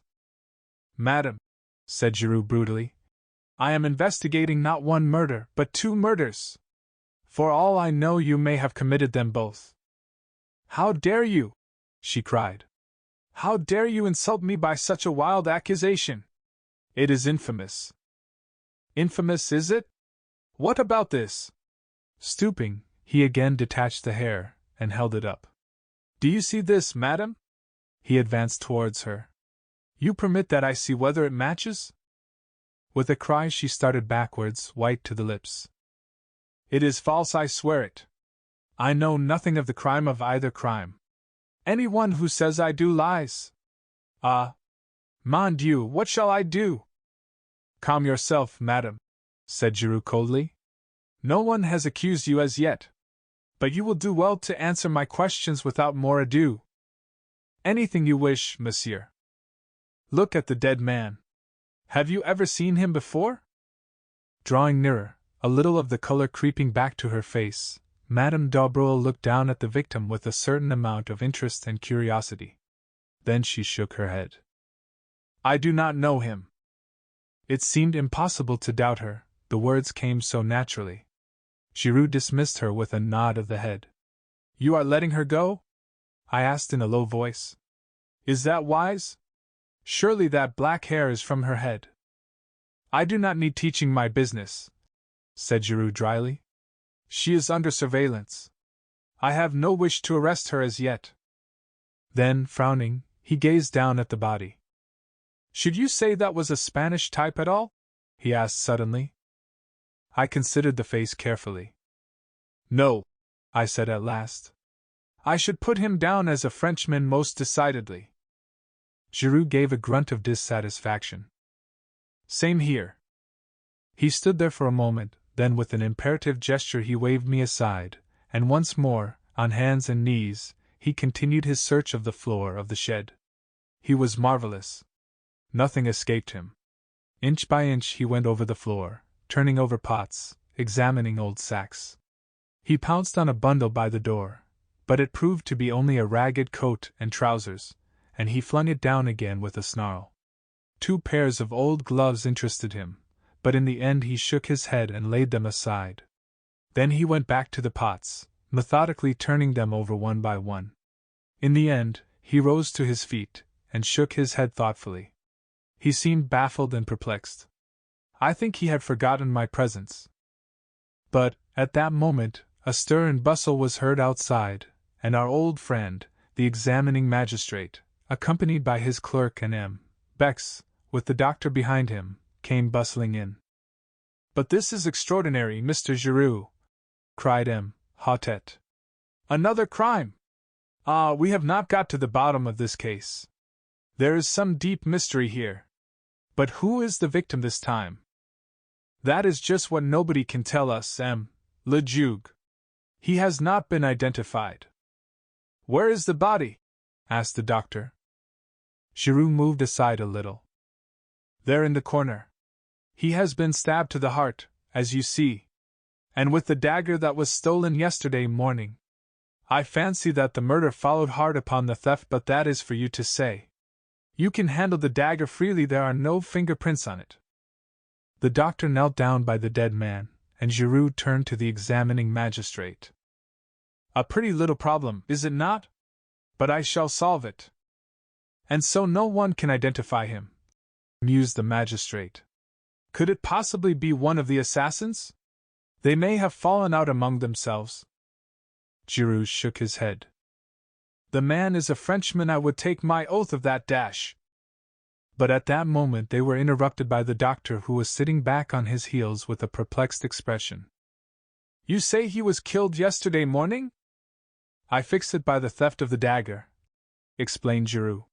He may, of course, have been killed later in the day. Later in the day? Fiddlesticks!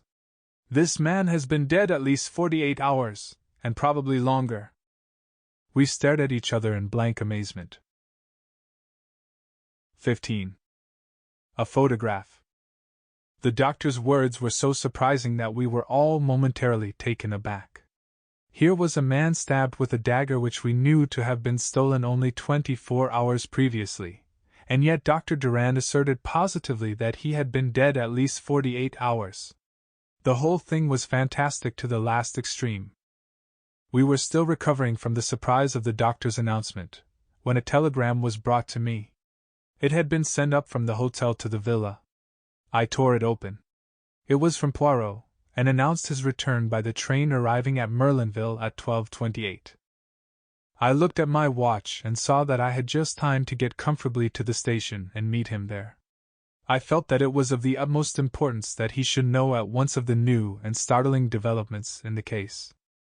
Evidently, I reflected, Poirot had had no difficulty in finding what he wanted in Paris.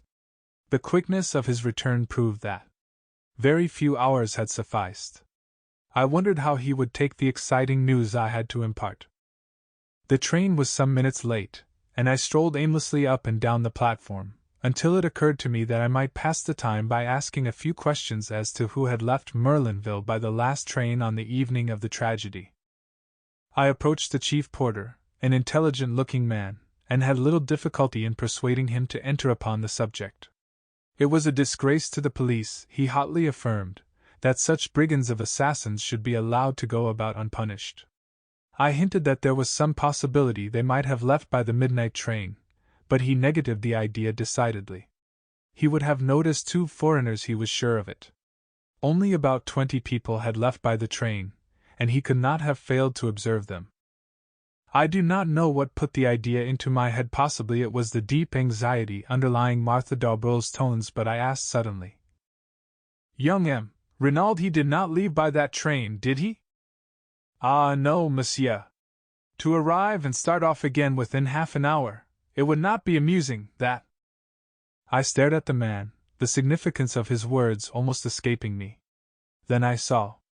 "You mean," I said, my heart beating a little, "that Jack Renauld arrived at Merlinville that evening?"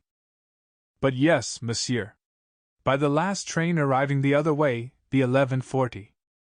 My brain whirled. That, then, was the reason of Martha's poignant anxiety. Jack Renauld had been in Merlinville on the night of the crime. But why had he not said so? Why, on the contrary, had he led us to believe that he had remained in Cherbourg? Remembering his frank boyish countenance, I could hardly bring myself to believe that he had any connection with the crime. Yet why this silence on his part about so vital a matter? One thing was certain, Martha had known all along. Hence her anxiety, and her eager questioning of Poirot to know whether anyone were suspected. My cogitations were interrupted by the arrival of the train, and in another moment I was greeting Poirot. The little man was radiant. He beamed and vociferated, and, forgetting my English reluctance, embraced me warmly on the platform. "Mon cher ami, I have succeeded, but succeeded to a marvel." "Indeed? I'm delighted to hear it. Have you heard the latest here?" "How would you that I should hear anything? There have been some developments, eh?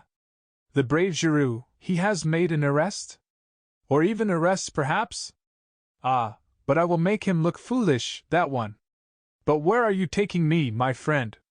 Do we not go to the hotel? It is necessary that I attend to my mustaches, they are deplorably limp from the heat of traveling. Also, without doubt, there is dust on my coat. And my tie, that I must rearrange." I cut short his remonstrances. "My dear Poirot, never mind all that. We must go to the villa at once. There has been another murder." I have frequently been disappointed when fancying that I was giving news of importance to my friend. Either he has known it already, or he has dismissed it as irrelevant to the main issue, and in the latter case events have usually proved him justified. But this time I could not complain of missing my effect. Never have I seen a man so flabbergasted. His jaw dropped. All the jauntiness went out of his bearing. He stared at me open-mouthed. "What is that you say? Another murder? Ah, then I am all wrong. I have failed. Giroux may mock himself at me, he will have reason." "You did not expect it, then?"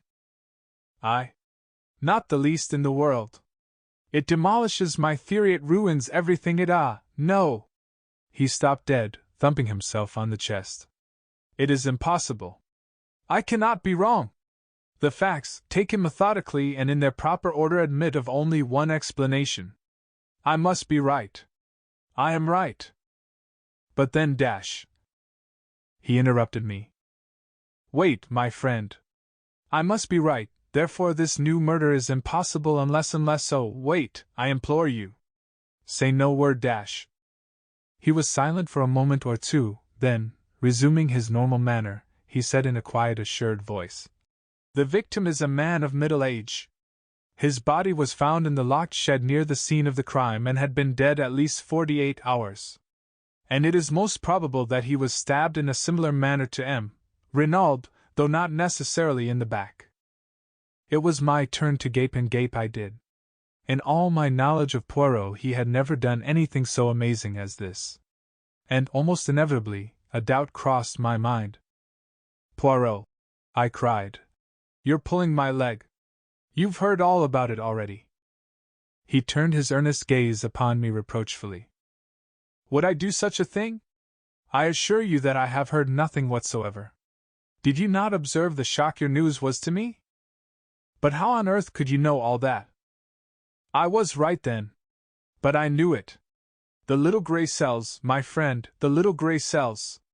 They told me. Thus, and in no other way, could there have been a second death. Now tell me all. If we go round to the left here, we can take a short cut across the golf links which will bring us to the back of the Villa Genevieve much more quickly. As we walked, taking the way he had indicated, I recounted all I knew. Poirot listened attentively. The dagger was in the wound, you say? That is curious. You are sure it was the same one? Absolutely certain. That's what makes it so impossible. Nothing is impossible. There may have been two daggers. I raised my eyebrows. Surely that is in the highest degree unlikely? It would be a most extraordinary coincidence. You speak as usual, without reflection, Hastings. In some cases, two identical weapons would be highly improbable. But not here. This particular weapon was a war souvenir which was made to Jack Renauld's orders.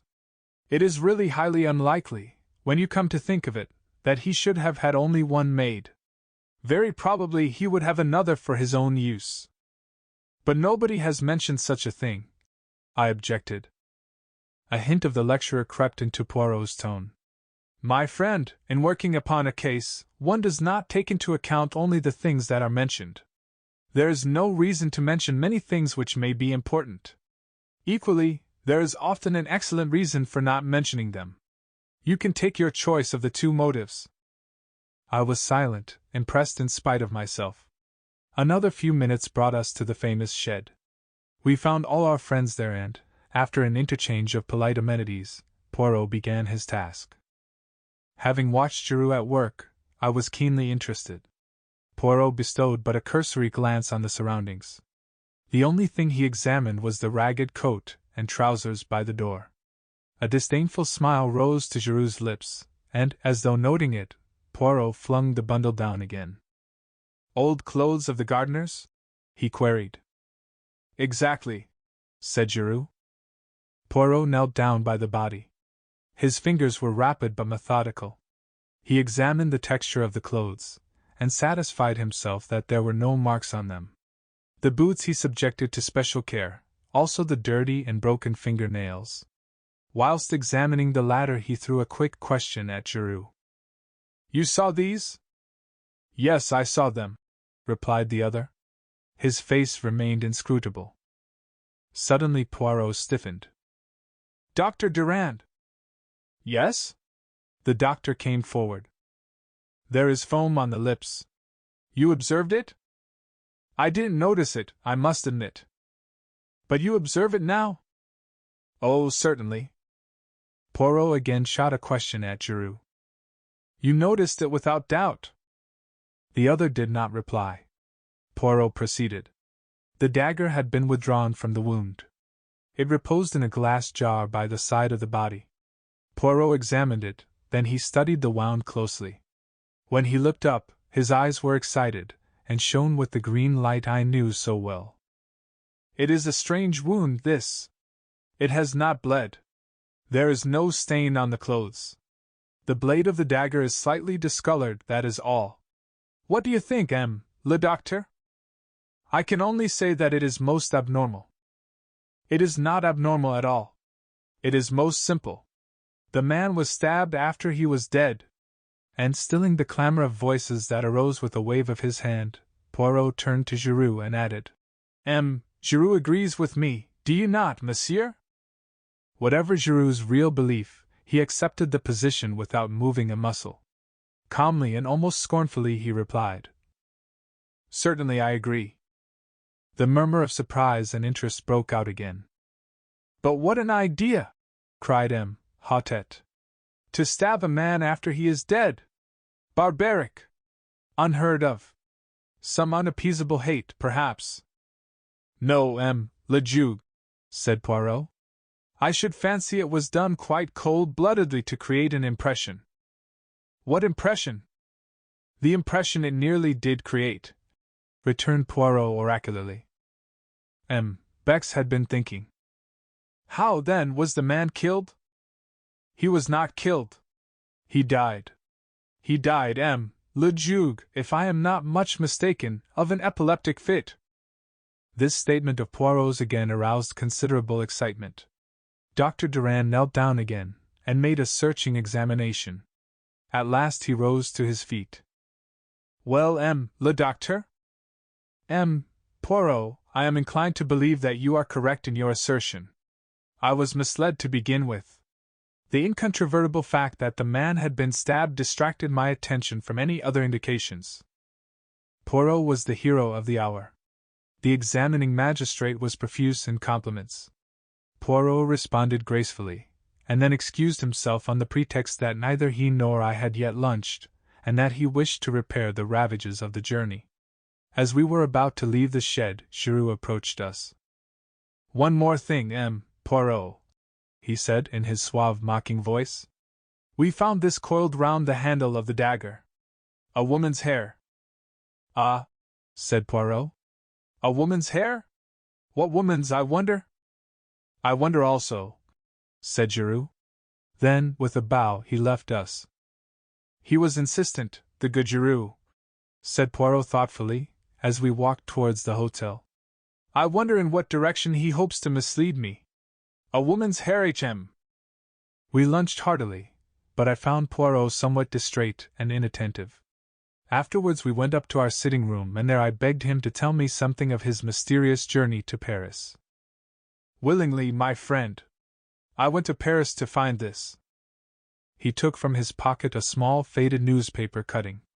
It was the reproduction of a woman's photograph. He handed it to me. I uttered an exclamation. You recognize it, my friend? I nodded. Although the photo obviously dated from very many years back, and the hair was dressed in a different style, the likeness was unmistakable. Madame d'Aubruel! I exclaimed. Poirot shook his head with a smile. Not quite correct, my friend. She did not call herself by that name in those days. That is a picture of the notorious Madame Biroldi. Madame Biroldi. In a flash the whole thing came back to me. The murder trial that had evoked such worldwide interest. The Biroldi case. 16. The Biroldi case. Some 20 years or so before the opening of the present story, Monsieur Arnold Biroldi, a native of Lyons, arrived in Paris accompanied by his pretty wife and their little daughter, a mere babe. Monsieur Biroldi was a junior partner in a firm of wine merchants, a stout middle-aged man, fond of the good things of life, devoted to his charming wife, and altogether unremarkable in every way. The firm in which Monsieur Biroldi was a partner was a small one, and although doing well, it did not yield a large income to the junior partner.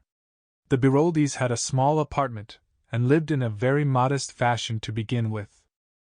But unremarkable though Monsieur Biroldi might be, his wife was plentifully gilded with the brush of romance. Young and good-looking, and gifted withal with a singular charm of manner, Madame Biroldi at once created a stir in the quarter, especially when it began to be whispered that some interesting mystery surrounded her birth. It was rumored that she was the illegitimate daughter of a Russian Grand Duke. Others asserted that it was an Austrian archduke, and that the union was legal, though morganatic. But all stories agreed upon one point, that Jean Biroldi was the center of an interesting mystery. Questioned by the curious, Madame Biroldi did not deny these rumors. On the other hand, she let it be clearly understood that though her lips were sealed, all these stories had a foundation in fact. To intimate friends, she unburdened herself further, spoke of political intrigues, of papers, of obscure dangers that threatened her. There was also much talk of crown jewels that were to be sold secretly, with herself acting as the go-between. Amongst the friends and acquaintances of the Biroldis was a young lawyer, Georges Carnot. It was soon evident that the fascinating Jean had completely enslaved his heart.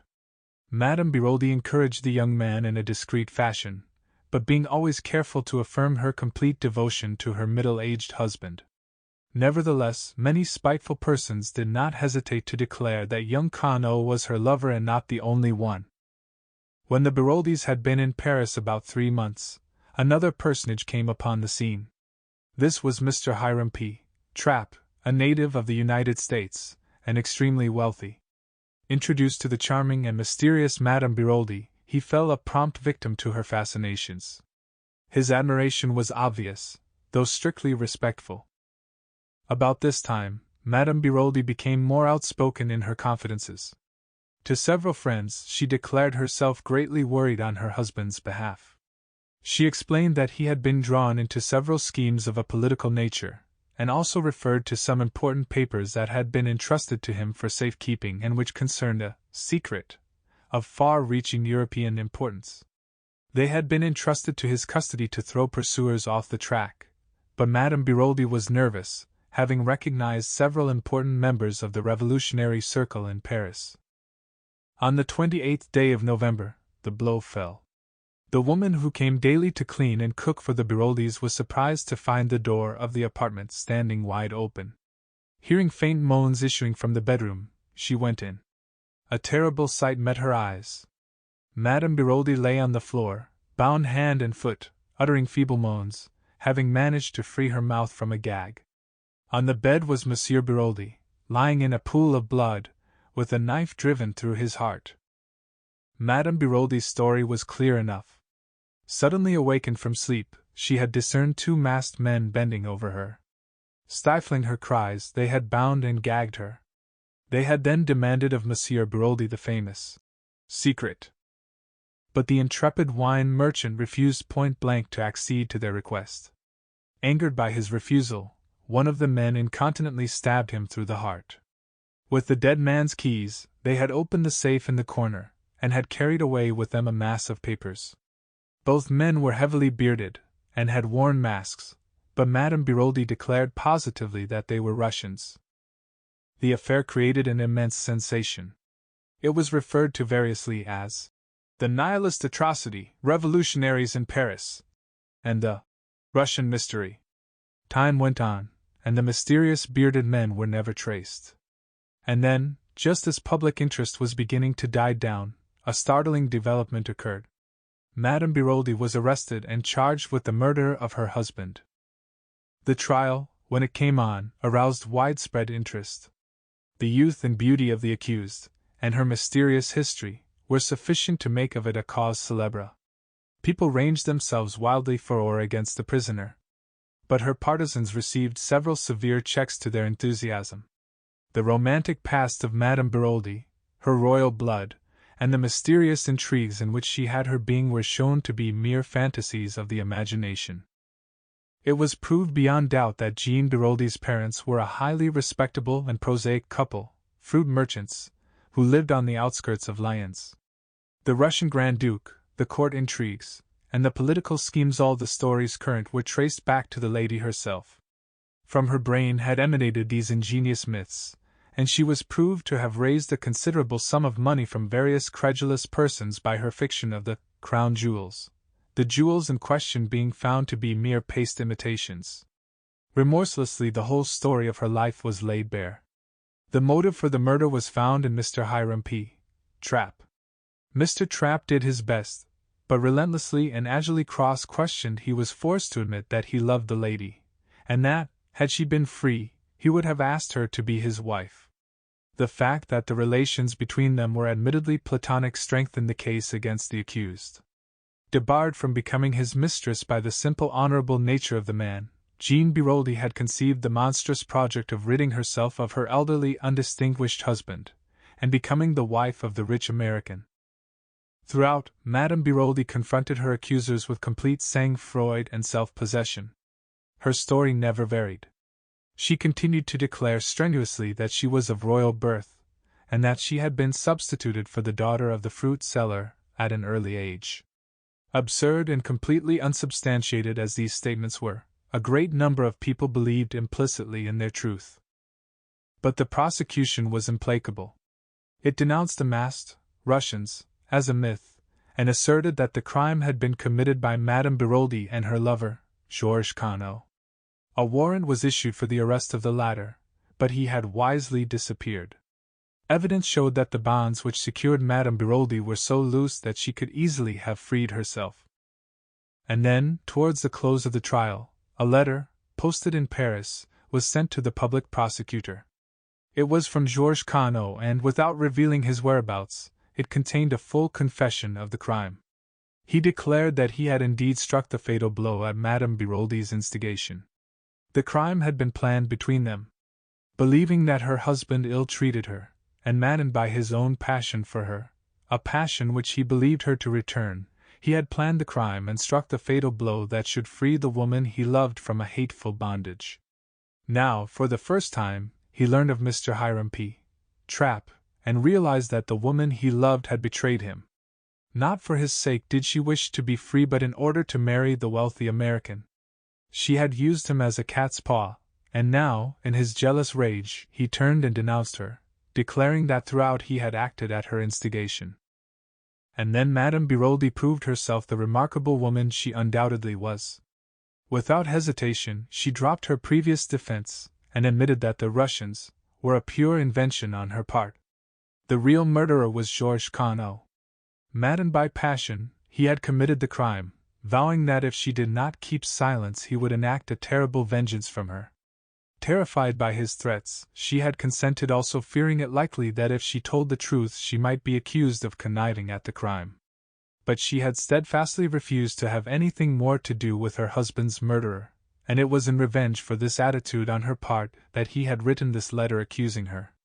She swore solemnly that she had had nothing to do with the planning of the crime, that she had awoke on that memorable night to find Georges Conneau standing over her, the blood-stained knife in his hand. It was a touch-and-go affair. Madame Biroldi's story was hardly credible. But this woman, whose fairy tales of royal intrigues had been so easily accepted, had the supreme art of making herself believed. Her address to the jury was a masterpiece. The tears streaming down her face, she spoke of her child, of her woman's honor, of her desire to keep her reputation untarnished for the child's sake. She admitted that, Georges Conneau having been her lover, she might perhaps be held morally responsible for the crime, but, before God, nothing more. She knew that she had committed a grave fault in not denouncing Conneau to the law, but she declared in a broken voice that that was a thing no woman could have done. She had loved him. Could she let her hand be the one to send him to the guillotine? She had been guilty of much, but she was innocent of the terrible crime imputed to her. However that may have been, her eloquence and personality won the day. Madame Biroldi, amidst a scene of unparalleled excitement, was acquitted. Despite the utmost endeavors of the police, Georges Conneau was never traced. As for Madame Biroldi, nothing more was heard of her. Taking the child with her, she left Paris to begin a new life. 17. We make further investigations. I have set down the Biroldi case in full. Of course, all the details did not present themselves to my memory as I have recounted them here. Nevertheless, I recalled the case fairly accurately. It had attracted a great deal of interest at the time, and had been fully reported by the English papers, so that it did not need much effort of memory on my part to recollect the salient details. Just for the moment, in my excitement, it seemed to clear up the whole matter. I admit that I am impulsive, and Poirot deplores my custom of jumping to conclusions, but I think I had some excuse in this instance. The remarkable way in which this discovery justified Poirot's point of view struck me at once. "Poirot," I said, "I congratulate you. I see everything now." "If that is indeed the truth, I congratulate you, mon ami. For as a rule you are not famous for seeing it, is it not so?" I felt a little annoyed. "Come now, don't rub it in. You've been so confoundedly mysterious all along with your hints and your insignificant details that any one might fail to see what you were driving at." Poirot lit one of his little cigarettes with his usual precision. Then he looked up. "And since you see everything now, mon ami, what exactly is it that you see?" "Why, that it was Madame d'Aubray who murdered Mr. Renauld. The similarity of the two cases proves that beyond a doubt." "Then you consider that Madame d'Aubray was wrongly acquitted? That in actual fact she was guilty of connivance in her husband's murder?" I opened my eyes wide. "But of course. Don't you?" Poirot walked to the end of the room, absent-mindedly straightened a chair, and then said thoughtfully, "Yes, that is my opinion. But there is no of course about it, my friend. Technically speaking, Madame d'Aubray is innocent. Of that crime, perhaps. But not of this." Poirot sat down again, and regarded me, his thoughtful air more marked than ever. "So it is definitely your opinion, Hastings, that Madame d'Aubray murdered M. Renauld?" "Yes." "Why?" He shot the question at me with such suddenness that I was taken aback. "Why?" I stammered. "Why? Oh, because I came to a stop." Poirot nodded his head at me. "You see, you come to a stumbling block at once. Why should Madame d'Aubray, I shall call her that for clearness' sake, murder M. Renauld? We can find no shadow of a motive. She does not benefit by his death. Considered as either mistress or blackmailer, she stands to lose. You cannot have a murder without a motive. The first crime was different. There we had a rich lover waiting to step into her husband's shoes."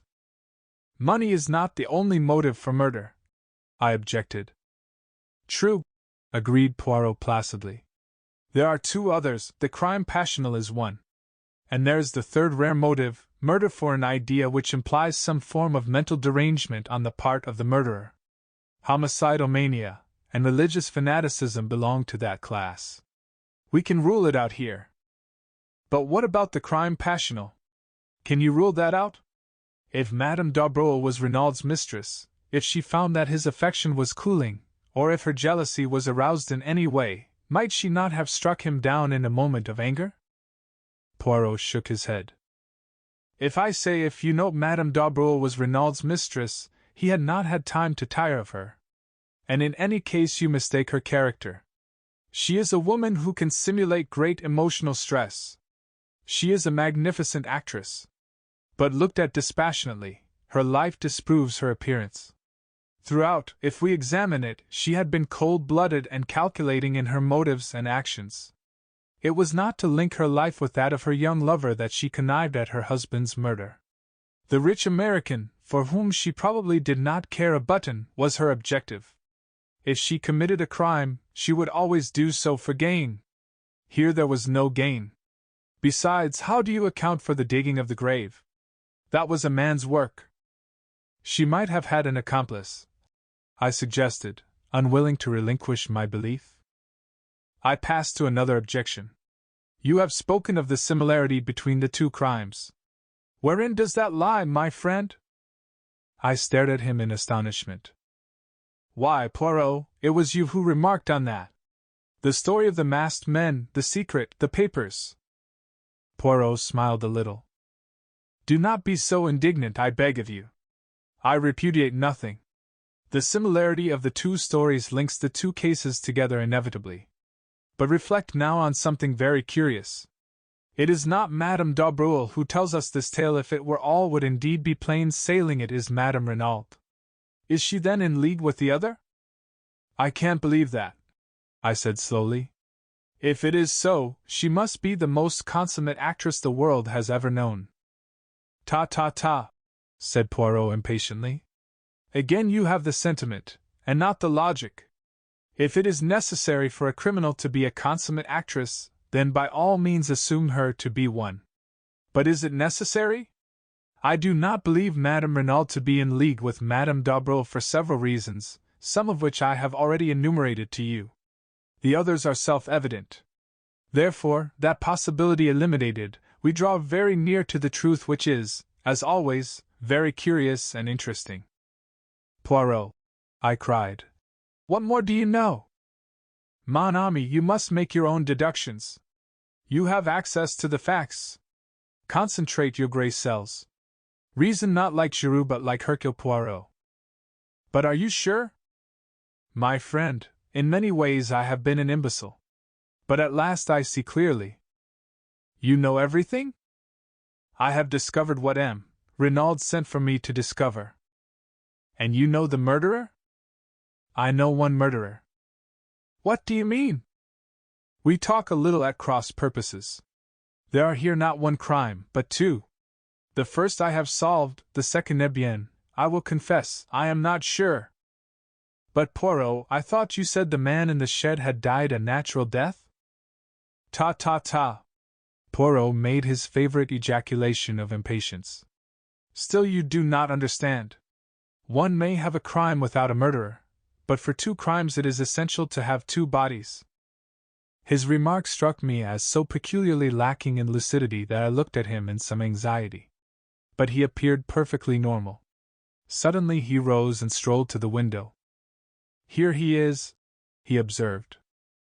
Who? M. Jack Renauld. I sent a note up to the villa to ask him to come here. That changed the course of my ideas, and I asked Poirot if he knew that Jack Renauld had been in Merlinville on the night of the crime. I had hoped to catch my astute little friend napping, but as usual, he was omniscient. He, too, had inquired at the station. And without doubt we are not original in the idea, Hastings. The excellent Giroux, he also has probably made his inquiries. You don't think dash, I said and then stopped. Ah, no, it would be too horrible. Poirot looked inquiringly at me, but I said no more. It had just occurred to me that though there were 7 women directly or indirectly connected with the case, Mrs. Renauld, Madame d'Aubreau and her daughter, the mysterious visitor, and the 3 servants, there was, with the exception of old Auguste who could hardly count, only one man, Jack Renauld. And a man must have dug a grave. I had no time to develop further the appalling idea that had occurred to me, for Jack Renauld was ushered into the room. Poirot greeted him in a business-like manner. Take a seat, monsieur. I regret infinitely to derange you, but you will perhaps understand that the atmosphere of the villa is not too congenial to me. M. Giroux and I do not see eye to eye about everything. His politeness to me has not been striking, and you will comprehend that I do not intend any little discoveries I may make to benefit him in any way. Exactly, M. Poirot, said the lad. That fellow Giroux is an ill-conditioned brute, and I'd be delighted to see some one score at his expense. Then I may ask a little favor of you?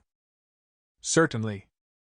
I will ask you to go to the railway station and take a train to the next station along the line à Black. Ask there at the cloak-room whether 2 foreigners deposited a valise there on the night of the murder. It is a small station, and they are almost certain to remember. Will you do this? Of course I will, said the boy, mystified, though ready for the task. I and my friend, you comprehend, have business elsewhere, explained Poirot. There is a train in a quarter of an hour, and I will ask you not to return to the villa, as I have no wish for Giroux to get an inkling of your errand. Very well, I will go straight to the station. He rose to his feet. Poirot's voice stopped him. One moment, M. Renauld, there is one little matter that puzzles me. Why did you not mention to M. Hautet this morning that you were in Merlinville on the night of the crime? Jack Renauld's face went crimson.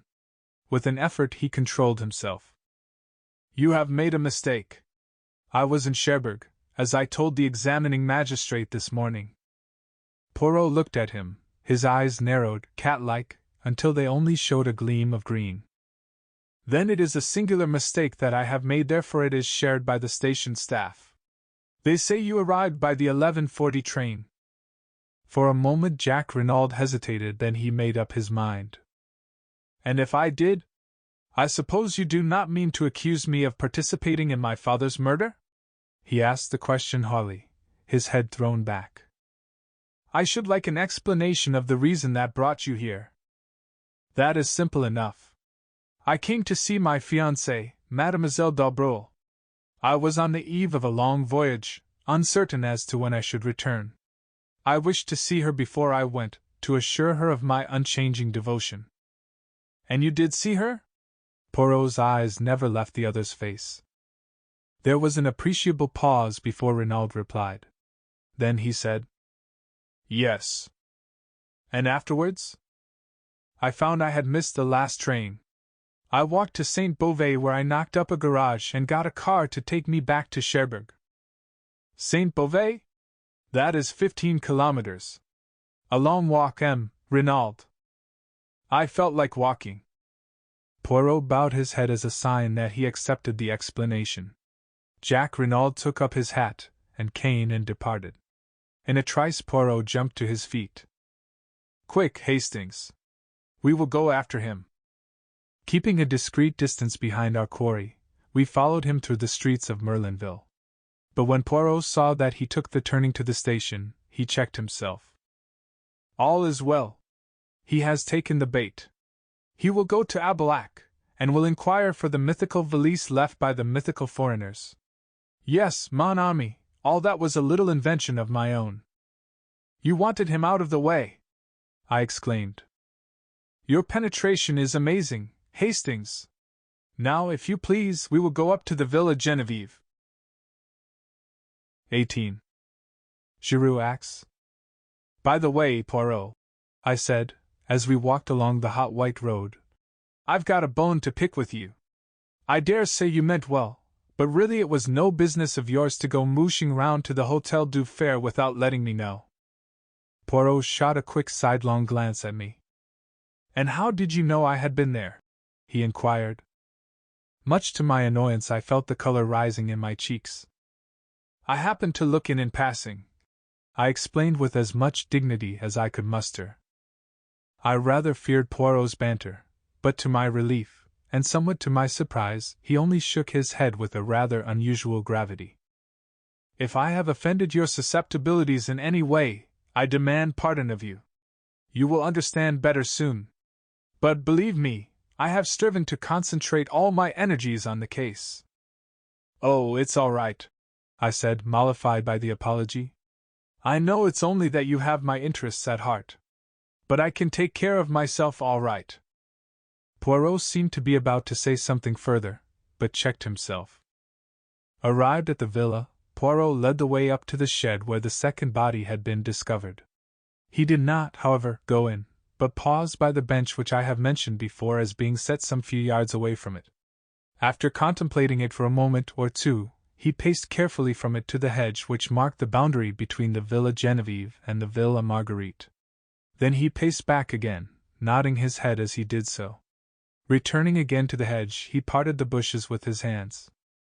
With good fortune, he remarked to me over his shoulder, Mademoiselle Martha may find herself in the garden. I desire to speak to her, and would prefer not to call formally at the Villa Marguerite. Ah, all is well, there she is. PST, mademoiselle. PST. Un moment, s'il vous plaît. I joined him at the moment that Martha d'Aubreuil, looking slightly startled, came running up to the hedge at his call. A little word with you, mademoiselle, if it is permitted? Certainly, Monsieur Poirot. Despite her acquiescence, her eyes looked troubled and afraid. Mademoiselle, do you remember running after me on the road the day that I came to your house with the examining magistrate? You asked me if any one were suspected of the crime. And you told me 2 Chileans. Her voice sounded rather breathless, and her left hand stole to her breast. Will you ask me the same question again, mademoiselle? What do you mean? This. If you were to ask me that question again, I should give you a different answer. Someone is suspected but not a Chilean. Who? The word came faintly between her parted lips. Jack Renauld. What? It was a cry. Jack? Impossible. Who dares to suspect him? Giroux. Giroux! The girl's face was ashy. I am afraid of that man. He is cruel. He will dash. She broke off. There was courage gathering in her face, and determination. I realized in that moment that she was a fighter. Poirot, too, watched her intently. You know, of course, that he was here on the night of the murder? He asked. Yes, she replied mechanically. He told me. It was unwise to have tried to conceal the fact, ventured Poirot. Yes, she replied impatiently. But we cannot waste time on regrets. We must find something to save him. He is innocent, of course, but that will not help him with a man like Giroux who has his reputation to think of. He must arrest someone, and that someone will be Jack. The facts will tell against him, said Poirot. You realize that? She faced him squarely, and used the words I had heard her say in her mother's drawing room. I am not a child, monsieur. I can be brave and look facts in the face. He is innocent, and we must save him. She spoke with a kind of desperate energy, then was silent, frowning as she thought. Mademoiselle, said Poirot, observing her keenly, is there not something that you are keeping back that you could tell us? She nodded perplexedly.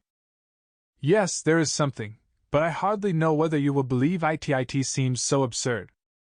At any rate, tell us, mademoiselle. It is this. Giroux sent for me, as an afterthought, to see if I could identify the man in there. She signed with her head towards the shed. I could not. At least I could not at the moment. But since I have been thinking Well? It seems so queer, and yet I am almost sure. I will tell you. On the morning of the day Renauld was murdered, I was walking in the garden here, when I heard a sound of men's voices quarreling. I pushed aside the bushes and looked through. One of the men was Renauld and the other was a tramp, a dreadful-looking creature in filthy rags. He was alternately whining and threatening. I gathered he was asking for money, but at that moment Maman called me from the house, and I had to go. That is all, only I am almost sure that the tramp and the dead man in the shed are one and the same. Poirot uttered an exclamation.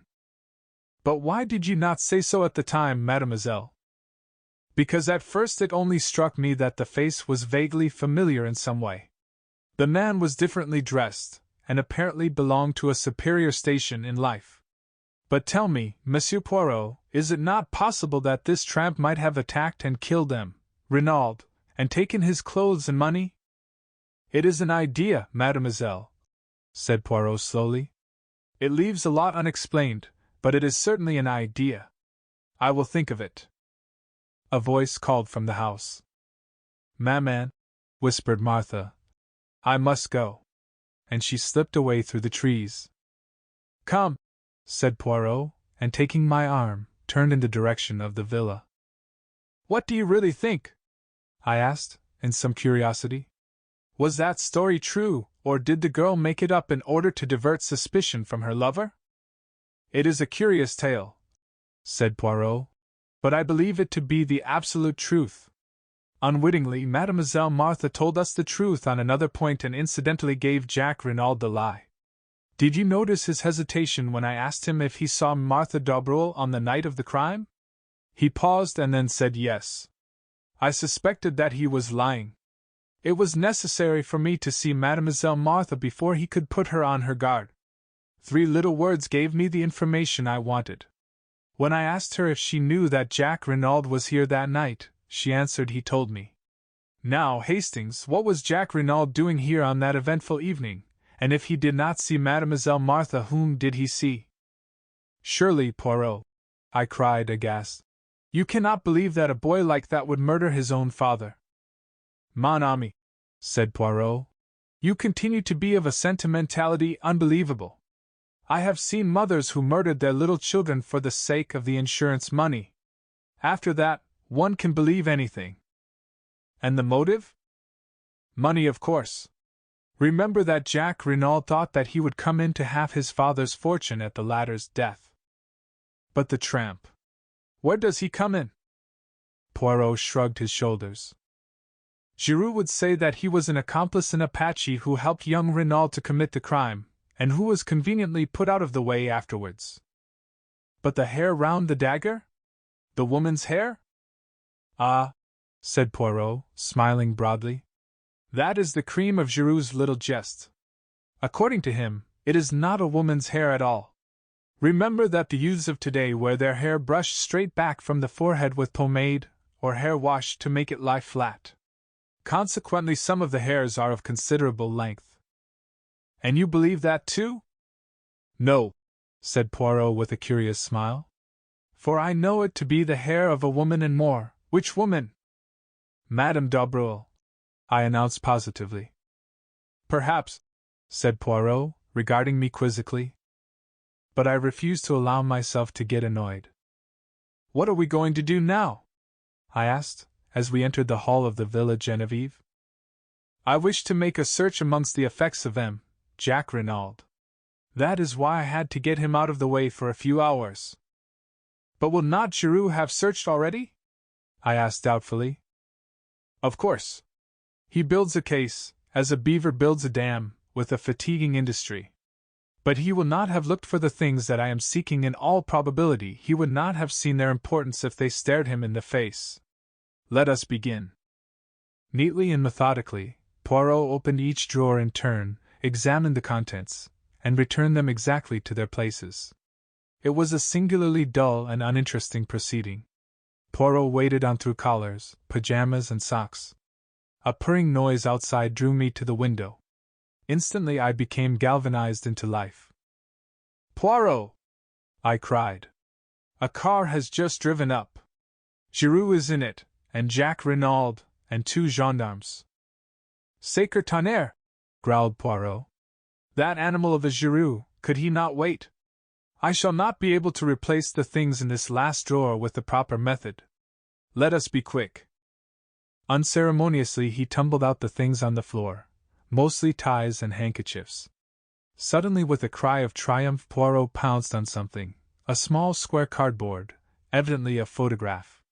Thrusting it into his pocket, he returned the things pell-mell to the drawer, and seizing me by the arm dragged me out of the room and down the stairs.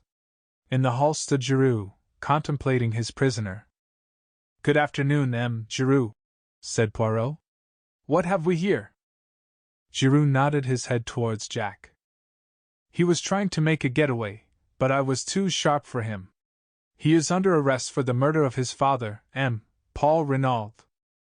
Poirot wheeled to confront the boy who leaned limply against the door, his face ashy pale.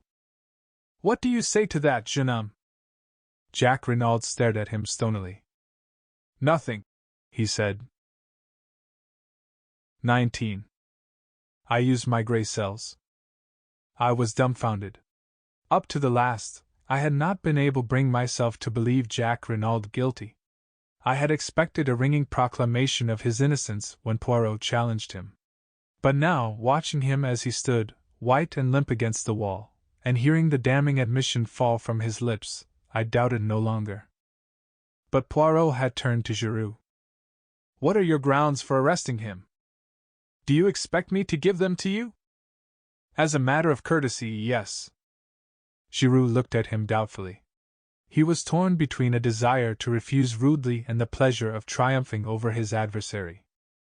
You think I have made a mistake, I suppose? He sneered. It would not surprise me, replied Poirot, with a soupçon of malice. Giroux's face took on a deeper tinge of red. Eh bien, come in here. You shall judge for yourself. He flung open the door of the salon, and we passed in, leaving Jacques Renauld in the care of the 2 other men. Now, Poirot, said Giroux, laying his hat on the table, and speaking with the utmost sarcasm, I will treat you to a little lecture on detective work. I will show you how we moderns work. Bien, said Poirot, composing himself to listen. I will show you how admirably the old guard can listen. And he leaned back and closed his eyes, opening them for a moment to remark. Do not fear that I shall sleep. I will attend most carefully. Of course, began Giroux. I soon saw through all that Chilean tomfoolery. 2 men were in it, but they were not mysterious foreigners. All that was a blind. Very creditable so far, my dear Giroux, murmured Poirot. Especially after that clever trick of theirs with the match and cigarette end. Giroux glared, but continued. A man must have been connected with the case, in order to dig the grave. There is no man who actually benefits by the crime, but there was a man who thought he would benefit. I heard of Jack Renaud's quarrel with his father, and of the threats that he had used. The motive was established. Now as to means. Jack Renauld was in Merlinville that night. He concealed the fact which turned suspicion into certainty. Then we found a second victim stabbed with the same dagger. We know when that dagger was stolen. Captain Hastings here can fix the time. Jack Renauld, arriving from Cherbourg, was the only person who could have taken it. I have accounted for all the other members of the household.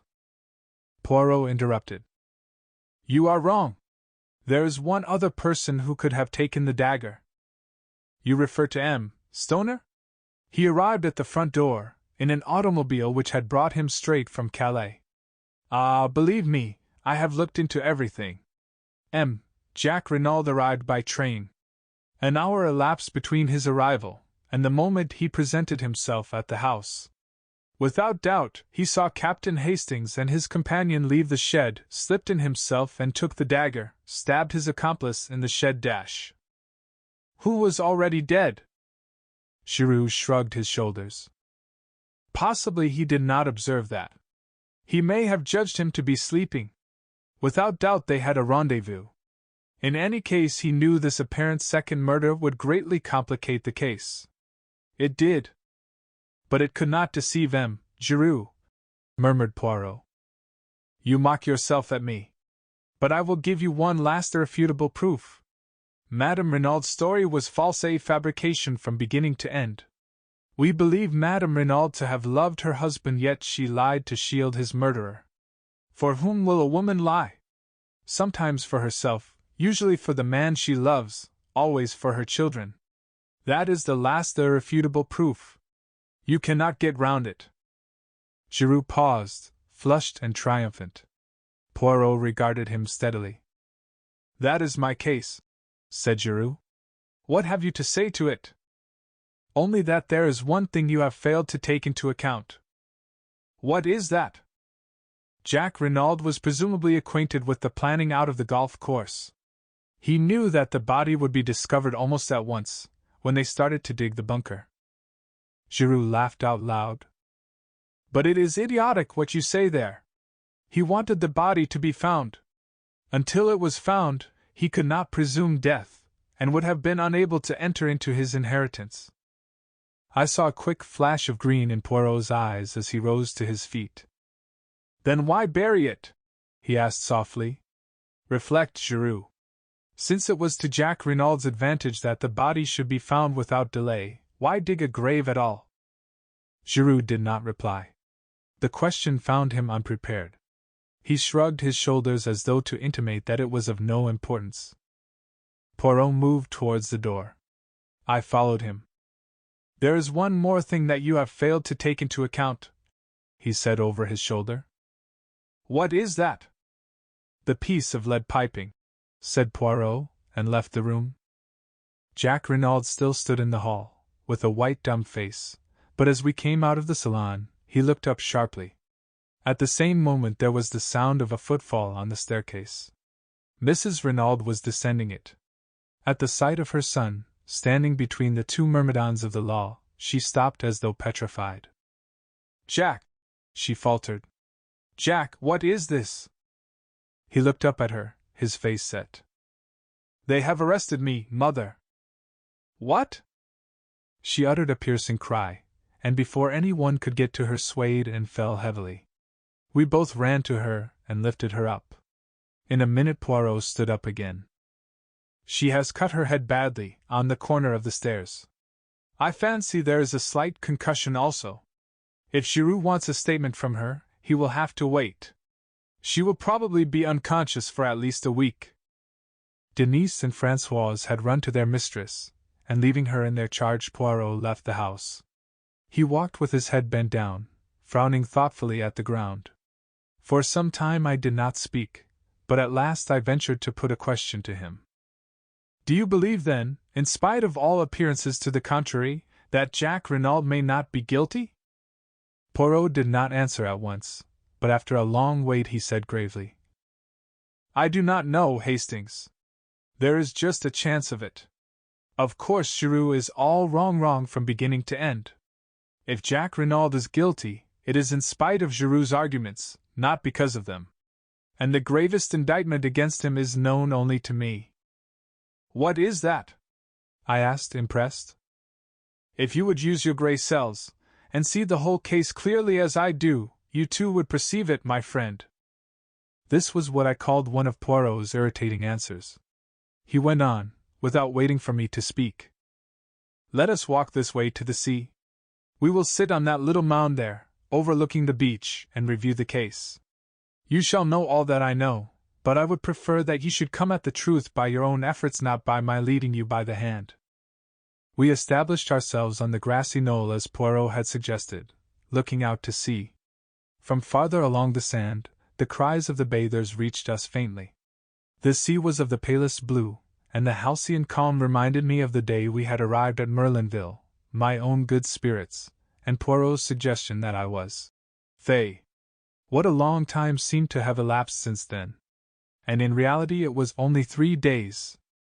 Think, my friend, said Poirot's voice encouragingly. Arrange your ideas. Be methodical. Be orderly.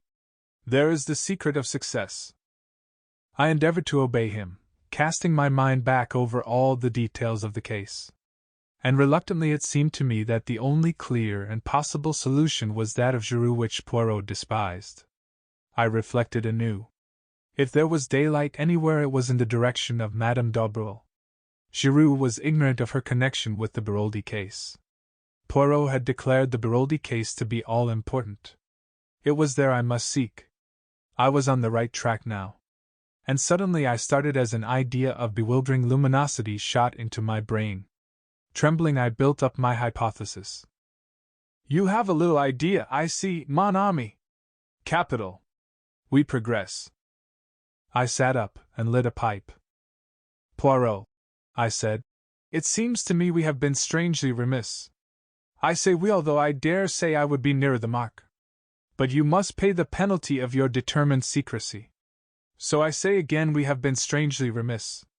There is someone we have forgotten. And who is that? Inquired Poirot, with twinkling eyes. Georges Cano. 20. An amazing statement. The next moment Poirot embraced me warmly. Enfin, you have arrived. And all by yourself. It is superb. Continue your reasoning. You are right. Decidedly we have done wrong to forget Georges Cano. I was so flattered by the little man's approval that I could hardly continue. But at last I collected my thoughts and went on. Georges Cano disappeared 20 years ago, but we have no reason to believe that he is dead. Aucunment, agreed Poirot. Proceed. Therefore we will assume that he is alive. Exactly. Or that he was alive until recently. De mieux en mieux. We will presume, I continued, my enthusiasm rising, that he has fallen on evil days. He has become a criminal, an Apache, a tramp, what you will. He chances to come to Merlinville. There he finds the woman he has never ceased to love. The sentimentality, warned Poirot. Where one hates, one also loves. I quoted or misquoted. At any rate, he finds her there, living under an assumed name. But she has a new lover, the Englishman, Renauld. Georges Cano, the memory of old wrongs rising in him, quarrels with this Renauld. He lies in wait for him as he comes to visit his mistress, and stabs him in the back. Then, terrified at what he has done, he starts to dig a grave. I imagine it likely that Madame d'Aubreuil comes out to look for her lover. She and Cano have a terrible scene. He drags her into the shed, and there suddenly falls down in an epileptic fit. Now supposing Jack Renauld to appear. Madame d'Aubreuil tells him all, points out to him the dreadful consequences to her daughter if this scandal of the past is revived. His father's murderer is dead, let them do their best to hush it up. Jack Renauld consents, goes to the house and has an interview with his mother, winning her over to his point of view. Primed with the story that Madame d'Aubreuil has suggested to him, she permits herself to be gagged and bound. There, Poirot, what do you think of that? I leaned back, flushed with the pride of successful reconstruction. Poirot looked at me thoughtfully. I think that you should write for the cinema, mon ami, he remarked at last. You mean dash? It would make a good film, the story that you have recounted to me there, but it bears no sort of resemblance to everyday life. I admit that I haven't gone into all the details, but dash. You have gone further, you have ignored them magnificently. What about the way the two men were dressed? Do you suggest that after stabbing his victim, Cano removed his suit of clothes, donned it himself, and replaced the dagger? I don't see that matters, I objected rather huffily. He may have obtained clothes and money from Madame d'Aubreuil by threats earlier in the day. By threats, eh? You seriously advance that supposition? Certainly. He could have threatened to reveal her identity to the Renaulds, which would probably have put an end to all hopes of her daughter's marriage. You are wrong, Hastings. He could not blackmail her, for she had the whip hand. Georges Cano, remember, is still wanted for murder. A word from her, and he is in danger of the guillotine. I was forced, rather reluctantly, to admit the truth of this. Your theory, I remarked acidly, is doubtless correct as to all the details? My theory is the truth, said Poirot quietly. And the truth is necessarily correct. In your theory you made a fundamental error. You permitted your imagination to lead you astray with midnight assignations and passionate love scenes. But in investigating crime we must take our stand upon the commonplace. Shall I demonstrate my methods to you? Oh, by all means let us have a demonstration. Poirot sat very upright and began, wagging his forefinger emphatically to emphasize his points. I will start as you started, from the basic fact of Georges Cano. Now the story told by Madame Biroldi in court as to the Russians was admittedly a fabrication. If she was innocent of connivance in the crime, it was concocted by her, and by her only, as she stated. If, on the other hand, she was not innocent, it might have been invented by either her or Georges Cano. Now in this case we are investigating, we meet the same tale. As I pointed out to you, the facts render it very unlikely that Madame d'Aubreuil inspired it. So we turn to the hypothesis that the story had its origin in the brain of Georges Cano. Very good. Georges Cano, therefore, planned the crime with Madame Renauld as his accomplice. She is in the limelight, and behind her is a shadowy figure whose alias is unknown to us. Now let us go carefully over the Renauld case from the beginning, setting down each significant point in its chronological order. You have a notebook and pencil? Good. Now what is the earliest point to note down? The letter to you? That was the first we knew of it, but it is not the proper beginning of the case. The first point of any significance, I should say, is the change that came over M. Renauld shortly after arriving in Merlinville, and which is attested to by several witnesses. We have also to consider his friendship with Madame d'Aubreuil, and the large sums of money paid over to her. From thence we can come directly to the May 23rd. Poirot paused, cleared his throat, and signed to me to write. May 23rd. M. Renauld quarrels with his son over latter's wish to marry Martha d'Aubreuil. Son leaves for Paris. May 24th. M. Renauld alters his will, leaving entire control of his fortune in his wife's hands. June 7th. Quarrel with tramp in garden, witnessed by Martha d'Aubreuil. Letter written to M. Hercule Poirot, imploring assistance. Telegram sent to Jack Renauld, bidding him proceed by the Anzora to Buenos Aires. Chauffeur Masters sent off on a holiday. Visit of a lady that evening. As he is seeing her out, his words are yes, yes, but for God's sake go now. Poirot paused. There, Hastings, take each of those facts one by one, consider them carefully by themselves and in relation to the whole, and see if you do not get new light on the matter. I endeavored conscientiously to do as he had said. After a moment or two, I said rather doubtfully, "As to the first points, the question seems to be whether we adopt the theory of blackmail, or of an infatuation for this woman." "Blackmail, decidedly. You heard what Stoner said as to his character and habits." "Mrs. Renauld did not confirm his view," I argued.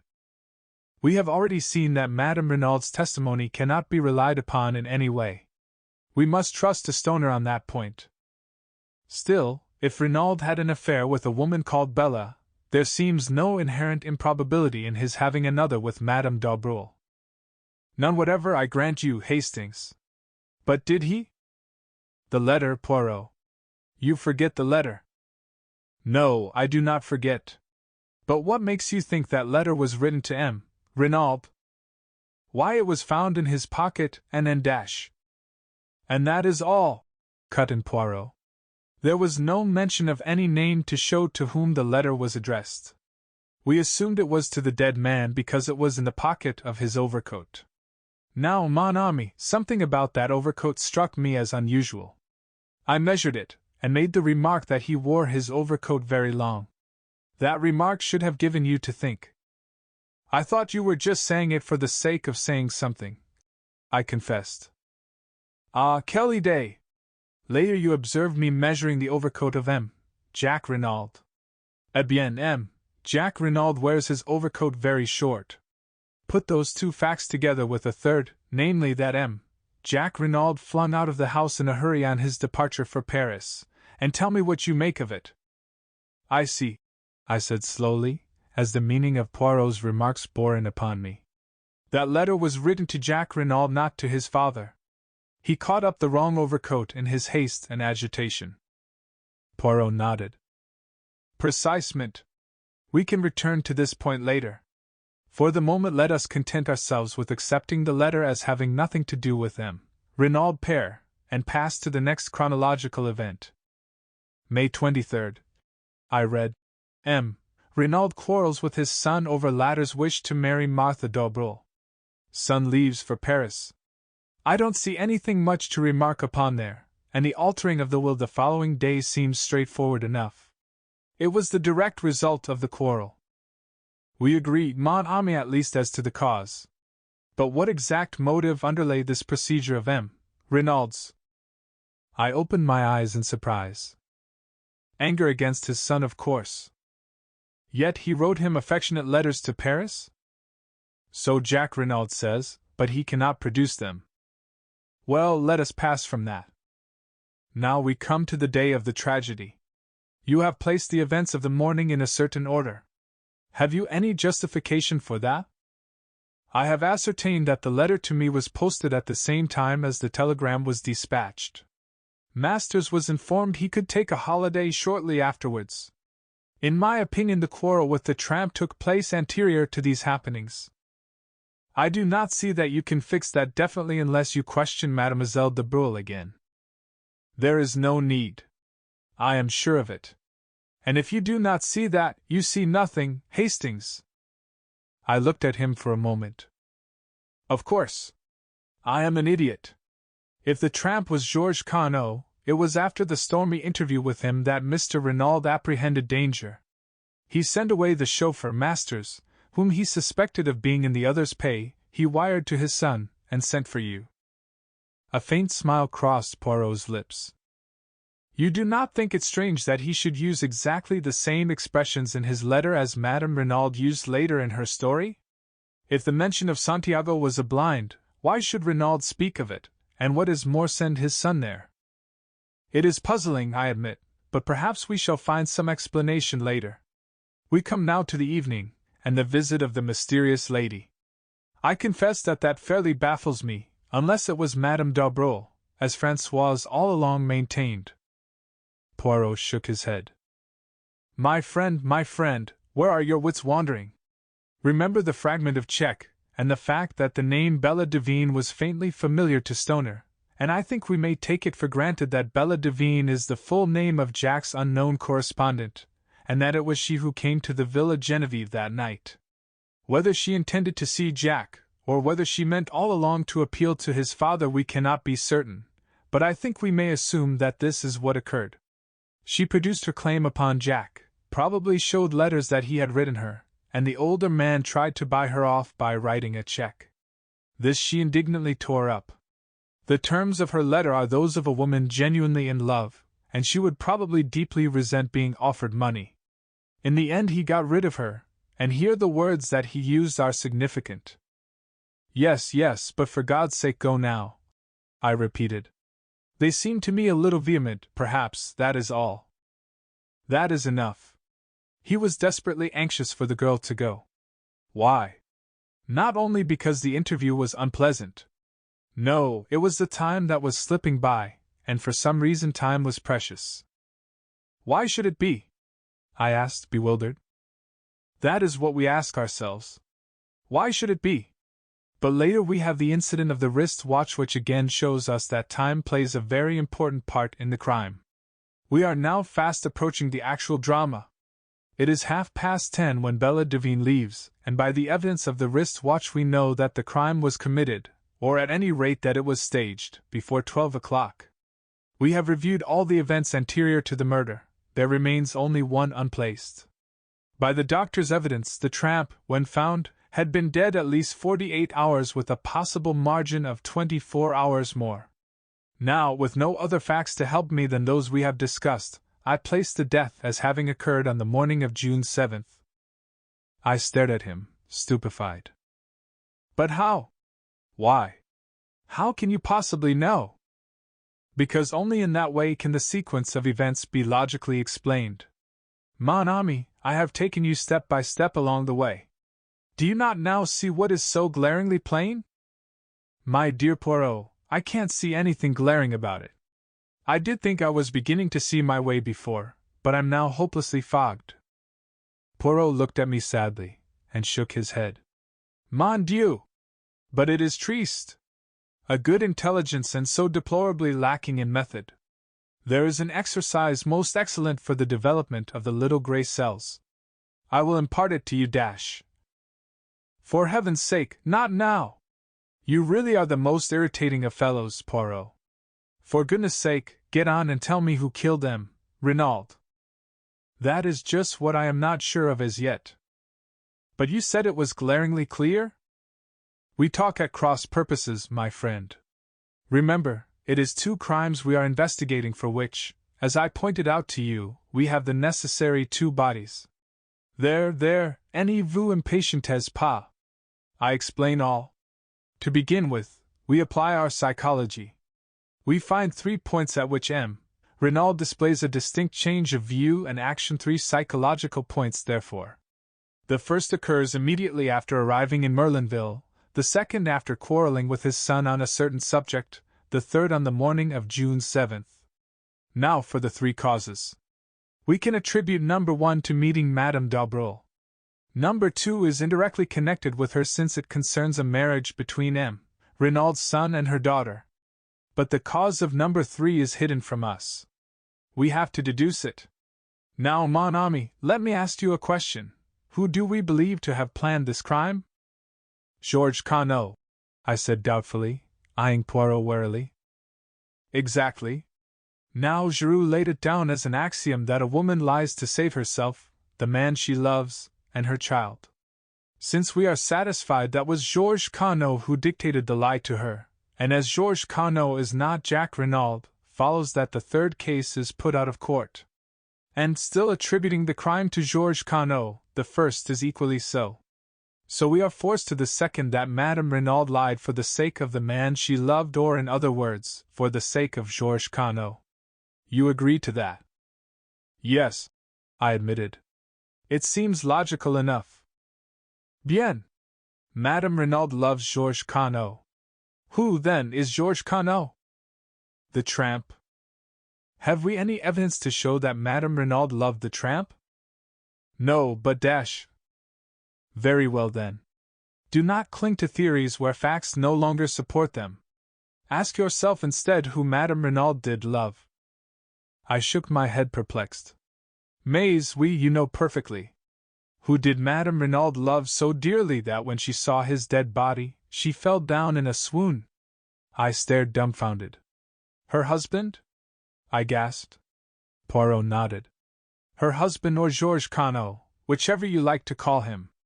I rallied myself. But it's impossible. How impossible? Did we not agree just now that Madame d'Abreuil was in a position to blackmail Georges Cano? Yes, but dash, and did she not very effectively blackmail M. Renauld? That may be true enough, but dash, and is it not a fact that we know nothing of M. Renaud's youth and upbringing? That he springs suddenly into existence as a French-Canadian exactly 22 years ago? All that is so, I said more firmly. But you seem to me to be overlooking one salient point. What is it, my friend? Why, we have admitted Georges Cano planned the crime. That brings us to the ridiculous statement that he planned his own murder. Eh bien, mon ami, said Poirot placidly. That is just what he did do. 21. Hercule Poirot on the case. In a measured voice, Poirot began his exposition. It seems strange to you, mon ami, that a man should plan his own death? So strange that you prefer to reject the truth as fantastic, and to revert to a story that is in reality 10 times more impossible. Yes, M. Renauld planned his own death, but there is one detail that perhaps escapes you: he did not intend to die. I shook my head, bewildered. But no, it is all most simple really, said Poirot kindly. For the crime that M. Renauld proposed, a murderer was not necessary, as I told you, but a body was. Let us reconstruct, seeing events this time from a different angle.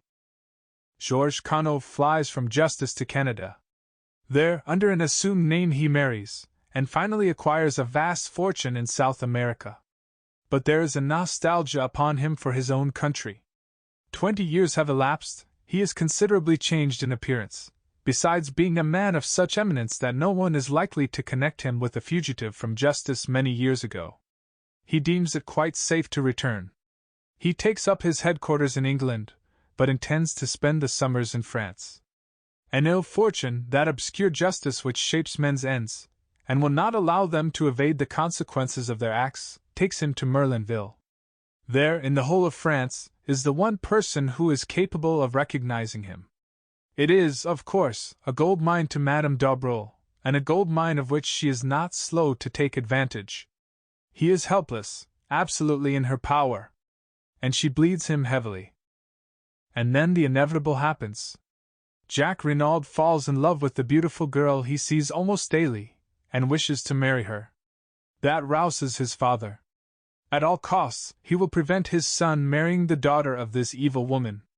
Jacques Renauld knows nothing of his father's past, but Madame Renauld knows everything. She is a woman of great force of character, and passionately devoted to her husband. They take counsel together. Renauld sees only one way of escape: death.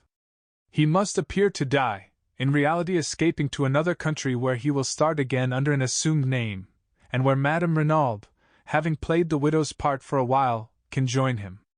It is essential that she should have control of the money, so he alters his will. How they meant to manage the body business originally, I do not know, possibly an art student's skeleton and a fire or something of the kind, but long before their plans have matured an event occurs which plays into their hands. A rough tramp, violent and abusive, finds his way into the garden. There is a struggle. M. Renauld seeks to eject him, and suddenly the tramp, an epileptic, falls down in a fit. He is dead. M. Renauld calls his wife. Together they drag him into the shed. As we know, the event had occurred just outside, and they realize the marvelous opportunity that has been vouchsafed them. The man bears no resemblance to M. Renauld, but he is middle-aged, of a usual French type. That is sufficient. I rather fancy that they sat on the bench up there, out of earshot from the house, discussing matters. Their plan was quickly made. The identification must rest solely on Madame Renaud's evidence. Jacques Renauld and the chauffeur who had been with his master 2 years must be got out of the way. It was unlikely that the French women's servants would go near the body, and in any case Renauld intended to take measures to deceive anyone not likely to appreciate details. Masters was sent off, a telegram dispatched to Jack, Buenos Aires being selected to give credence to the story that Renauld had decided upon.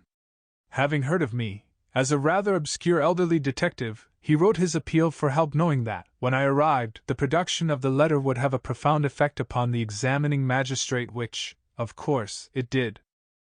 They dressed the body of the tramp in a suit of Renaud's and left his ragged coat and trousers by the door of the shed, not daring to take them into the house.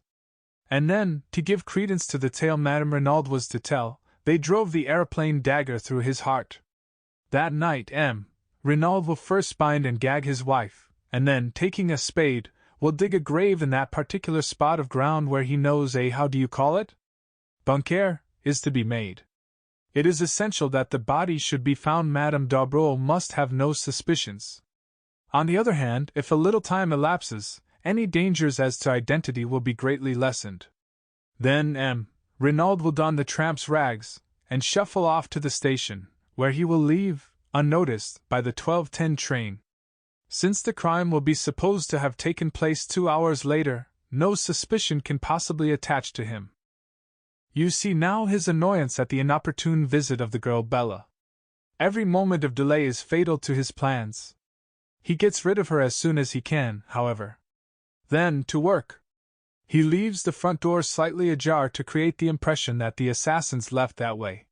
He binds and gags Madame Renauld, correcting his mistake of 22 years ago, when the looseness of the bonds caused suspicion to fall upon his accomplice, but leaving her primed with essentially the same story as he had invented before, proving the unconscious recoil of the mind against originality. The night is chilly, and he slips on an overcoat over his underclothing, intending to cast it into the grave with the dead man. He goes out by the window, smoothing over the flower bed carefully, and thereby furnishing the most positive evidence against himself. He goes out onto the lonely golf links, and he digs and then dash. Yes? And then, said Poirot gravely, the justice that he has so long eluded overtakes him. An unknown hand stabs him in the back. Now, Hastings, you understand what I mean when I talk of 2 crimes. The first crime, the crime that Renauld, in his arrogance, asked us to investigate, but he made a famous mistake there. He misjudged Hercule Poirot. Is solved. But behind it lies a deeper riddle. And to solve that will be difficult, since the criminal in his wisdom has been content to avail himself of the devices prepared by Renauld. It has been a particularly perplexing and baffling mystery to solve. A young hand like Giroux, who does not place any reliance on the psychology, is almost certain to fail. You're marvelous, Poirot, I said with admiration. Absolutely marvelous. No one on earth but you could have done it. I think my praise pleased him. For once in his life, he looked almost embarrassed. Then you no longer despise poor old Papa Poirot? You shift your allegiance back from the human foxhound? His term for Giroux never failed to make me smile. Rather. You've scored over him handsomely. That poor Giroux, said Poirot, trying unsuccessfully to look modest. Without doubt it is not all stupidity. He has had la mauvaise chance once or twice. That dark hair coiled round the dagger, for instance. To say the least, it was misleading. To tell you the truth, Poirot, I said slowly, even now I don't quite see whose hair was it. Madame Renaud's, of course. That is where la mauvaise chance came in. Her hair, dark originally, is almost completely silvered. It might just as easily have been a grey hair, and then, by no conceivable effort could Giroux have persuaded himself it came from the head of Jack Renauld. But it is all of a piece. Always the facts must be twisted to fit the theory. Did not Giroux find the traces of 2 persons, a man and a woman, in the shed? And how does that fit in with his reconstruction of the case? I will tell you it does not fit in, and so we shall hear no more of them. I ask you, is that a methodical way of working? The great Giroux is nothing but a toy balloon swollen with its own importance. But I, Hercule Poirot, whom he despises, will be the little pin that pricks the big balloon come ca. And he made an expressive gesture. Then, calming down, he resumed. Without doubt, when Madame Renauld recovers, she will speak. The possibility of her son being accused of the murder never occurred to her. How should it, when she believed him safely at sea on board the Anzora? Ah! Voilà une femme, Hastings! What force, what self-command! She only made one slip. On his unexpected return, it does not matter now. And no one noticed, no one realized the significance of those words. What a terrible part she has had to play, poor woman! Imagine the shock when she goes to identify the body and, instead of what she expects, sees the actual lifeless form of the husband she has believed miles away by now. No wonder she fainted! But since then, despite her grief and her despair, how resolutely she has played her part, and how the anguish of it must wring her. She cannot say a word to set us on the track of the real murderers. For her son's sake, no one must know that Paul Renauld was Georges Carnot, the criminal. Final and most bitter blow, she has admitted publicly that Madame d'Aubreuil was her husband's mistress, for a hint of blackmail might be fatal to her secret. How cleverly she dealt with the examining magistrate when he asked her if there was any mystery in her husband's past life. Nothing so romantic, I am sure, le Juge. It was perfect, the indulgent tone, the soupçon of sad mockery. At once Hautet felt himself foolish and melodramatic. Yes, she is a great woman. If she loved a criminal, she loved him royally. Poirot lost himself in contemplation. One thing more, Poirot, what about the piece of lead piping? You do not see? To disfigure the victim's face so that it would be unrecognizable. It was that which first set me on the right track. And that imbecile of a Giroux, swarming all over it to look for match ends. Did I not tell you that a clue of 2 feet long was quite as good as a clue of 2 inches? Well, Giroux will sing small now, I observed hastily, to lead the conversation away from my own shortcomings. As I said before, will he? If he has arrived at the right person by the wrong method, he will not permit that to worry him. But surely I paused as I saw the new trend of things. You see, Hastings, we must now start again. Who killed them, Renauld?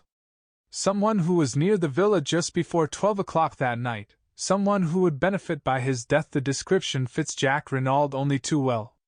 The crime need not have been premeditated. And then the dagger! I started, I had not realized that point. Of course, I said. The second dagger we found in the tramp was Mrs. Renaud's. There were 2 then. Certainly, and since they were duplicates, it stands to reason that Jack Renauld was the owner. But that would not trouble me so much. In fact, I have a little idea as to that. No, the worst indictment against him is against psychological heredity, mon ami, heredity. Like father, like son, Jack Renauld, when all is said or done, is the son of Georges Carnot. His tone was grave and earnest, and I was impressed in spite of myself. What is your little idea that you mentioned just now? I asked.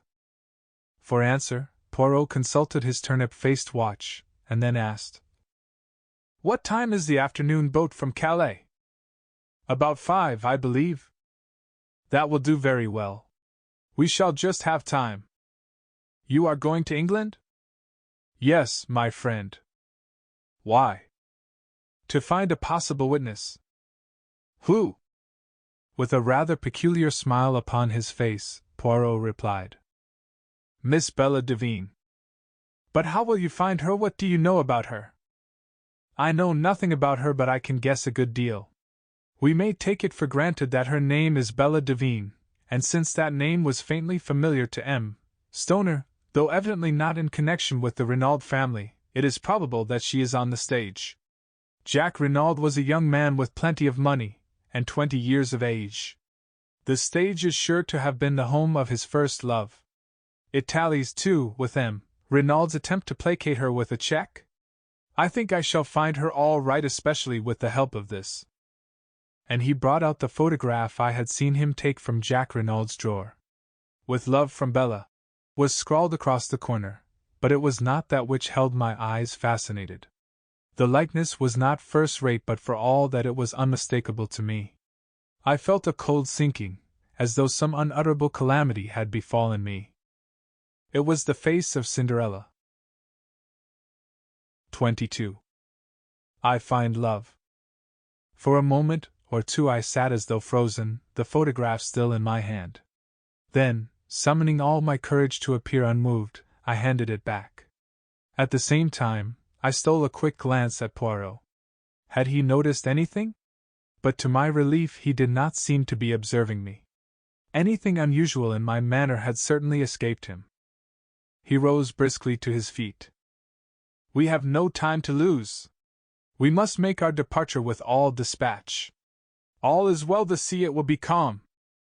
In the bustle of departure, I had no time for thinking, but once on board the boat, secure from Poirot's observation, he, as usual, was practicing the method most excellent of la Vergueil.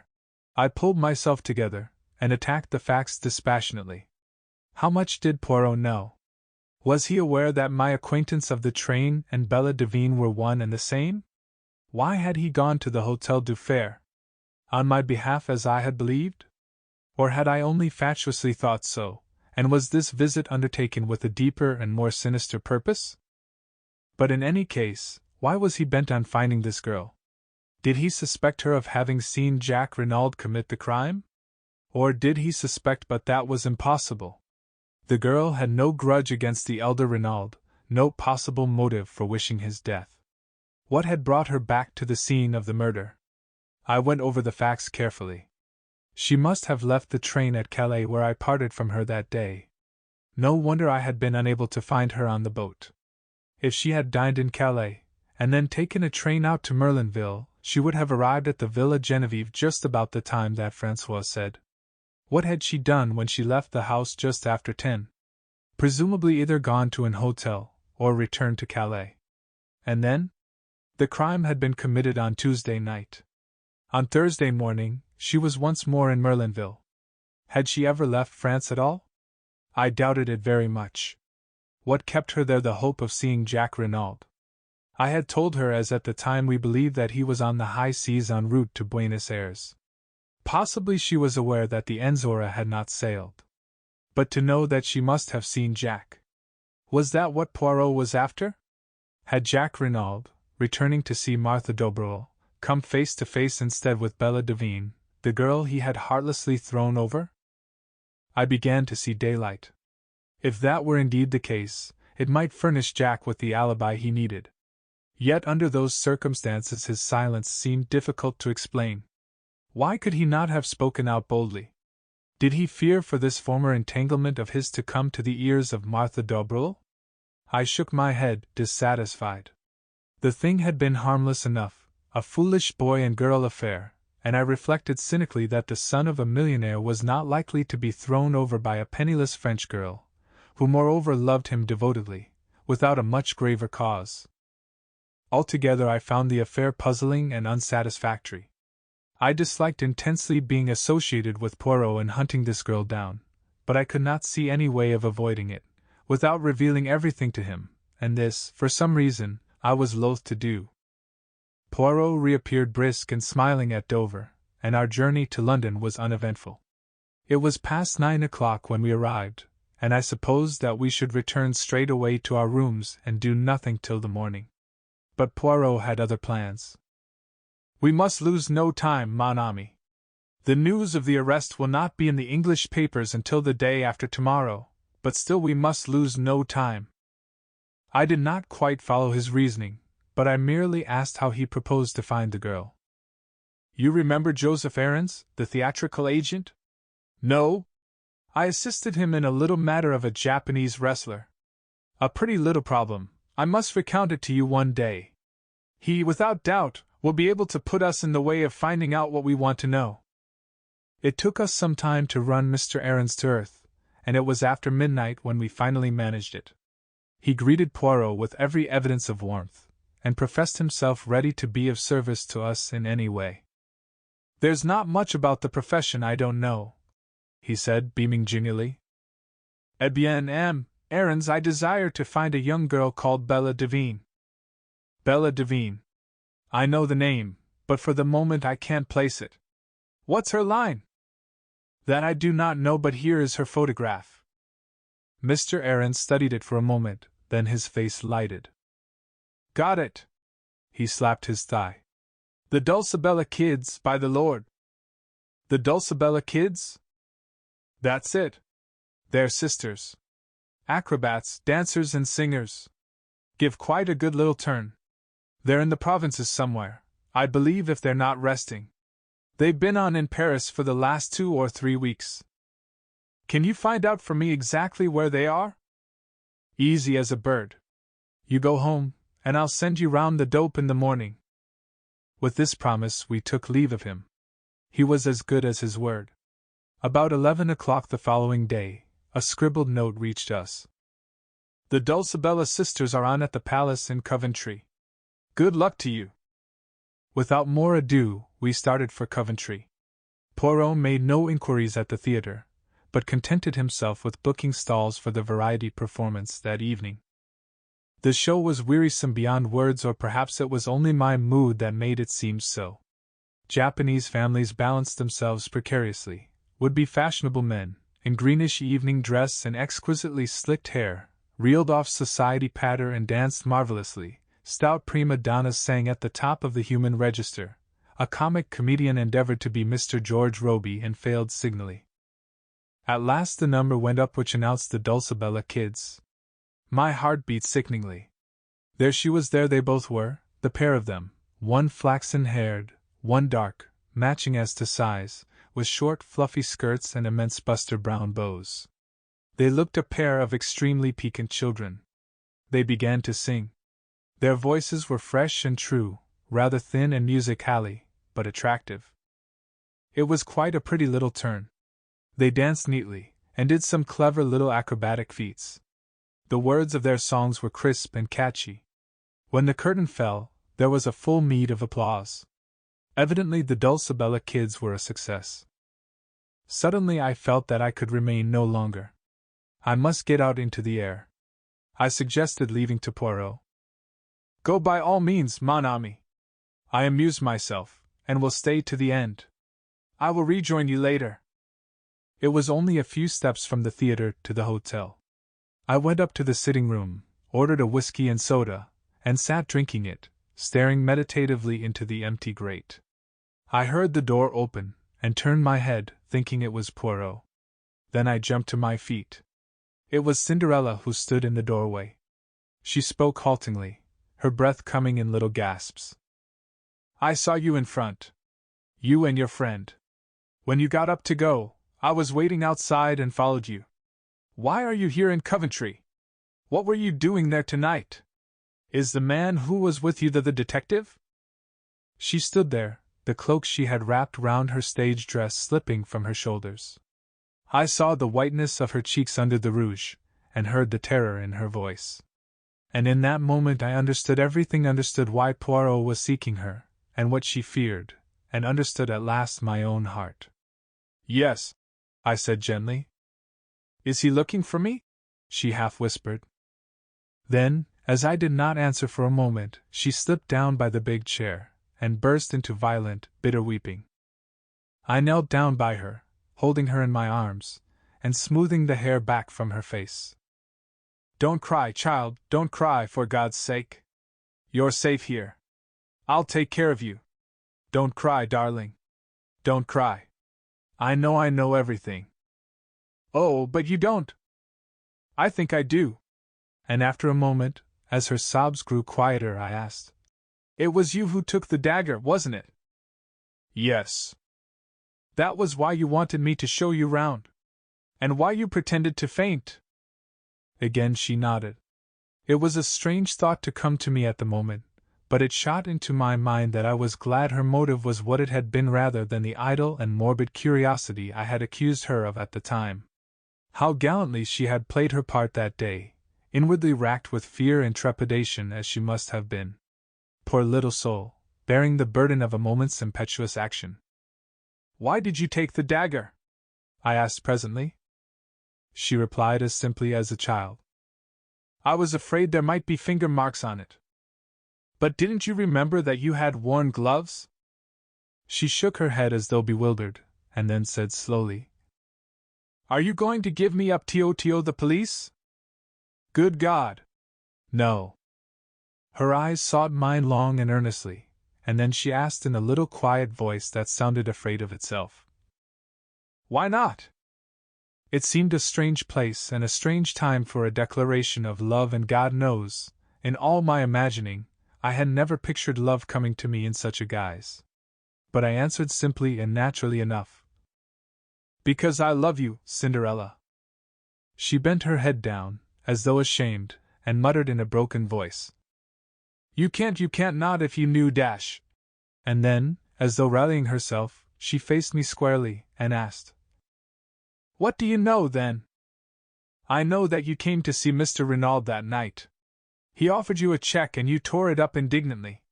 Then you left the house dash. I paused. Go on, what next? I don't know whether you knew that Jack Renauld would be coming that night, or whether you just waited about on the chance of seeing him, but you did wait about. Perhaps you were just miserable, and walked aimlessly, but at any rate just before 12 you were still near there, and you saw a man on the golf links dash. Again I paused. I had leapt to the truth in a flash as she entered the room, but now the picture rose before me even more convincingly.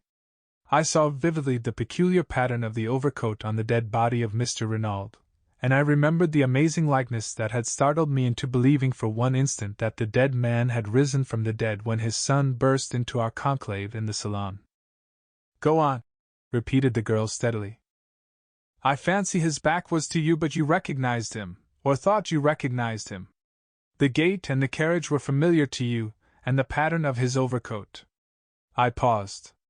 You told me in the train on the way from Paris that you had Italian blood in your veins, and that you had nearly got into trouble once with it. You used a threat in one of your letters to Jack Renauld. When you saw him there, your anger and jealousy drove you mad and you struck. I don't believe for a minute that you meant to kill him. But you did kill him, Cinderella. She had flung up her hands to cover her face, and in a choked voice she said, You're right. You're right. I can see it all as you tell it. Then she turned on me almost savagely. And you love me? Knowing what you do, how can you love me? I don't know, I said a little wearily. I think love is like that a thing one cannot help. I have tried, I know, ever since the first day I met you. And love has been too strong for me. And then suddenly, when I least expected it, she broke down again, casting herself down on the floor and sobbing wildly. Oh, I can't, she cried. I don't know what to do. I don't know which way to turn. Oh, pity me, someone, and tell me what to do. Again I knelt by her, soothing her as best I could. Don't be afraid of me, Bella. For God's sake, don't be afraid of me. I love you, that's true, but I don't want anything in return. Only let me help you. Love him still if you have to, but let me help you as he can't. It was as though she had been turned to stone by my words. She raised her head from her hands and stared at me. You think that? She whispered. You think that I love Jack Renauld? Then, half laughing, half crying, she flung her arms passionately round my neck, and pressed her sweet wet face to mine. Not as I love you, she whispered. Never as I love you. Her lips brushed my cheek, and then, seeking my mouth, kissed me again and again with a sweetness and fire beyond belief. The wildness of it and the wonder, I shall not forget, no, not as long as I live. It was a sound in the doorway that made us look up. Poirot was standing there looking at us. I did not hesitate. With a bound I reached him and pinioned his arms to his sides. Quick, I said to the girl. Get out of here. As fast as you can. I'll hold him. With one look at me, she fled out of the room past us. I held Poirot in a grip of iron. Mon ami, observed the latter mildly. You do this sort of thing very well. The strong man holds me in his grasp and I am helpless as a child. But all this is uncomfortable and slightly ridiculous. Let us sit down and be calm. You won't pursue her? Mon Dieu! No. Am I Giroux? Release me, my friend. Keeping a suspicious eye upon him, for I paid Poirot the compliment of knowing that I was no match for him in astuteness, I relaxed my grip, and he sank into an armchair, feeling his arms tenderly. It is that you have the strength of a bull when you are roused, Hastings. Eh bien, and do you think you have behaved well to your old friend? I show you the girl's photograph and you recognize it, but you never say a word. There was no need if you knew that I recognized it, I said rather bitterly. So Poirot had known all along. I had not deceived him for an instant. Ta! You did not know that I knew that. And tonight you helped the girl to escape when we have found her with so much trouble. Eh bien! It comes to this: are you going to work with me or against me, Hastings? For a moment or two I did not answer. To break with my old friend gave me great pain. Yet I must definitely range myself against him. Would he ever forgive me, I wondered? He had been strangely calm so far, but I knew him to possess marvelous self-command. Poirot, I said, I'm sorry. I admit I behaved badly to you over this. But sometimes one has no choice. And in future I must take my own line. Poirot nodded his head several times. I understand, he said. The mocking light had quite died out of his eyes, and he spoke with a sincerity and kindness that surprised me. It is that, my friend, is it not? It is love that has come not as you imagined it, all cock-a-hoop with fine feathers, but sadly, with bleeding feet. Well, I warned you. When I realized that this girl must have taken the dagger, I warned you. Perhaps you remember. But already it was too late. But tell me, how much do you know? I met his eyes squarely. Nothing that you could tell me would be any surprise to me, Poirot. Understand that. But in case you think of resuming your search for Miss Devine, I should like you to know one thing clearly. If you have any idea that she was concerned in the crime, or was the mysterious lady who called upon Mr. Renauld that night, you are wrong. I traveled home from France with her that day, and parted from her at Victoria that evening, so that it is clearly impossible for her to have been in Merlinville. Ah! Poirot looked at me thoughtfully. And you would swear to that in a court of law? Most certainly I would. Poirot rose and bowed. Mon ami! Vive l'amour! It can perform miracles. It is decidedly ingenious what you have thought of there. It defeats even Hercule Poirot. 23. Difficulties ahead. After a moment of stress, such as I have just described, reaction is bound to set in. I retired to rest that night on a note of triumph, but I awoke to realize that I was by no means out of the wood. True, I could see no flaw in the alibi I had so suddenly conceived. I had but to stick to my story, and I failed to see how Bella could be convicted in face of it. It was not as though there was any old friendship between us that could be raked up, and which might lead them to suspect that I was committing perjury. It could be proved that in actual fact I had only seen the girl on 3 occasions. No, I was still satisfied with my idea had not even Poirot admitted that it defeated him. But there I felt the need of treading warily. All very well for my little friend to admit himself momentarily nonplussed. I had far too much respect for his abilities to conceive of him as being content to remain in that position. I had a very humble opinion of my wits when it came to matching them against his. Poirot would not take defeat lying down. Somehow or other, he would endeavor to turn the tables on me, and that in the way, and at the moment, when I least expected it. We met at breakfast the following morning as though nothing had happened. Poirot's good temper was imperturbable, yet I thought I detected a film of reserve in his manner which was new. After breakfast, I announced my intention of going out for a stroll. A malicious gleam shot through Poirot's eyes. If it is information you seek, you need not be at the pains of deranging yourself. I can tell you all you wish to know. The Dulcibella sisters have cancelled their contract, and have left Coventry for an unknown destination. Is that really so, Poirot? You can take it from me, Hastings. I made inquiries the first thing this morning. After all, what else did you expect? True enough, Nothing else could be expected under the circumstances. Cinderella had profited by the slight start I had been able to assure her, and would certainly not lose a moment in removing herself from the reach of the pursuer. It was what I had intended and planned. Nevertheless, I was aware of being plunged into a network of fresh difficulties. I had absolutely no means of communicating with the girl, and it was vital that she should know the line of defense that had occurred to me, and which I was prepared to carry out. Of course, it was possible that she might try to send word to me in some way or another, but I hardly thought it likely. She would know the risk she ran of a message being intercepted by Poirot, thus setting him on her track once more. Clearly, her only course was to disappear utterly for the time being. But in the meantime, what was Poirot doing? I studied him attentively. He was wearing his most innocent air, and staring meditatively into the far distance. He looked altogether too placid and supine to give me reassurance. I had learned, with Poirot, that the less dangerous he looked, the more dangerous he was. His quiescence alarmed me.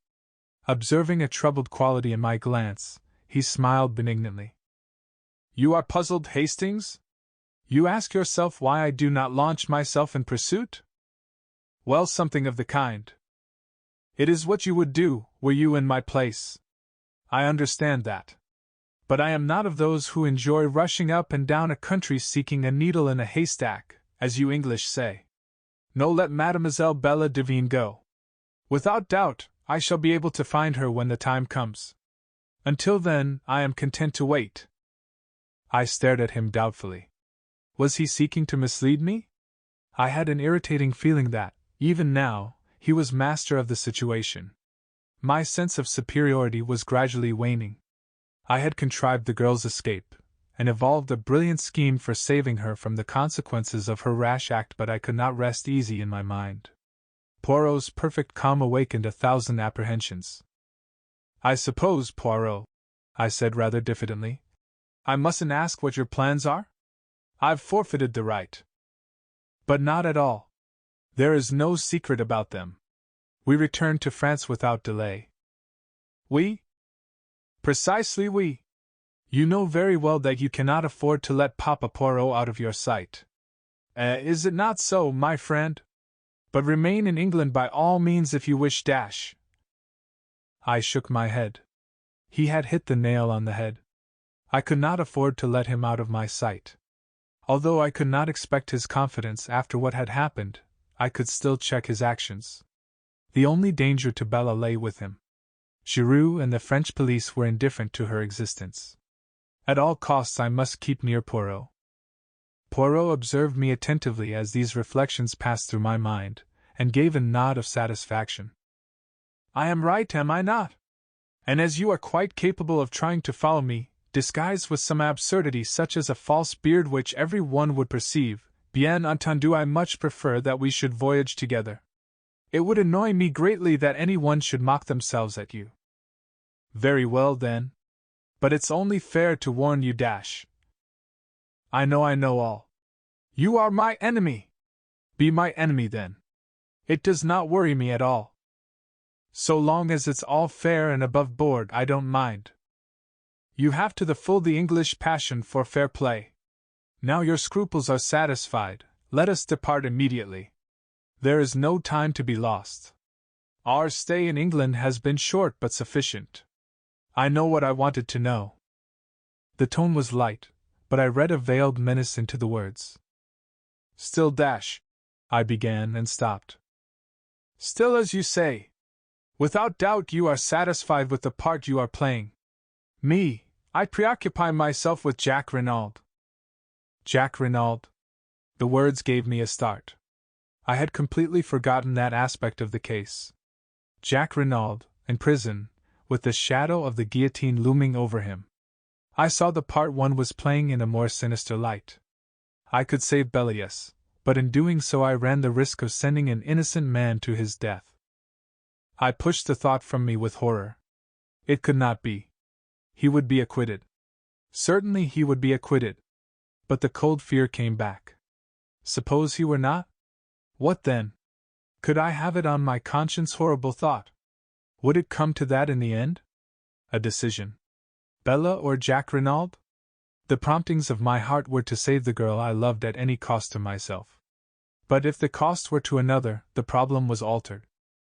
What would the girl herself say? I remembered that no word of Jack Renaud's arrest had passed my lips. As yet she was in total ignorance of the fact that her former lover was in prison charged with a hideous crime which he had not committed. When she knew, how would she act? Would she permit her life to be saved at the expense of his? Certainly she must do nothing rash. Jack Renauld might, and probably would, be acquitted without any intervention on her part. If so, good. But if he was not? That was the terrible, the unanswerable problem. I fancied that she ran no risk of the extreme penalty. The circumstances of the crime were quite different in her case. She could plead jealousy and extreme provocation, and her youth and beauty would go for much.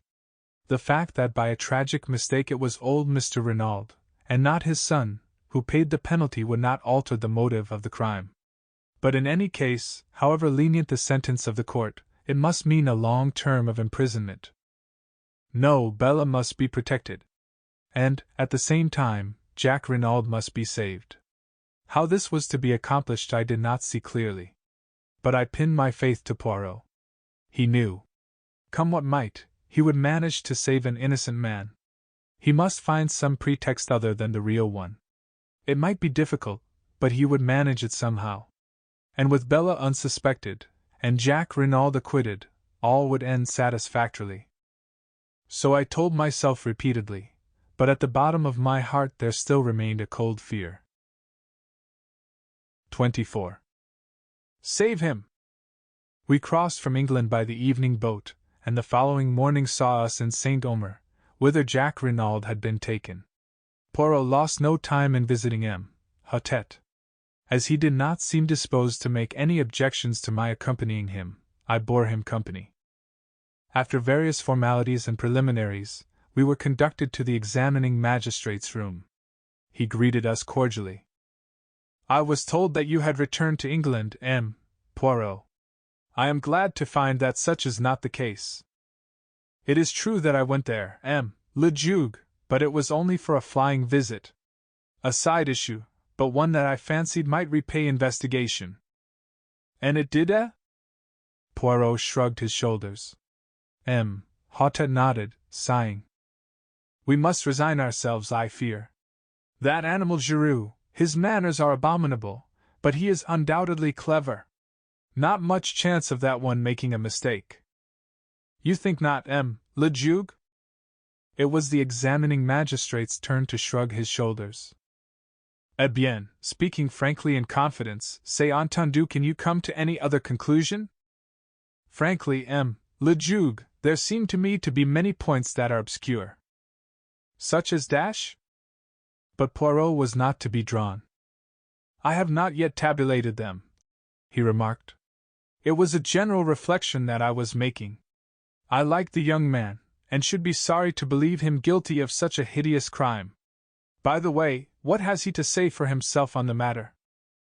The magistrate frowned. I cannot understand him. He seems incapable of putting up any sort of defense.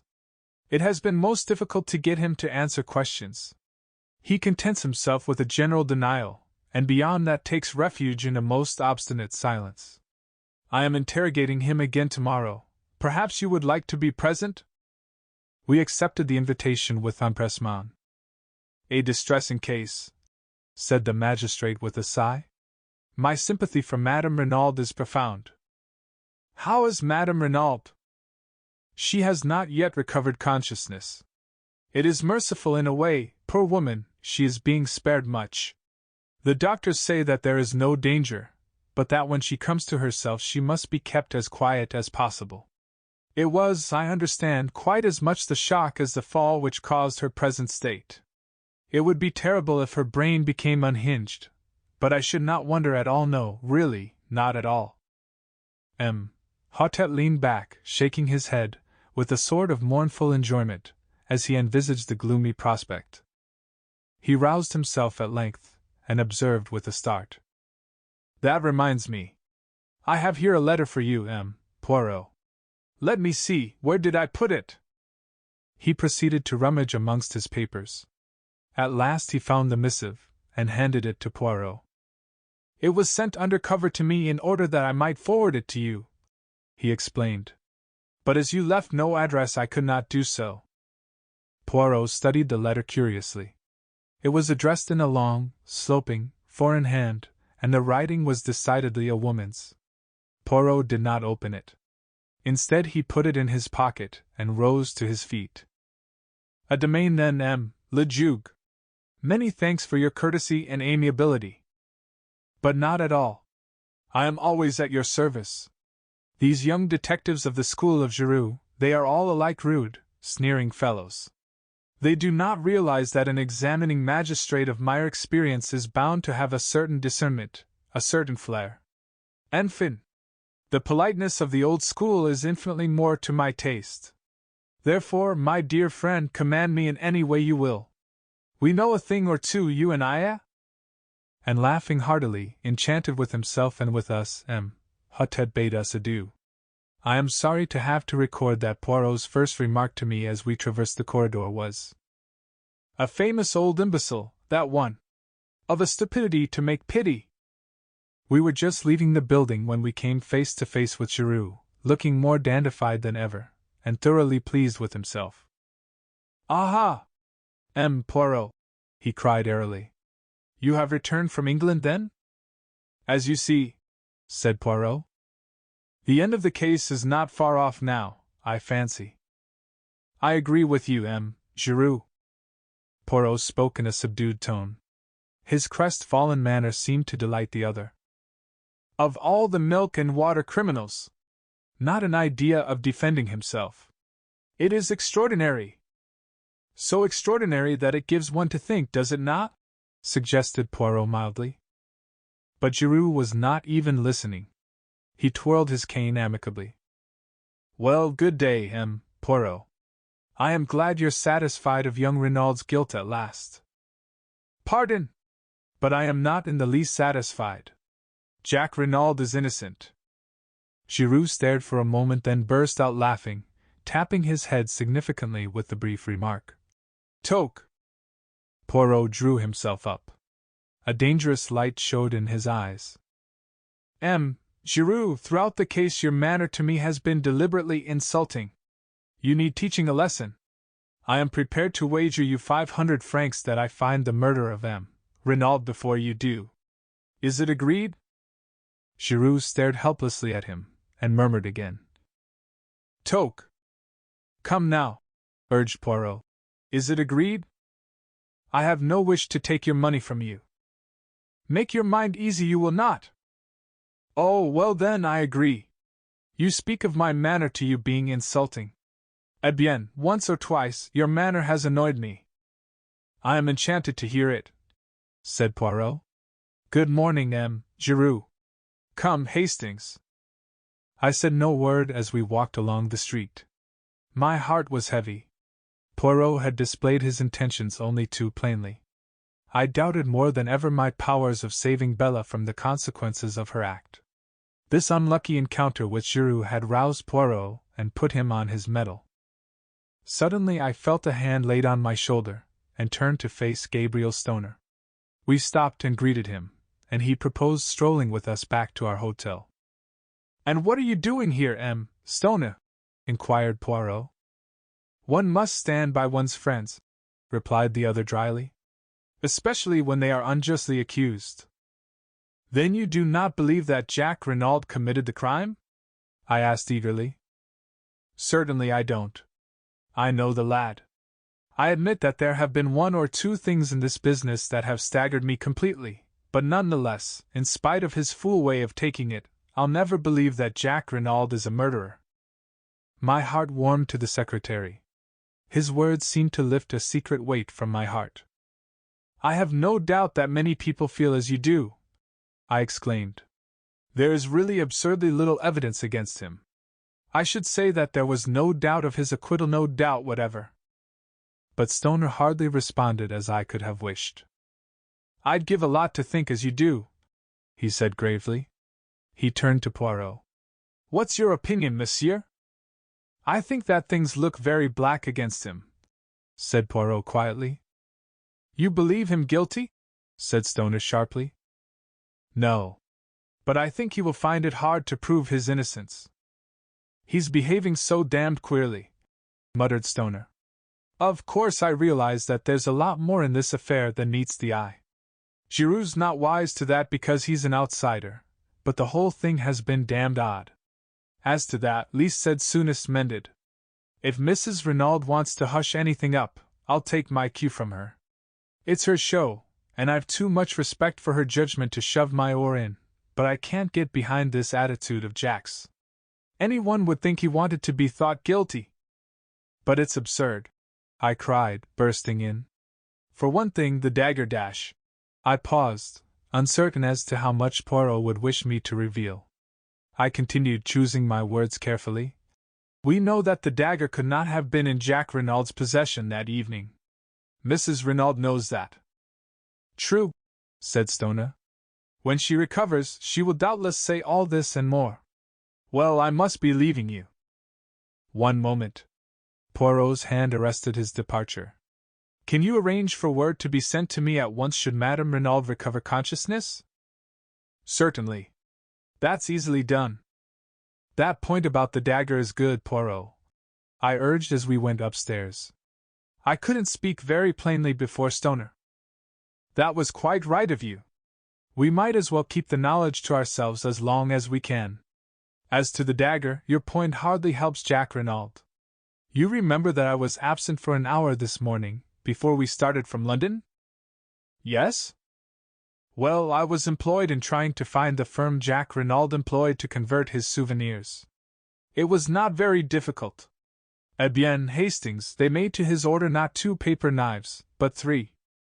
So that, after giving one to his mother, and one to Bella Devine, there was a third which he doubtless retained for his own use. No, Hastings, I fear the dagger question will not help us to save him from the guillotine. It won't come to that, I cried, stung. Poirot shook his head uncertainly. You will save him, I cried positively. Poirot glanced at me dryly. Have you not rendered it impossible, mon ami? Some other way, I muttered. Ah, sapristi!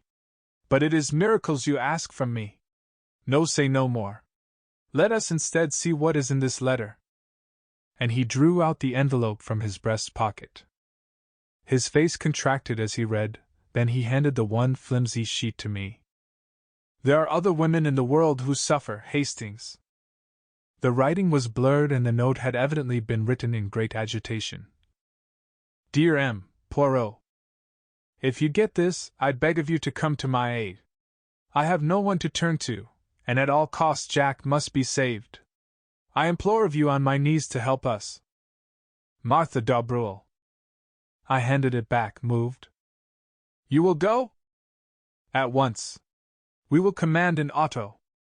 Half an hour later saw us at the Villa Marguerite. Martha was at the door to meet us, and led Poirot in, clinging with both hands to one of his. Ah, you have come, it is good of you. I have been in despair, not knowing what to do. They will not let me go to see him in prison even. I suffer horribly, I am nearly mad. Is it true what they say, that he does not deny the crime? But that is madness. It is impossible that he should have done it. Never for 1 minute will I believe it. Neither do I believe it, mademoiselle, said Poirot gently. But then why does he not speak? I do not understand. Perhaps because he is screening someone, suggested Poirot, watching her. Martha frowned. Screening someone? Do you mean his mother? Ah, from the beginning I have suspected her. Who inherits all that vast fortune? She does. It is easy to wear widow's weeds and play the hypocrite. And they say that when he was arrested she fell down like that. She made a dramatic gesture. And without doubt, M. Stoner, the secretary, he helped her. They are thick as thieves, those two. It is true she is older than he, but what do men care if a woman is rich? There was a hint of bitterness in her tone. Stoner was in England, I put in. He says so, but who knows? Mademoiselle, said Poirot quietly, If we are to work together, you and I, we must have things clear. First, I will ask you a question. Yes, monsieur? Are you aware of your mother's real name? Martha looked at him for a minute, then, letting her head fall forward on her arms, she burst into tears. There, said Poirot, patting her on the shoulder. Calm yourself, petite, I see that you know. Now a second question, did you know who M. Renauld was? M. Renauld.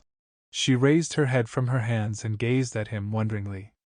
I see you do not know that. Now listen to me carefully. Step by step, he went over the case, much as he had done to me on the day of our departure for England. Martha listened spellbound. When he had finished, she drew a long breath. But you are wonderful, magnificent! You are the greatest detective in the world! With a swift gesture she slipped off her chair and knelt before him with an abandonment that was wholly French. Save him, monsieur! She cried. I love him so! Oh, save him! Save him! Save him! 25. An unexpected denouement. We were present the following morning at the examination of Jack Renauld. Short as the time had been, I was shocked at the change that had taken place in the young prisoner. His cheeks had fallen in, there were deep black circles round his eyes, and he looked haggard and distraught, as one who had wooed sleep in vain for several nights. He betrayed no emotion at seeing us. The prisoner and his counsel, Maître Grosier, were accommodated with chairs. A formidable guard with resplendent sabre stood before the door. The patient greffier sat at his desk. The examination began. Renauld, began the magistrate, do you deny that you were in Merlinville on the night of the crime? Jack did not reply at once, then he said with a hesitancy of manner which was piteous. I told you that I was in Cherbourg. Maître Grosier frowned and sighed. I realized at once that Jack Renauld was obstinately bent on conducting his own case as he wished, to the despair of his legal representative. The magistrate turned sharply. Send in the station witnesses. In a moment or two the door opened to admit a man whom I recognized as being a porter at Merlinville station. You were on duty on the night of June 7th? Yes, monsieur. You witnessed the arrival of the 11:40 train? Yes, monsieur. Look at the prisoner. Do you recognize him as having been one of the passengers to alight? Yes, monsieur le juge. There is no possibility of your being mistaken? No, monsieur. I knew M. Jack Renauld well. Nor of your being mistaken as to the date? No, monsieur. Because it was the following morning, June 8th, that we heard of the murder. Another railway official was brought in, and confirmed the first one's evidence. The magistrate looked at Jack Renauld. These men have identified you positively. What have you to say? Jack shrugged his shoulders. Nothing. M. Hautet exchanged a glance with the greffier, as the scratching of the latter's pen recorded the answer. Renauld, continued the magistrate, do you recognize this? He took something from the table by his side, and held it out to the prisoner. I shuddered as I recognized the aeroplane dagger. Pardon, cried Maître Grosier. I demand to speak to my client before he answers that question. But Jack Renauld had no consideration for the feelings of the wretched Grosier. He waved him aside, and replied quietly. Certainly I recognize it.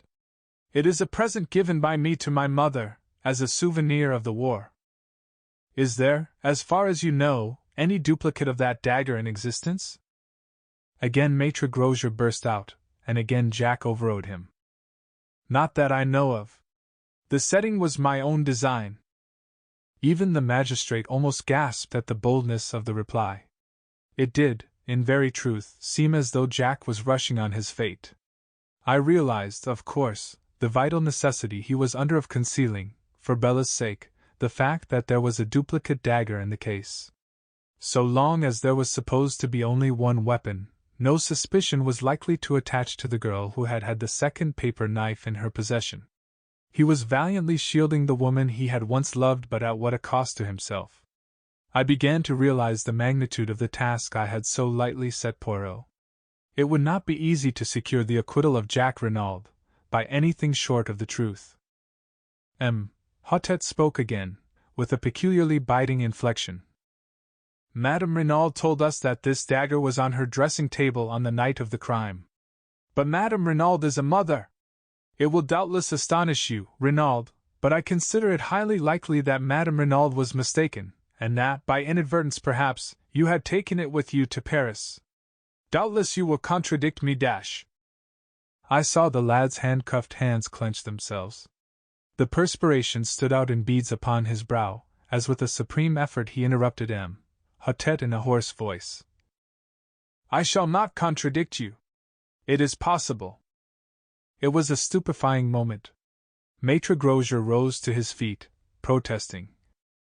My client has undergone a considerable nervous strain. I should wish it put on record that I do not consider him answerable for what he says. The magistrate quelled him angrily. For a moment a doubt seemed to arise in his own mind. Jack Renauld had almost overdone his part. He leaned forward, and gazed at the prisoner searchingly. Do you fully understand, Renauld, that on the answers you have given me I shall have no alternative but to commit you for trial? Jack's pale face flushed. He looked steadily back. Hotet, I swear that I did not kill my father. But the magistrate's brief moment of doubt was over. He laughed a short, unpleasant laugh. Without doubt they are always innocent, our prisoners. By your own mouth you are condemned. You can offer no defense, no alibi, only a mere assertion which would not deceive a babe, that you are not guilty. You killed your father, Renauld, cruel and cowardly murder for the sake of money which you believed would come to you at his death. Your mother was an accessory after the fact. Doubtless, in view of the fact that she acted as a mother, the courts will extend an indulgence to her that they will not accord to you. And rightly so. Your crime was a horrible one to be held in abhorrence by gods and men. Hotet was enjoying himself, working up his period, steeped in the solemnity of the moment, and his own role as representative of justice. You killed and you must pay the consequences of your action. I speak to you, not as a man, but as justice, eternal justice, which Hotet was interrupted to his intense annoyance. The door was pushed open. Le Juge, stammered the attendant. There is a lady who says. Who says what? Cried the justly incensed magistrate. This is highly irregular. I forbid it, I absolutely forbid it. But a slender figure pushed the stammering gendarme aside. Dressed all in black, with a long veil that hid her face, she advanced into the room. My heart gave a sickening throb. She had come then. All my efforts were in vain. Yet I could not but admire the courage that had led her to take this step so unfalteringly. She raised her veil and I gasped. For, though as like her as two peas, this girl was not Cinderella. On the other hand, now that I saw her without the fair wig she had worn on the stage, I recognized her as the girl of the photograph in Jack Renaud's room. You are the Juge d'instruction, Hotet? She queried. Yes, but I forbid My name is Bella Devine. I wish to give myself up for the murder of Mr. Renauld. 26. I receive a letter. My friend. You will know all when you get this. Nothing that I can say will move Bella. She has gone out to give herself up. I am tired out with struggling. You will know now that I deceived you, that where you gave me trust one repaid you with lies. It will seem, perhaps, indefensible to you, but I should like, before I go out of your life forever, to show you just how it all came about. If I knew that you forgave me, it would make life easier for me. It wasn't for myself I did it, that's the only thing I can put forward to say for myself. I'll begin from the day I met you in the boat train from Paris. I was uneasy then about Bella. She was just desperate about Jack Renauld, she'd have lain down on the ground for him to walk on, and when he began to change, and to stop writing so often, she began getting in a state. She got it into her head that he was keen on another girl and of course, As it turned out afterwards, she was quite right there. She'd made up her mind to go to their villa at Merlinville and try and see Jack. She knew I was against it, and tried to give me the slip. I found she was not on the train at Calais, and determined I would not go on to England without her. I'd an uneasy feeling that something awful was going to happen if I couldn't prevent it. I met the next train from Paris. She was on it, and set upon going out then and there to Merlinville. I argued with her for all I was worth, but it wasn't any good. She was all strung up and set upon having her own way. Well, I washed my hands of it. I'd done all I could. It was getting late. I went to an hotel, and Bella started for Merlinville. I still couldn't shake off my feeling of what the books call impending disaster. The next day came, but no Bella. She made a date with me to meet at the hotel, but she didn't keep it. No sign of her all day. I got more and more anxious. Then came an evening paper with the news. It was awful. I couldn't be sure, of course, but I was terribly afraid. I figured it out that Bella had met Papa Renauld and told him about her and Jack, and that he'd insulted her or something like that. We've both got terribly quick tempers. Then all the masked foreigner business came out, and I began to feel more at ease. But it still worried me that Bella hadn't kept her date with me. By the next morning, I was so rattled that I'd just got to go and see what I could. First thing, I ran up against you. You know all that. When I saw the dead man, looking so like Jack, and wearing Jack's fancy overcoat, I knew. And there was the identical paper knife, wicked little thing, that Jack had given Bella. 10 to 1 it had her finger marks on it. I can't hope to explain to you the sort of helpless horror of that moment. I only saw one thing clearly: I must get hold of that dagger, and get right away with it before they found out it was gone. I pretended to faint, and whilst you were away getting water I took the thing and hid it away in my dress. I told you that I was staying at the Hotel du Fer, but of course really I made a beeline back to Calais, and then on to England by the first boat. When we were in mid-channel, I dropped that little devil of a dagger into the sea. Then I felt I could breathe again. Bella was at our digs in London. She looked like nothing on God's earth. I told her what I'd done, and that she was pretty safe for the time being. She stared at me, and then began laughing. Laughing. It was horrible to hear her. I felt that the best thing to do was to keep busy. She'd go mad if she had time to brood on what she'd done. Luckily we got an engagement at once. And then I saw you and your friend watching us that night. I was frantic. You must suspect, or you wouldn't have tracked us down. I had to know the worst, so I followed you. I was desperate. And then, before I'd had time to say anything, I tumbled to it that it was me you suspected, not Bella. Or at least that you thought I was Bella since I'd stolen the dagger. I wish, honey, that you could see back into my mind at that moment. You'd forgive me, perhaps. I was so frightened, and muddled, and desperate. All I could get clearly was that you would try and save me. I didn't know whether you'd be willing to save her. I thought very likely not, it wasn't the same thing. And I couldn't risk it. Bella's my twin, I'd got to do the best for her. So I went on lying. I felt mean, I feel mean still. That's all enough too, you'll say, I expect. I ought to have trusted you. If I had.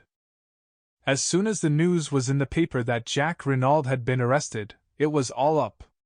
Bella wouldn't even wait to see how things went. I'm very tired. I can't write any more. She had begun to sign herself Cinderella, but had crossed that out and written instead, Dulcie Divine. It was an ill-written, blurred epistle, but I have kept it to this day. Poirot was with me when I read it. The sheets fell from my hand, and I looked across at him. Did you know all the time that it was the other? Yes, my friend. Why did you not tell me? To begin with, I could hardly believe it conceivable that you could make such a mistake. You had seen the photograph. The sisters are very alike, but by no means incapable of distinguishment. But the fair hair? A wig, worn for the sake of a piquant contrast on the stage. Is it conceivable that with twins one should be fair and one dark? Why didn't you tell me that night at the hotel in Coventry? You were rather high-handed in your methods, mon ami, said Poirot dryly. You did not give me a chance. But afterwards? Ah, afterwards. Well, to begin with, I was hurt at your want of faith in me. And then I wanted to see whether your feelings would stand the test of time. In fact, whether it was love or a flash in the pan with you. I should not have left you long in your error. I nodded. His tone was too affectionate for me to bear resentment. I looked down on the sheets of the letter. Suddenly I picked them up from the floor and pushed them across to him. Read that, I said. I'd like you to. He read it through in silence, then he looked up at me. What is it that worries you, Hastings? This was quite a new mood in Poirot. His mocking manner seemed laid quite aside. I was able to say what I wanted without too much difficulty. She doesn't say well, not whether she cares for me or not. Poirot turned back the pages. I think you are mistaken, Hastings. Where? I cried, leaning forward eagerly. Poirot smiled. She tells you that in every line of the letter, mon ami. But where am I to find her? There's no address on the letter. There's a French stamp, that's all. Excite yourself not. Leave it to Papa Poirot. I can find her for you as soon as I have 5 little minutes. 27. Jack Renaud's story. Congratulations, Jack, said Poirot, wringing the lad warmly by the hand. Young Renauld had come to us as soon as he was liberated before starting for Merlinville to rejoin Martha and his mother. Stoner accompanied him. His heartiness was in strong contrast to the lad's wan looks. It was plain that the boy was on the verge of a nervous breakdown. Although delivered from the immediate peril that was hanging over him, the circumstances of his release were too painful to let him feel full relief. He smiled mournfully at Poirot, and said in a low voice, I went through it to protect her, and now it's all no use. You could hardly expect the girl to accept the price of your life, remarked Stoner dryly. She was bound to come forward when she saw you heading straight for the guillotine. foi. And you were heading for it too, added Poirot, with a slight twinkle. You would have had Maitre Grosier's death from rage on your conscience if you had gone on. He was a well-meaning ass, I suppose, said Jack. But he worried me horribly. You see, I couldn't very well take him into my confidence. But, my God! What's going to happen about Bella? If I were you, said Poirot frankly, I should not distress myself unduly. The French courts are very lenient to youth and beauty, and the crime passional. A clever lawyer will make out a great case of extenuating circumstances. It will not be pleasant for you, I don't care about that. You see, Poirot, in a way I do feel guilty of my father's murder. But for me, and my entanglement with this girl, he would be alive and well today. And then my cursed carelessness in taking away the wrong overcoat. I can't help feeling responsible for his death. It will haunt me forever. No, I said soothingly. Of course it's horrible to me to think that Bella killed my father, resumed Jack, but I treated her shamefully. After I met Martha, and realized I'd made a mistake, I ought to have written and told her so honestly. But I was so terrified of a row, and of its coming to Martha's ears, and her thinking there was more in it than there ever had been, that I was a coward, and went on hoping the thing would die down of itself. I just drifted, in fact not realizing that I was driving the poor kid desperate. If she'd really knifed me, as she meant to, I should have got no more than my deserts. And the way she's come forward now is downright plucky. I'd have stood the racket, up to the end. He was silent for a moment or two, and then burst out on another tack. What gets me is why the governor should be wandering about in underclothes and my overcoat at that time of night. I suppose he'd just given the foreign Johnnies the slip, and my mother must have made a mistake about its being 2 o'clock when they came. Or it wasn't all a frame-up, was it? I mean, my mother couldn't think that it was me? Poirot reassured him quickly.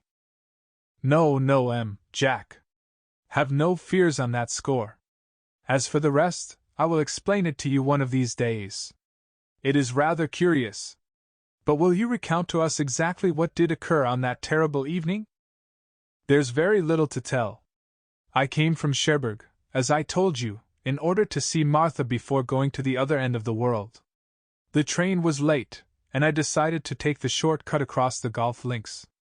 I could easily get into the grounds of the Villa Marguerite from there. I had nearly reached the place when dash. He paused and swallowed. Yes? I heard a terrible cry. It wasn't loud, a sort of choke and gasp, but it frightened me. For a moment I stood rooted to the spot. Then I came round the corner of a bush. There was moonlight. I saw the grave, and a figure lying face downwards, with a dagger sticking in the back. And then I looked up and saw her.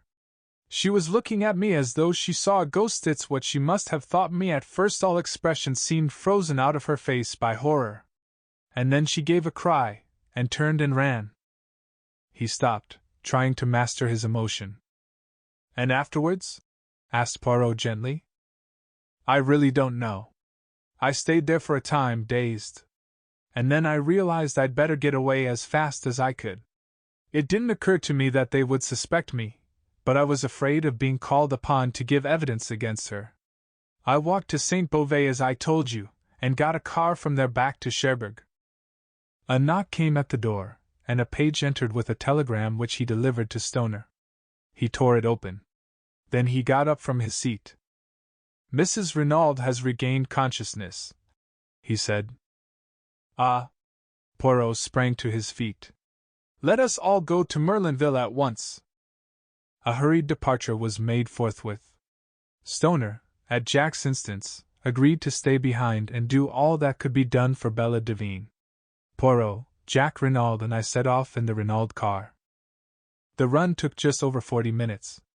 As we approached the doorway of the Villa Marguerite, Jack Renauld shot a questioning glance at Poirot.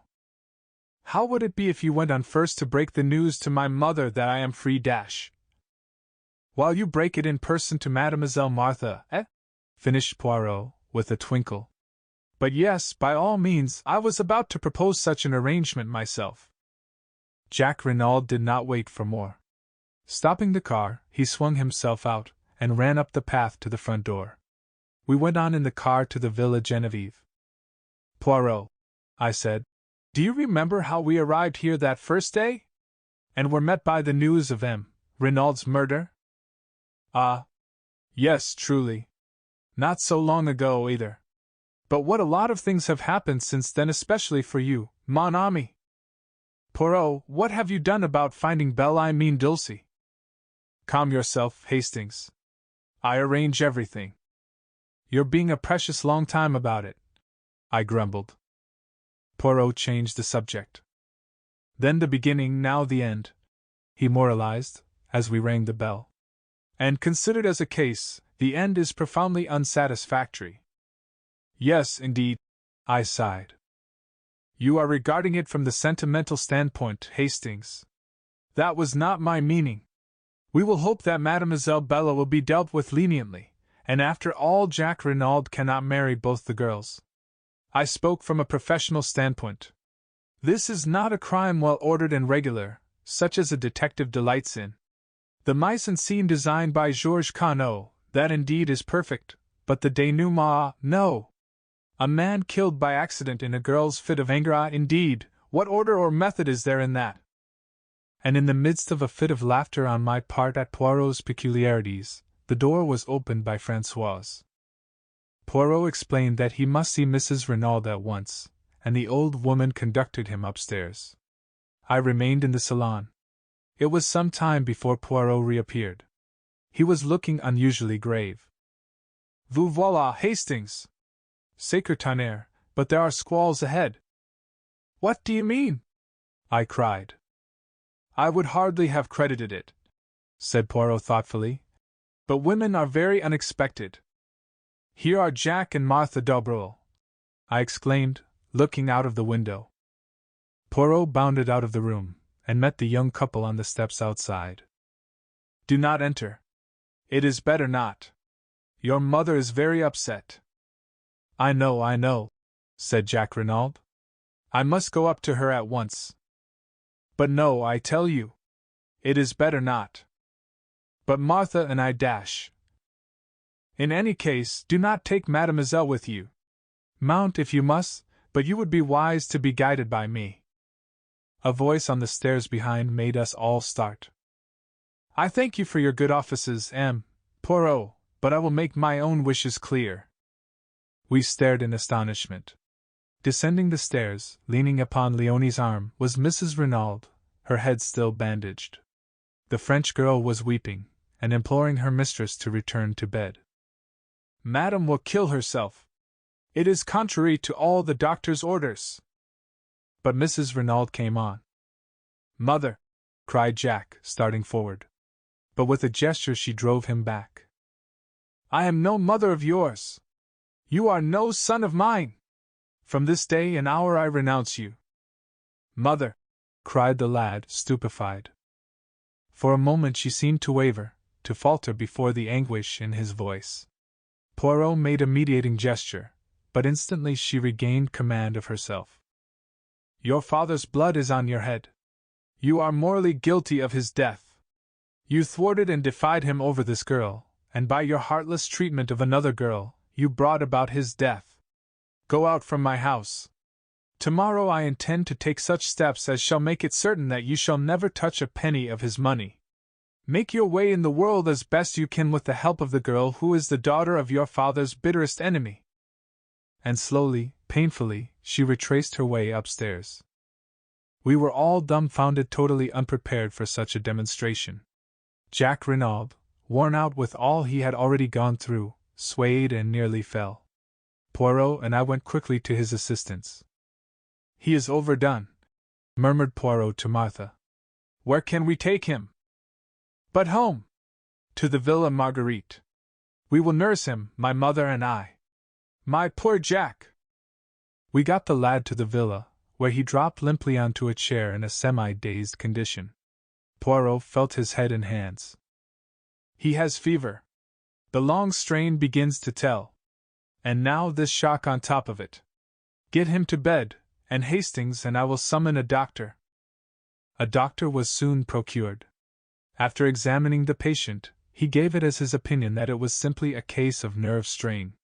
With perfect rest and quiet, the lad might be almost restored by the next day, but if excited, there was a chance of brain fever. It would be advisable for someone to sit up all night with him. Finally, having done all we could, we left him in the charge of Martha and her mother, and set out for the town.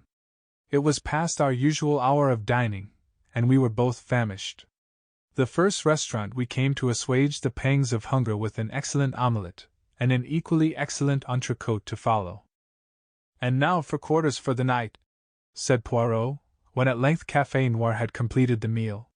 Shall we try our old friend, the Hôtel de Bains? We traced our steps there without more ado. Yes, Messrs. could be accommodated with 2 good rooms overlooking the sea. Then Poirot asked a question which surprised me. Has an English lady, Miss Robinson, arrived? Yes, monsieur. She is in the little salon. Ah! Poirot, I cried, keeping pace with him as he walked along the corridor. Who on earth is Miss Robinson? Poirot beamed kindly on me. It is that I have arranged you a marriage, Hastings. But I say dash. Bah! Said Poirot, giving me a friendly push over the threshold of the door. Do you think I wish to trumpet aloud in Merlinville the name of Devine? It was indeed Cinderella who rose to greet us. I took her hands in both of mine. My eyes said the rest. Poirot cleared his throat. Mes enfants, he said. For the moment we have no time for sentiment. There is work ahead of us. Mademoiselle, were you able to do what I asked you? In response, Cinderella took from her bag an object wrapped up in paper, and handed it silently to Poirot. The latter unwrapped it. I gave a start, for it was the aeroplane dagger which I understood she had cast into the sea. Strange, how reluctant women always are to destroy the most compromising of objects and documents. Très bien, mon enfant, said Poirot. I am pleased with you. Go now and rest yourself. Hastings here and I have work to do. You shall see him tomorrow. Where are you going? Asked the girl, her eyes widening. You shall hear all about it tomorrow. Because wherever you're going, I'm coming too. But Mademoiselle Dash, I'm coming too, I tell you. Poirot realized that it was futile to argue further. He gave in. Come then, mademoiselle. But it will not be amusing. In all probability nothing will happen. The girl made no reply. 20 minutes later we set forth. It was quite dark now, a close, oppressive evening. Poirot led the way out of the town in the direction of the Villa Genevieve. But when he reached the Villa Marguerite he paused.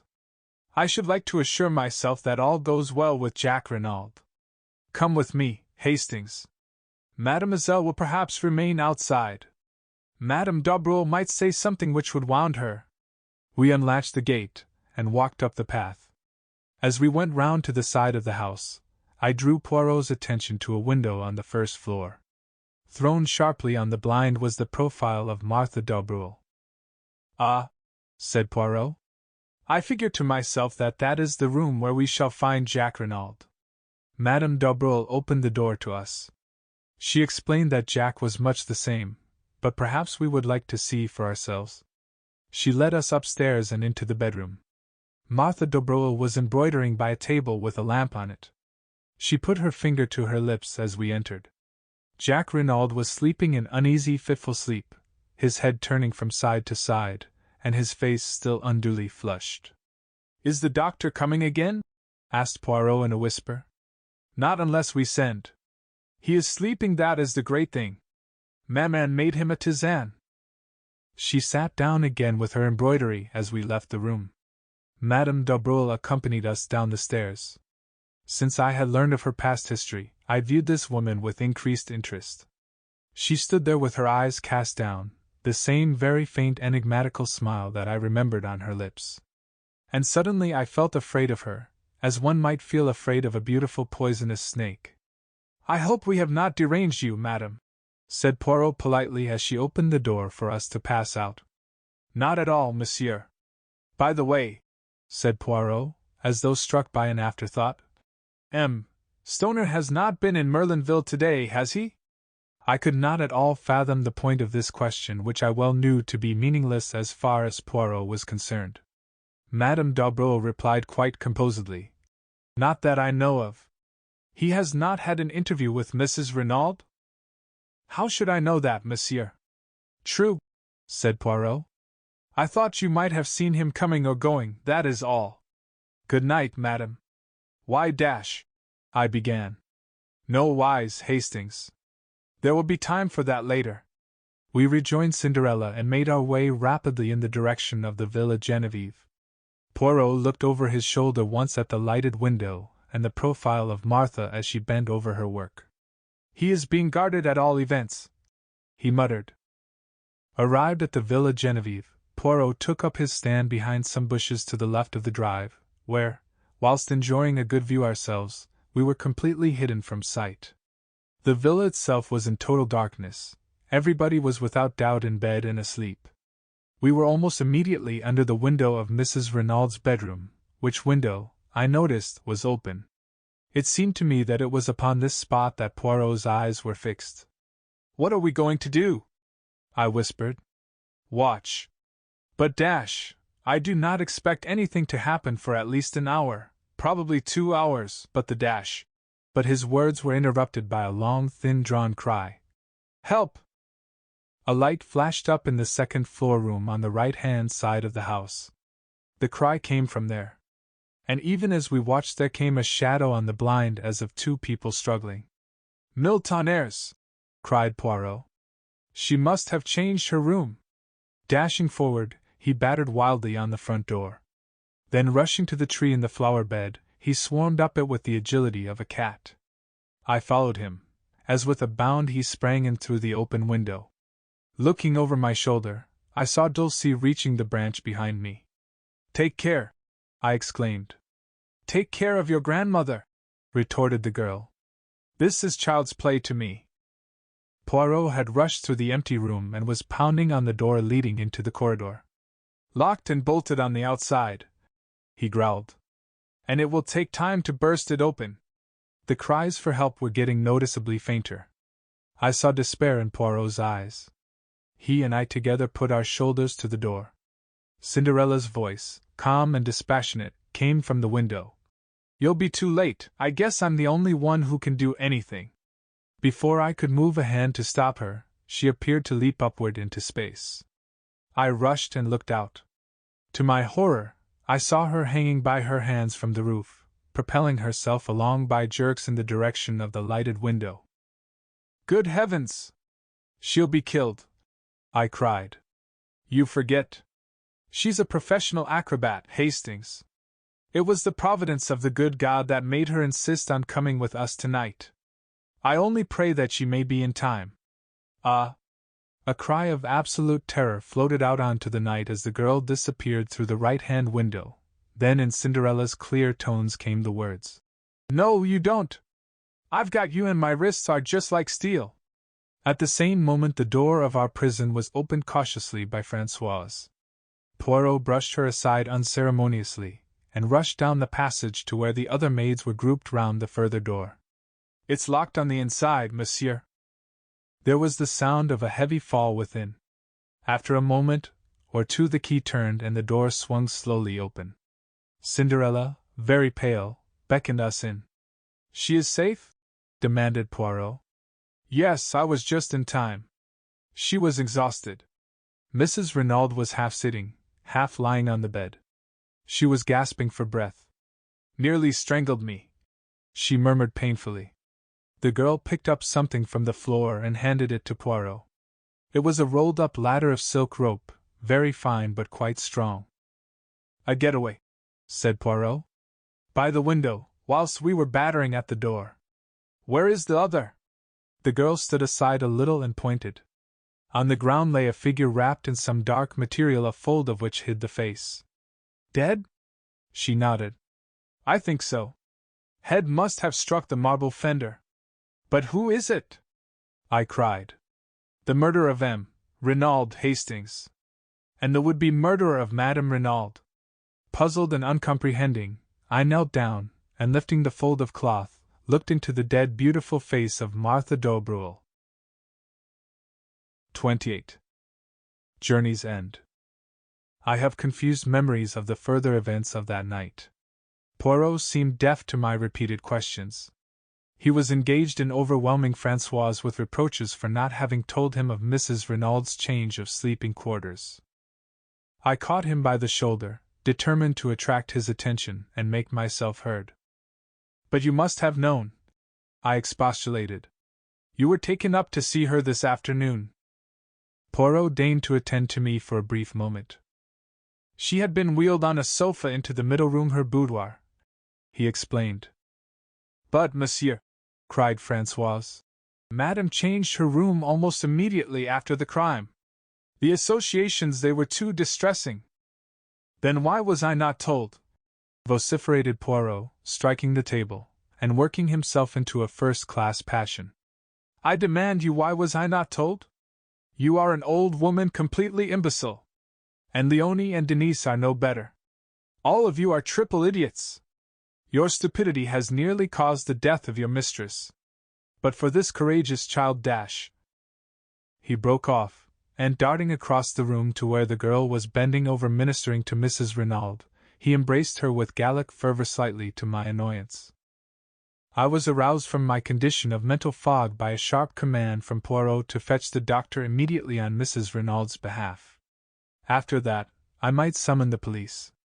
And he added, to complete my dudgeon, "It will hardly be worth your while to return here. I shall be too busy to attend to you, and of mademoiselle here I make a garde malade."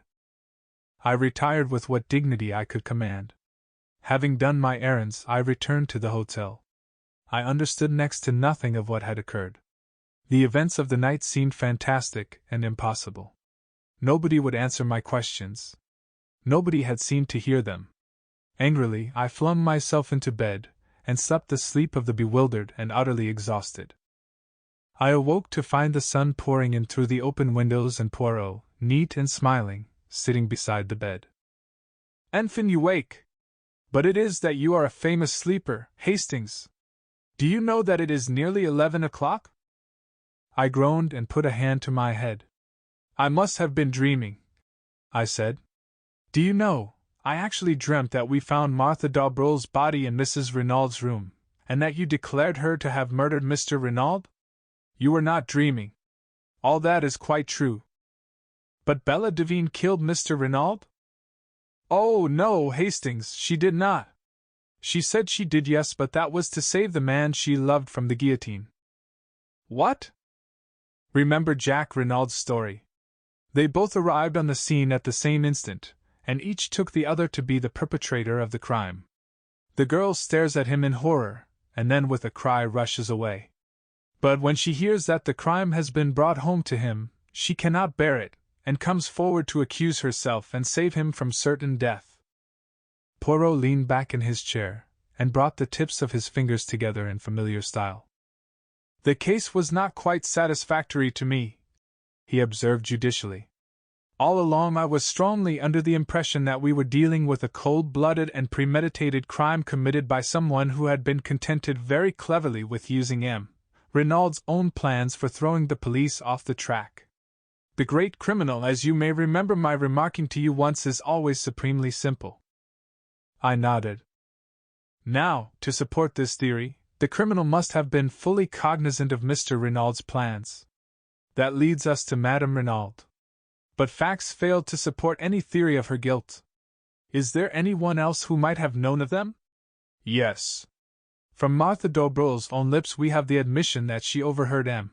Renaud's quarrel with the tramp. If she could overhear that, there is no reason why she should not have heard everything else, especially if M. and Madame Renauld were imprudent enough to discuss their plans sitting on the bench. Remember how easily you overheard Martha's conversation with Jack Renauld from that spot.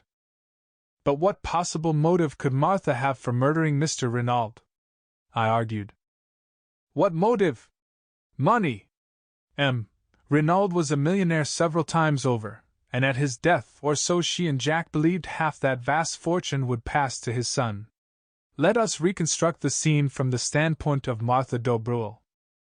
Martha Dobrille overhears what passes between Renauld and his wife. So far he has been a nice little source of income to the Dobrille mother and daughter, but now he proposes to escape from their toils. At first, possibly, her idea is to prevent that escape. But a bolder idea takes its place, and one that fails to horrify the daughter of Jean Beroldy. At present M. Renauld stands inexorably in the way of her marriage with Jack. If the latter defies his father, he will be a pauper, which is not at all to the mind of Mademoiselle Martha. In fact, I doubt if she has ever cared a straw for Jack Renauld.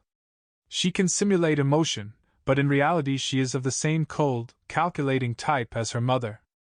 I doubt, too, whether she was really very sure of her hold over the boy's affections. She had dazzled and captivated him, but separated from her, as his father could so easily manage to separate him, she might lose him. But with M. Renauld dead, and Jack the heir to half his millions, the marriage can take place at once, and at a stroke she will attain wealth, not the beggarly thousands that have been extracted from him so far. And her clever brain takes in the simplicity of the thing. It is all so easy.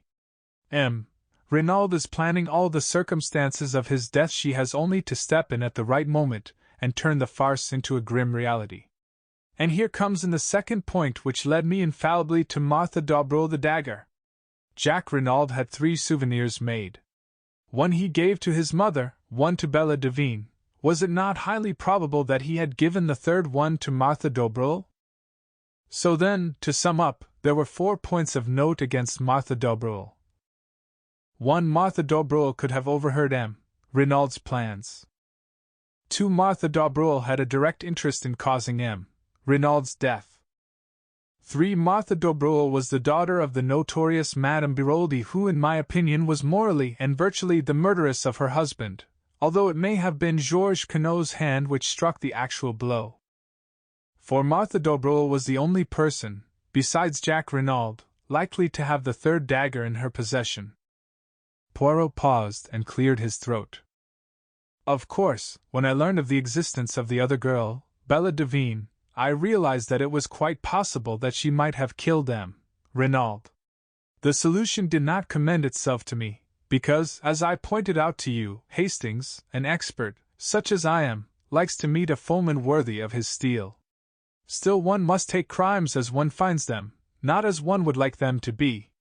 It did not seem very likely that Bella Devine would be wandering about carrying a souvenir paper knife in her hand, but of course she might have had some idea all the time of revenging herself on Jack Renauld. When she actually came forward and confessed to the murder, it seemed that all was over. And yet I was not satisfied, mon ami. I was not satisfied. I went over the case again minutely, and I came to the same conclusion as before. If it was not Bella Devine, the only other person who could have committed the crime was Martha Dobrul. But I had not one single proof against her. And then you showed me that letter from Mademoiselle Dulcie, and I saw a chance of settling the matter once for all. The original dagger was stolen by Dulcie Devine and thrown into the sea since, as she thought, it belonged to her sister. But if, by any chance, it was not her sister's, but the one given by Jack to Martha Dobrul, why then, Bella Devine's dagger would be still intact. I said no word to you, Hastings. It was no time for romance, but I sought out Mademoiselle Dulcie, told her as much as I deemed needful, and set her to search amongst the effects of her sister. Imagine my elation when she sought me out according to my instructions as Miss Robinson with the precious souvenir in her possession. In the meantime I had taken steps to force Mademoiselle Martha into the open. By my orders, Mrs. Renauld repulsed her son, and declared her intention of making a will on the morrow which should cut him off from ever enjoying even a portion of his father's fortune. It was a desperate step, but a necessary one, and Madame Renauld was fully prepared to take the risk, though unfortunately she also never thought of mentioning her change of room. I suppose she took it for granted that I knew. All happened as I thought. Martha Dobrul made a last bold bid for the Renauld millions and failed. What absolutely bewilders me, I said, is how she ever got into the house without our seeing her. It seems an absolute miracle. We left her behind at the Villa Marguerite, we go straight to the Villa Genevieve, and yet she is there before us. Ah, but we did not leave her behind. She was out of the Villa Marguerite by the back way whilst we were talking to her mother in the hall. That is where, as the Americans say, she put it over on Hercule Poirot. But the shadow on the blind? We saw it from the road. Eh bien, when we looked up, Madame Dobrul had just had time to run upstairs and take her place. Madame Dobrul? Yes. One is old, and one is young, one dark and one fair, but for the purpose of a silhouette on a blind, their profiles are singularly alike. Even I did not suspect, triple imbecile that I was. I thought I had plenty of time before me, that she would not try to gain admission to the villa until much later. She had brains, that beautiful Mademoiselle Martha. And her object was to murder Mrs. Renauld? Yes. The whole fortune would then pass to her son. But it would have been suicide, mon ami. On the floor by Martha Dobrul's body, I found a pad and a little bottle of chloroform and a hypodermic syringe containing a fatal dose of morphine. You understand? The chloroform first, then when the victim is unconscious the prick of the needle. By the morning the smell of the chloroform has quite disappeared, and the syringe lies where it has fallen from Madame Renauld's hand. What would he say, the excellent M. Hautet? Poor woman! What did I tell you? The shock of joy, it was too much on top of the rest. Did I not say that I should not be surprised if her brain became unhinged? Altogether a most tragic case, the Renauld case. However, Hastings, things did not go quite as Mademoiselle Martha had planned. To begin with, Madame Renauld was awake and waiting for her. There is a struggle. But Madame Renauld is terribly weak still. There is a last chance for Martha Dobrul. The idea of suicide is at an end, but if she can silence Madame Renauld with her strong hands, make a getaway with her little silk ladder whilst we are still battering on the inside of the further door, and be back at the Villa Marguerite before we return there, it will be hard to prove anything against her. But she was checkmated not by Hercule Poirot but by la petite acrobate with her wrists of steel. I mused over the whole story. When did you first begin to suspect Martha d'Aubrieux, Poirot? When she told us she had overheard the quarrel in the garden? Poirot smiled. My friend, do you remember when we drove into Merlinville that first day? And the beautiful girl we saw standing at the gate? You asked me if I had not noticed a young goddess, and I replied to you that I had seen only a girl with anxious eyes. That is how I have thought of Martha d'Aubrieux from the beginning. The girl with the anxious eyes. Why was she anxious? Not on Jack Renaud's behalf, for she did not know then that he had been in Merlinville the previous evening. By the way, I exclaimed, how is Jack Renauld? Much better. He is still at the Villa Marguerite. But Madame d'Aubrieux has disappeared. The police are looking for her. Was she in with her daughter, do you think? We shall never know. Madame is a lady who can keep her secrets. And I doubt very much if the police will ever find her. Has Jack Renauld been told? Not yet. It will be a terrible shock to him. Naturally. And yet, do you know, Hastings, I doubt if his heart was ever seriously engaged. So far we have looked upon Bella Devine as a siren, and Martha d'Aubrieux as the girl he really loved. But I think that if we reverse the terms we should come nearer to the truth. Martha d'Aubrieux was very beautiful. She set herself to fascinate Jack, and she succeeded, but remember his curious reluctance to break with the other girl. And see how he was willing to go to the guillotine rather than implicate her. I have a little idea that when he learns the truth he will be horrified, revolted, and his false love will wither away. What about Giroux? He has a crisis of the nerves, that one. He has been obliged to return to Paris. We both smiled. Poirot proved a fairly true prophet. When at length the doctor pronounced Jack Renauld strong enough to hear the truth, it was Poirot who broke it to him. The shock was indeed terrific. Yet Jack rallied better than I could have supposed possible. His mother's devotion helped him to live through those difficult days. The mother and son were inseparable now. There was a further revelation to come. Poirot had acquainted Mrs. Renauld with the fact that he knew her secret, and had represented to her that Jack should not be left in ignorance of his father's past. To hide the truth, never does it avail, madam. Be brave and tell him everything.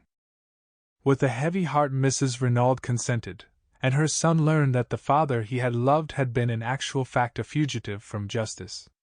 A halting question was promptly answered by Poirot. Reassure yourself, Jack. The world knows nothing.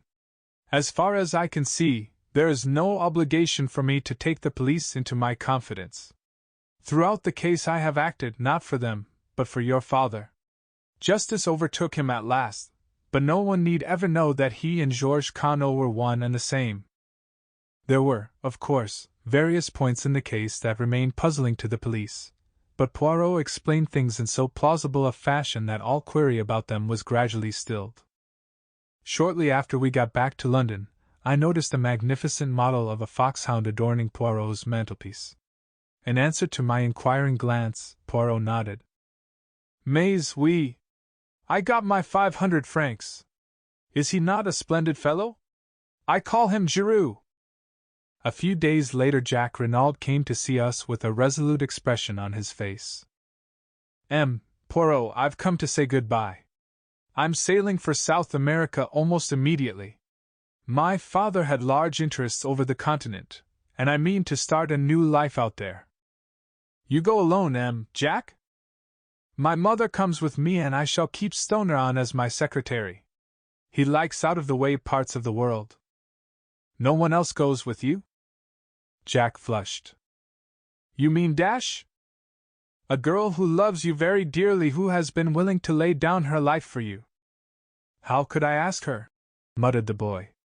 After all that has happened, could I go to her and oh, what sort of a lame story could I tell? Les femmes, they have a wonderful genius for manufacturing crutches for stories like that. Yes, but I've been such a damned fool. So have all of us, at one time and another, observed Poirot philosophically. But Jack's face had hardened. There's something else. I'm my father's son. Would anyone marry me, knowing that? You are your father's son, you say. Hastings here will tell you that I believe in heredity dash. Well then dash. Wait. I know a woman of courage and endurance, capable of great love, of supreme self-sacrifice dash. The boy looked up. His eyes softened. My mother! Yes.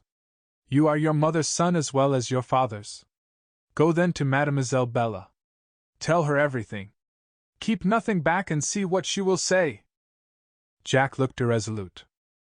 Go to her as a boy no longer, but a man bowed by the fate of the past, and the fate of today, but looking forward to a new and wonderful life. Ask her to share it with you. You may not realize it, but your love for each other has been tested in the fire and not found wanting.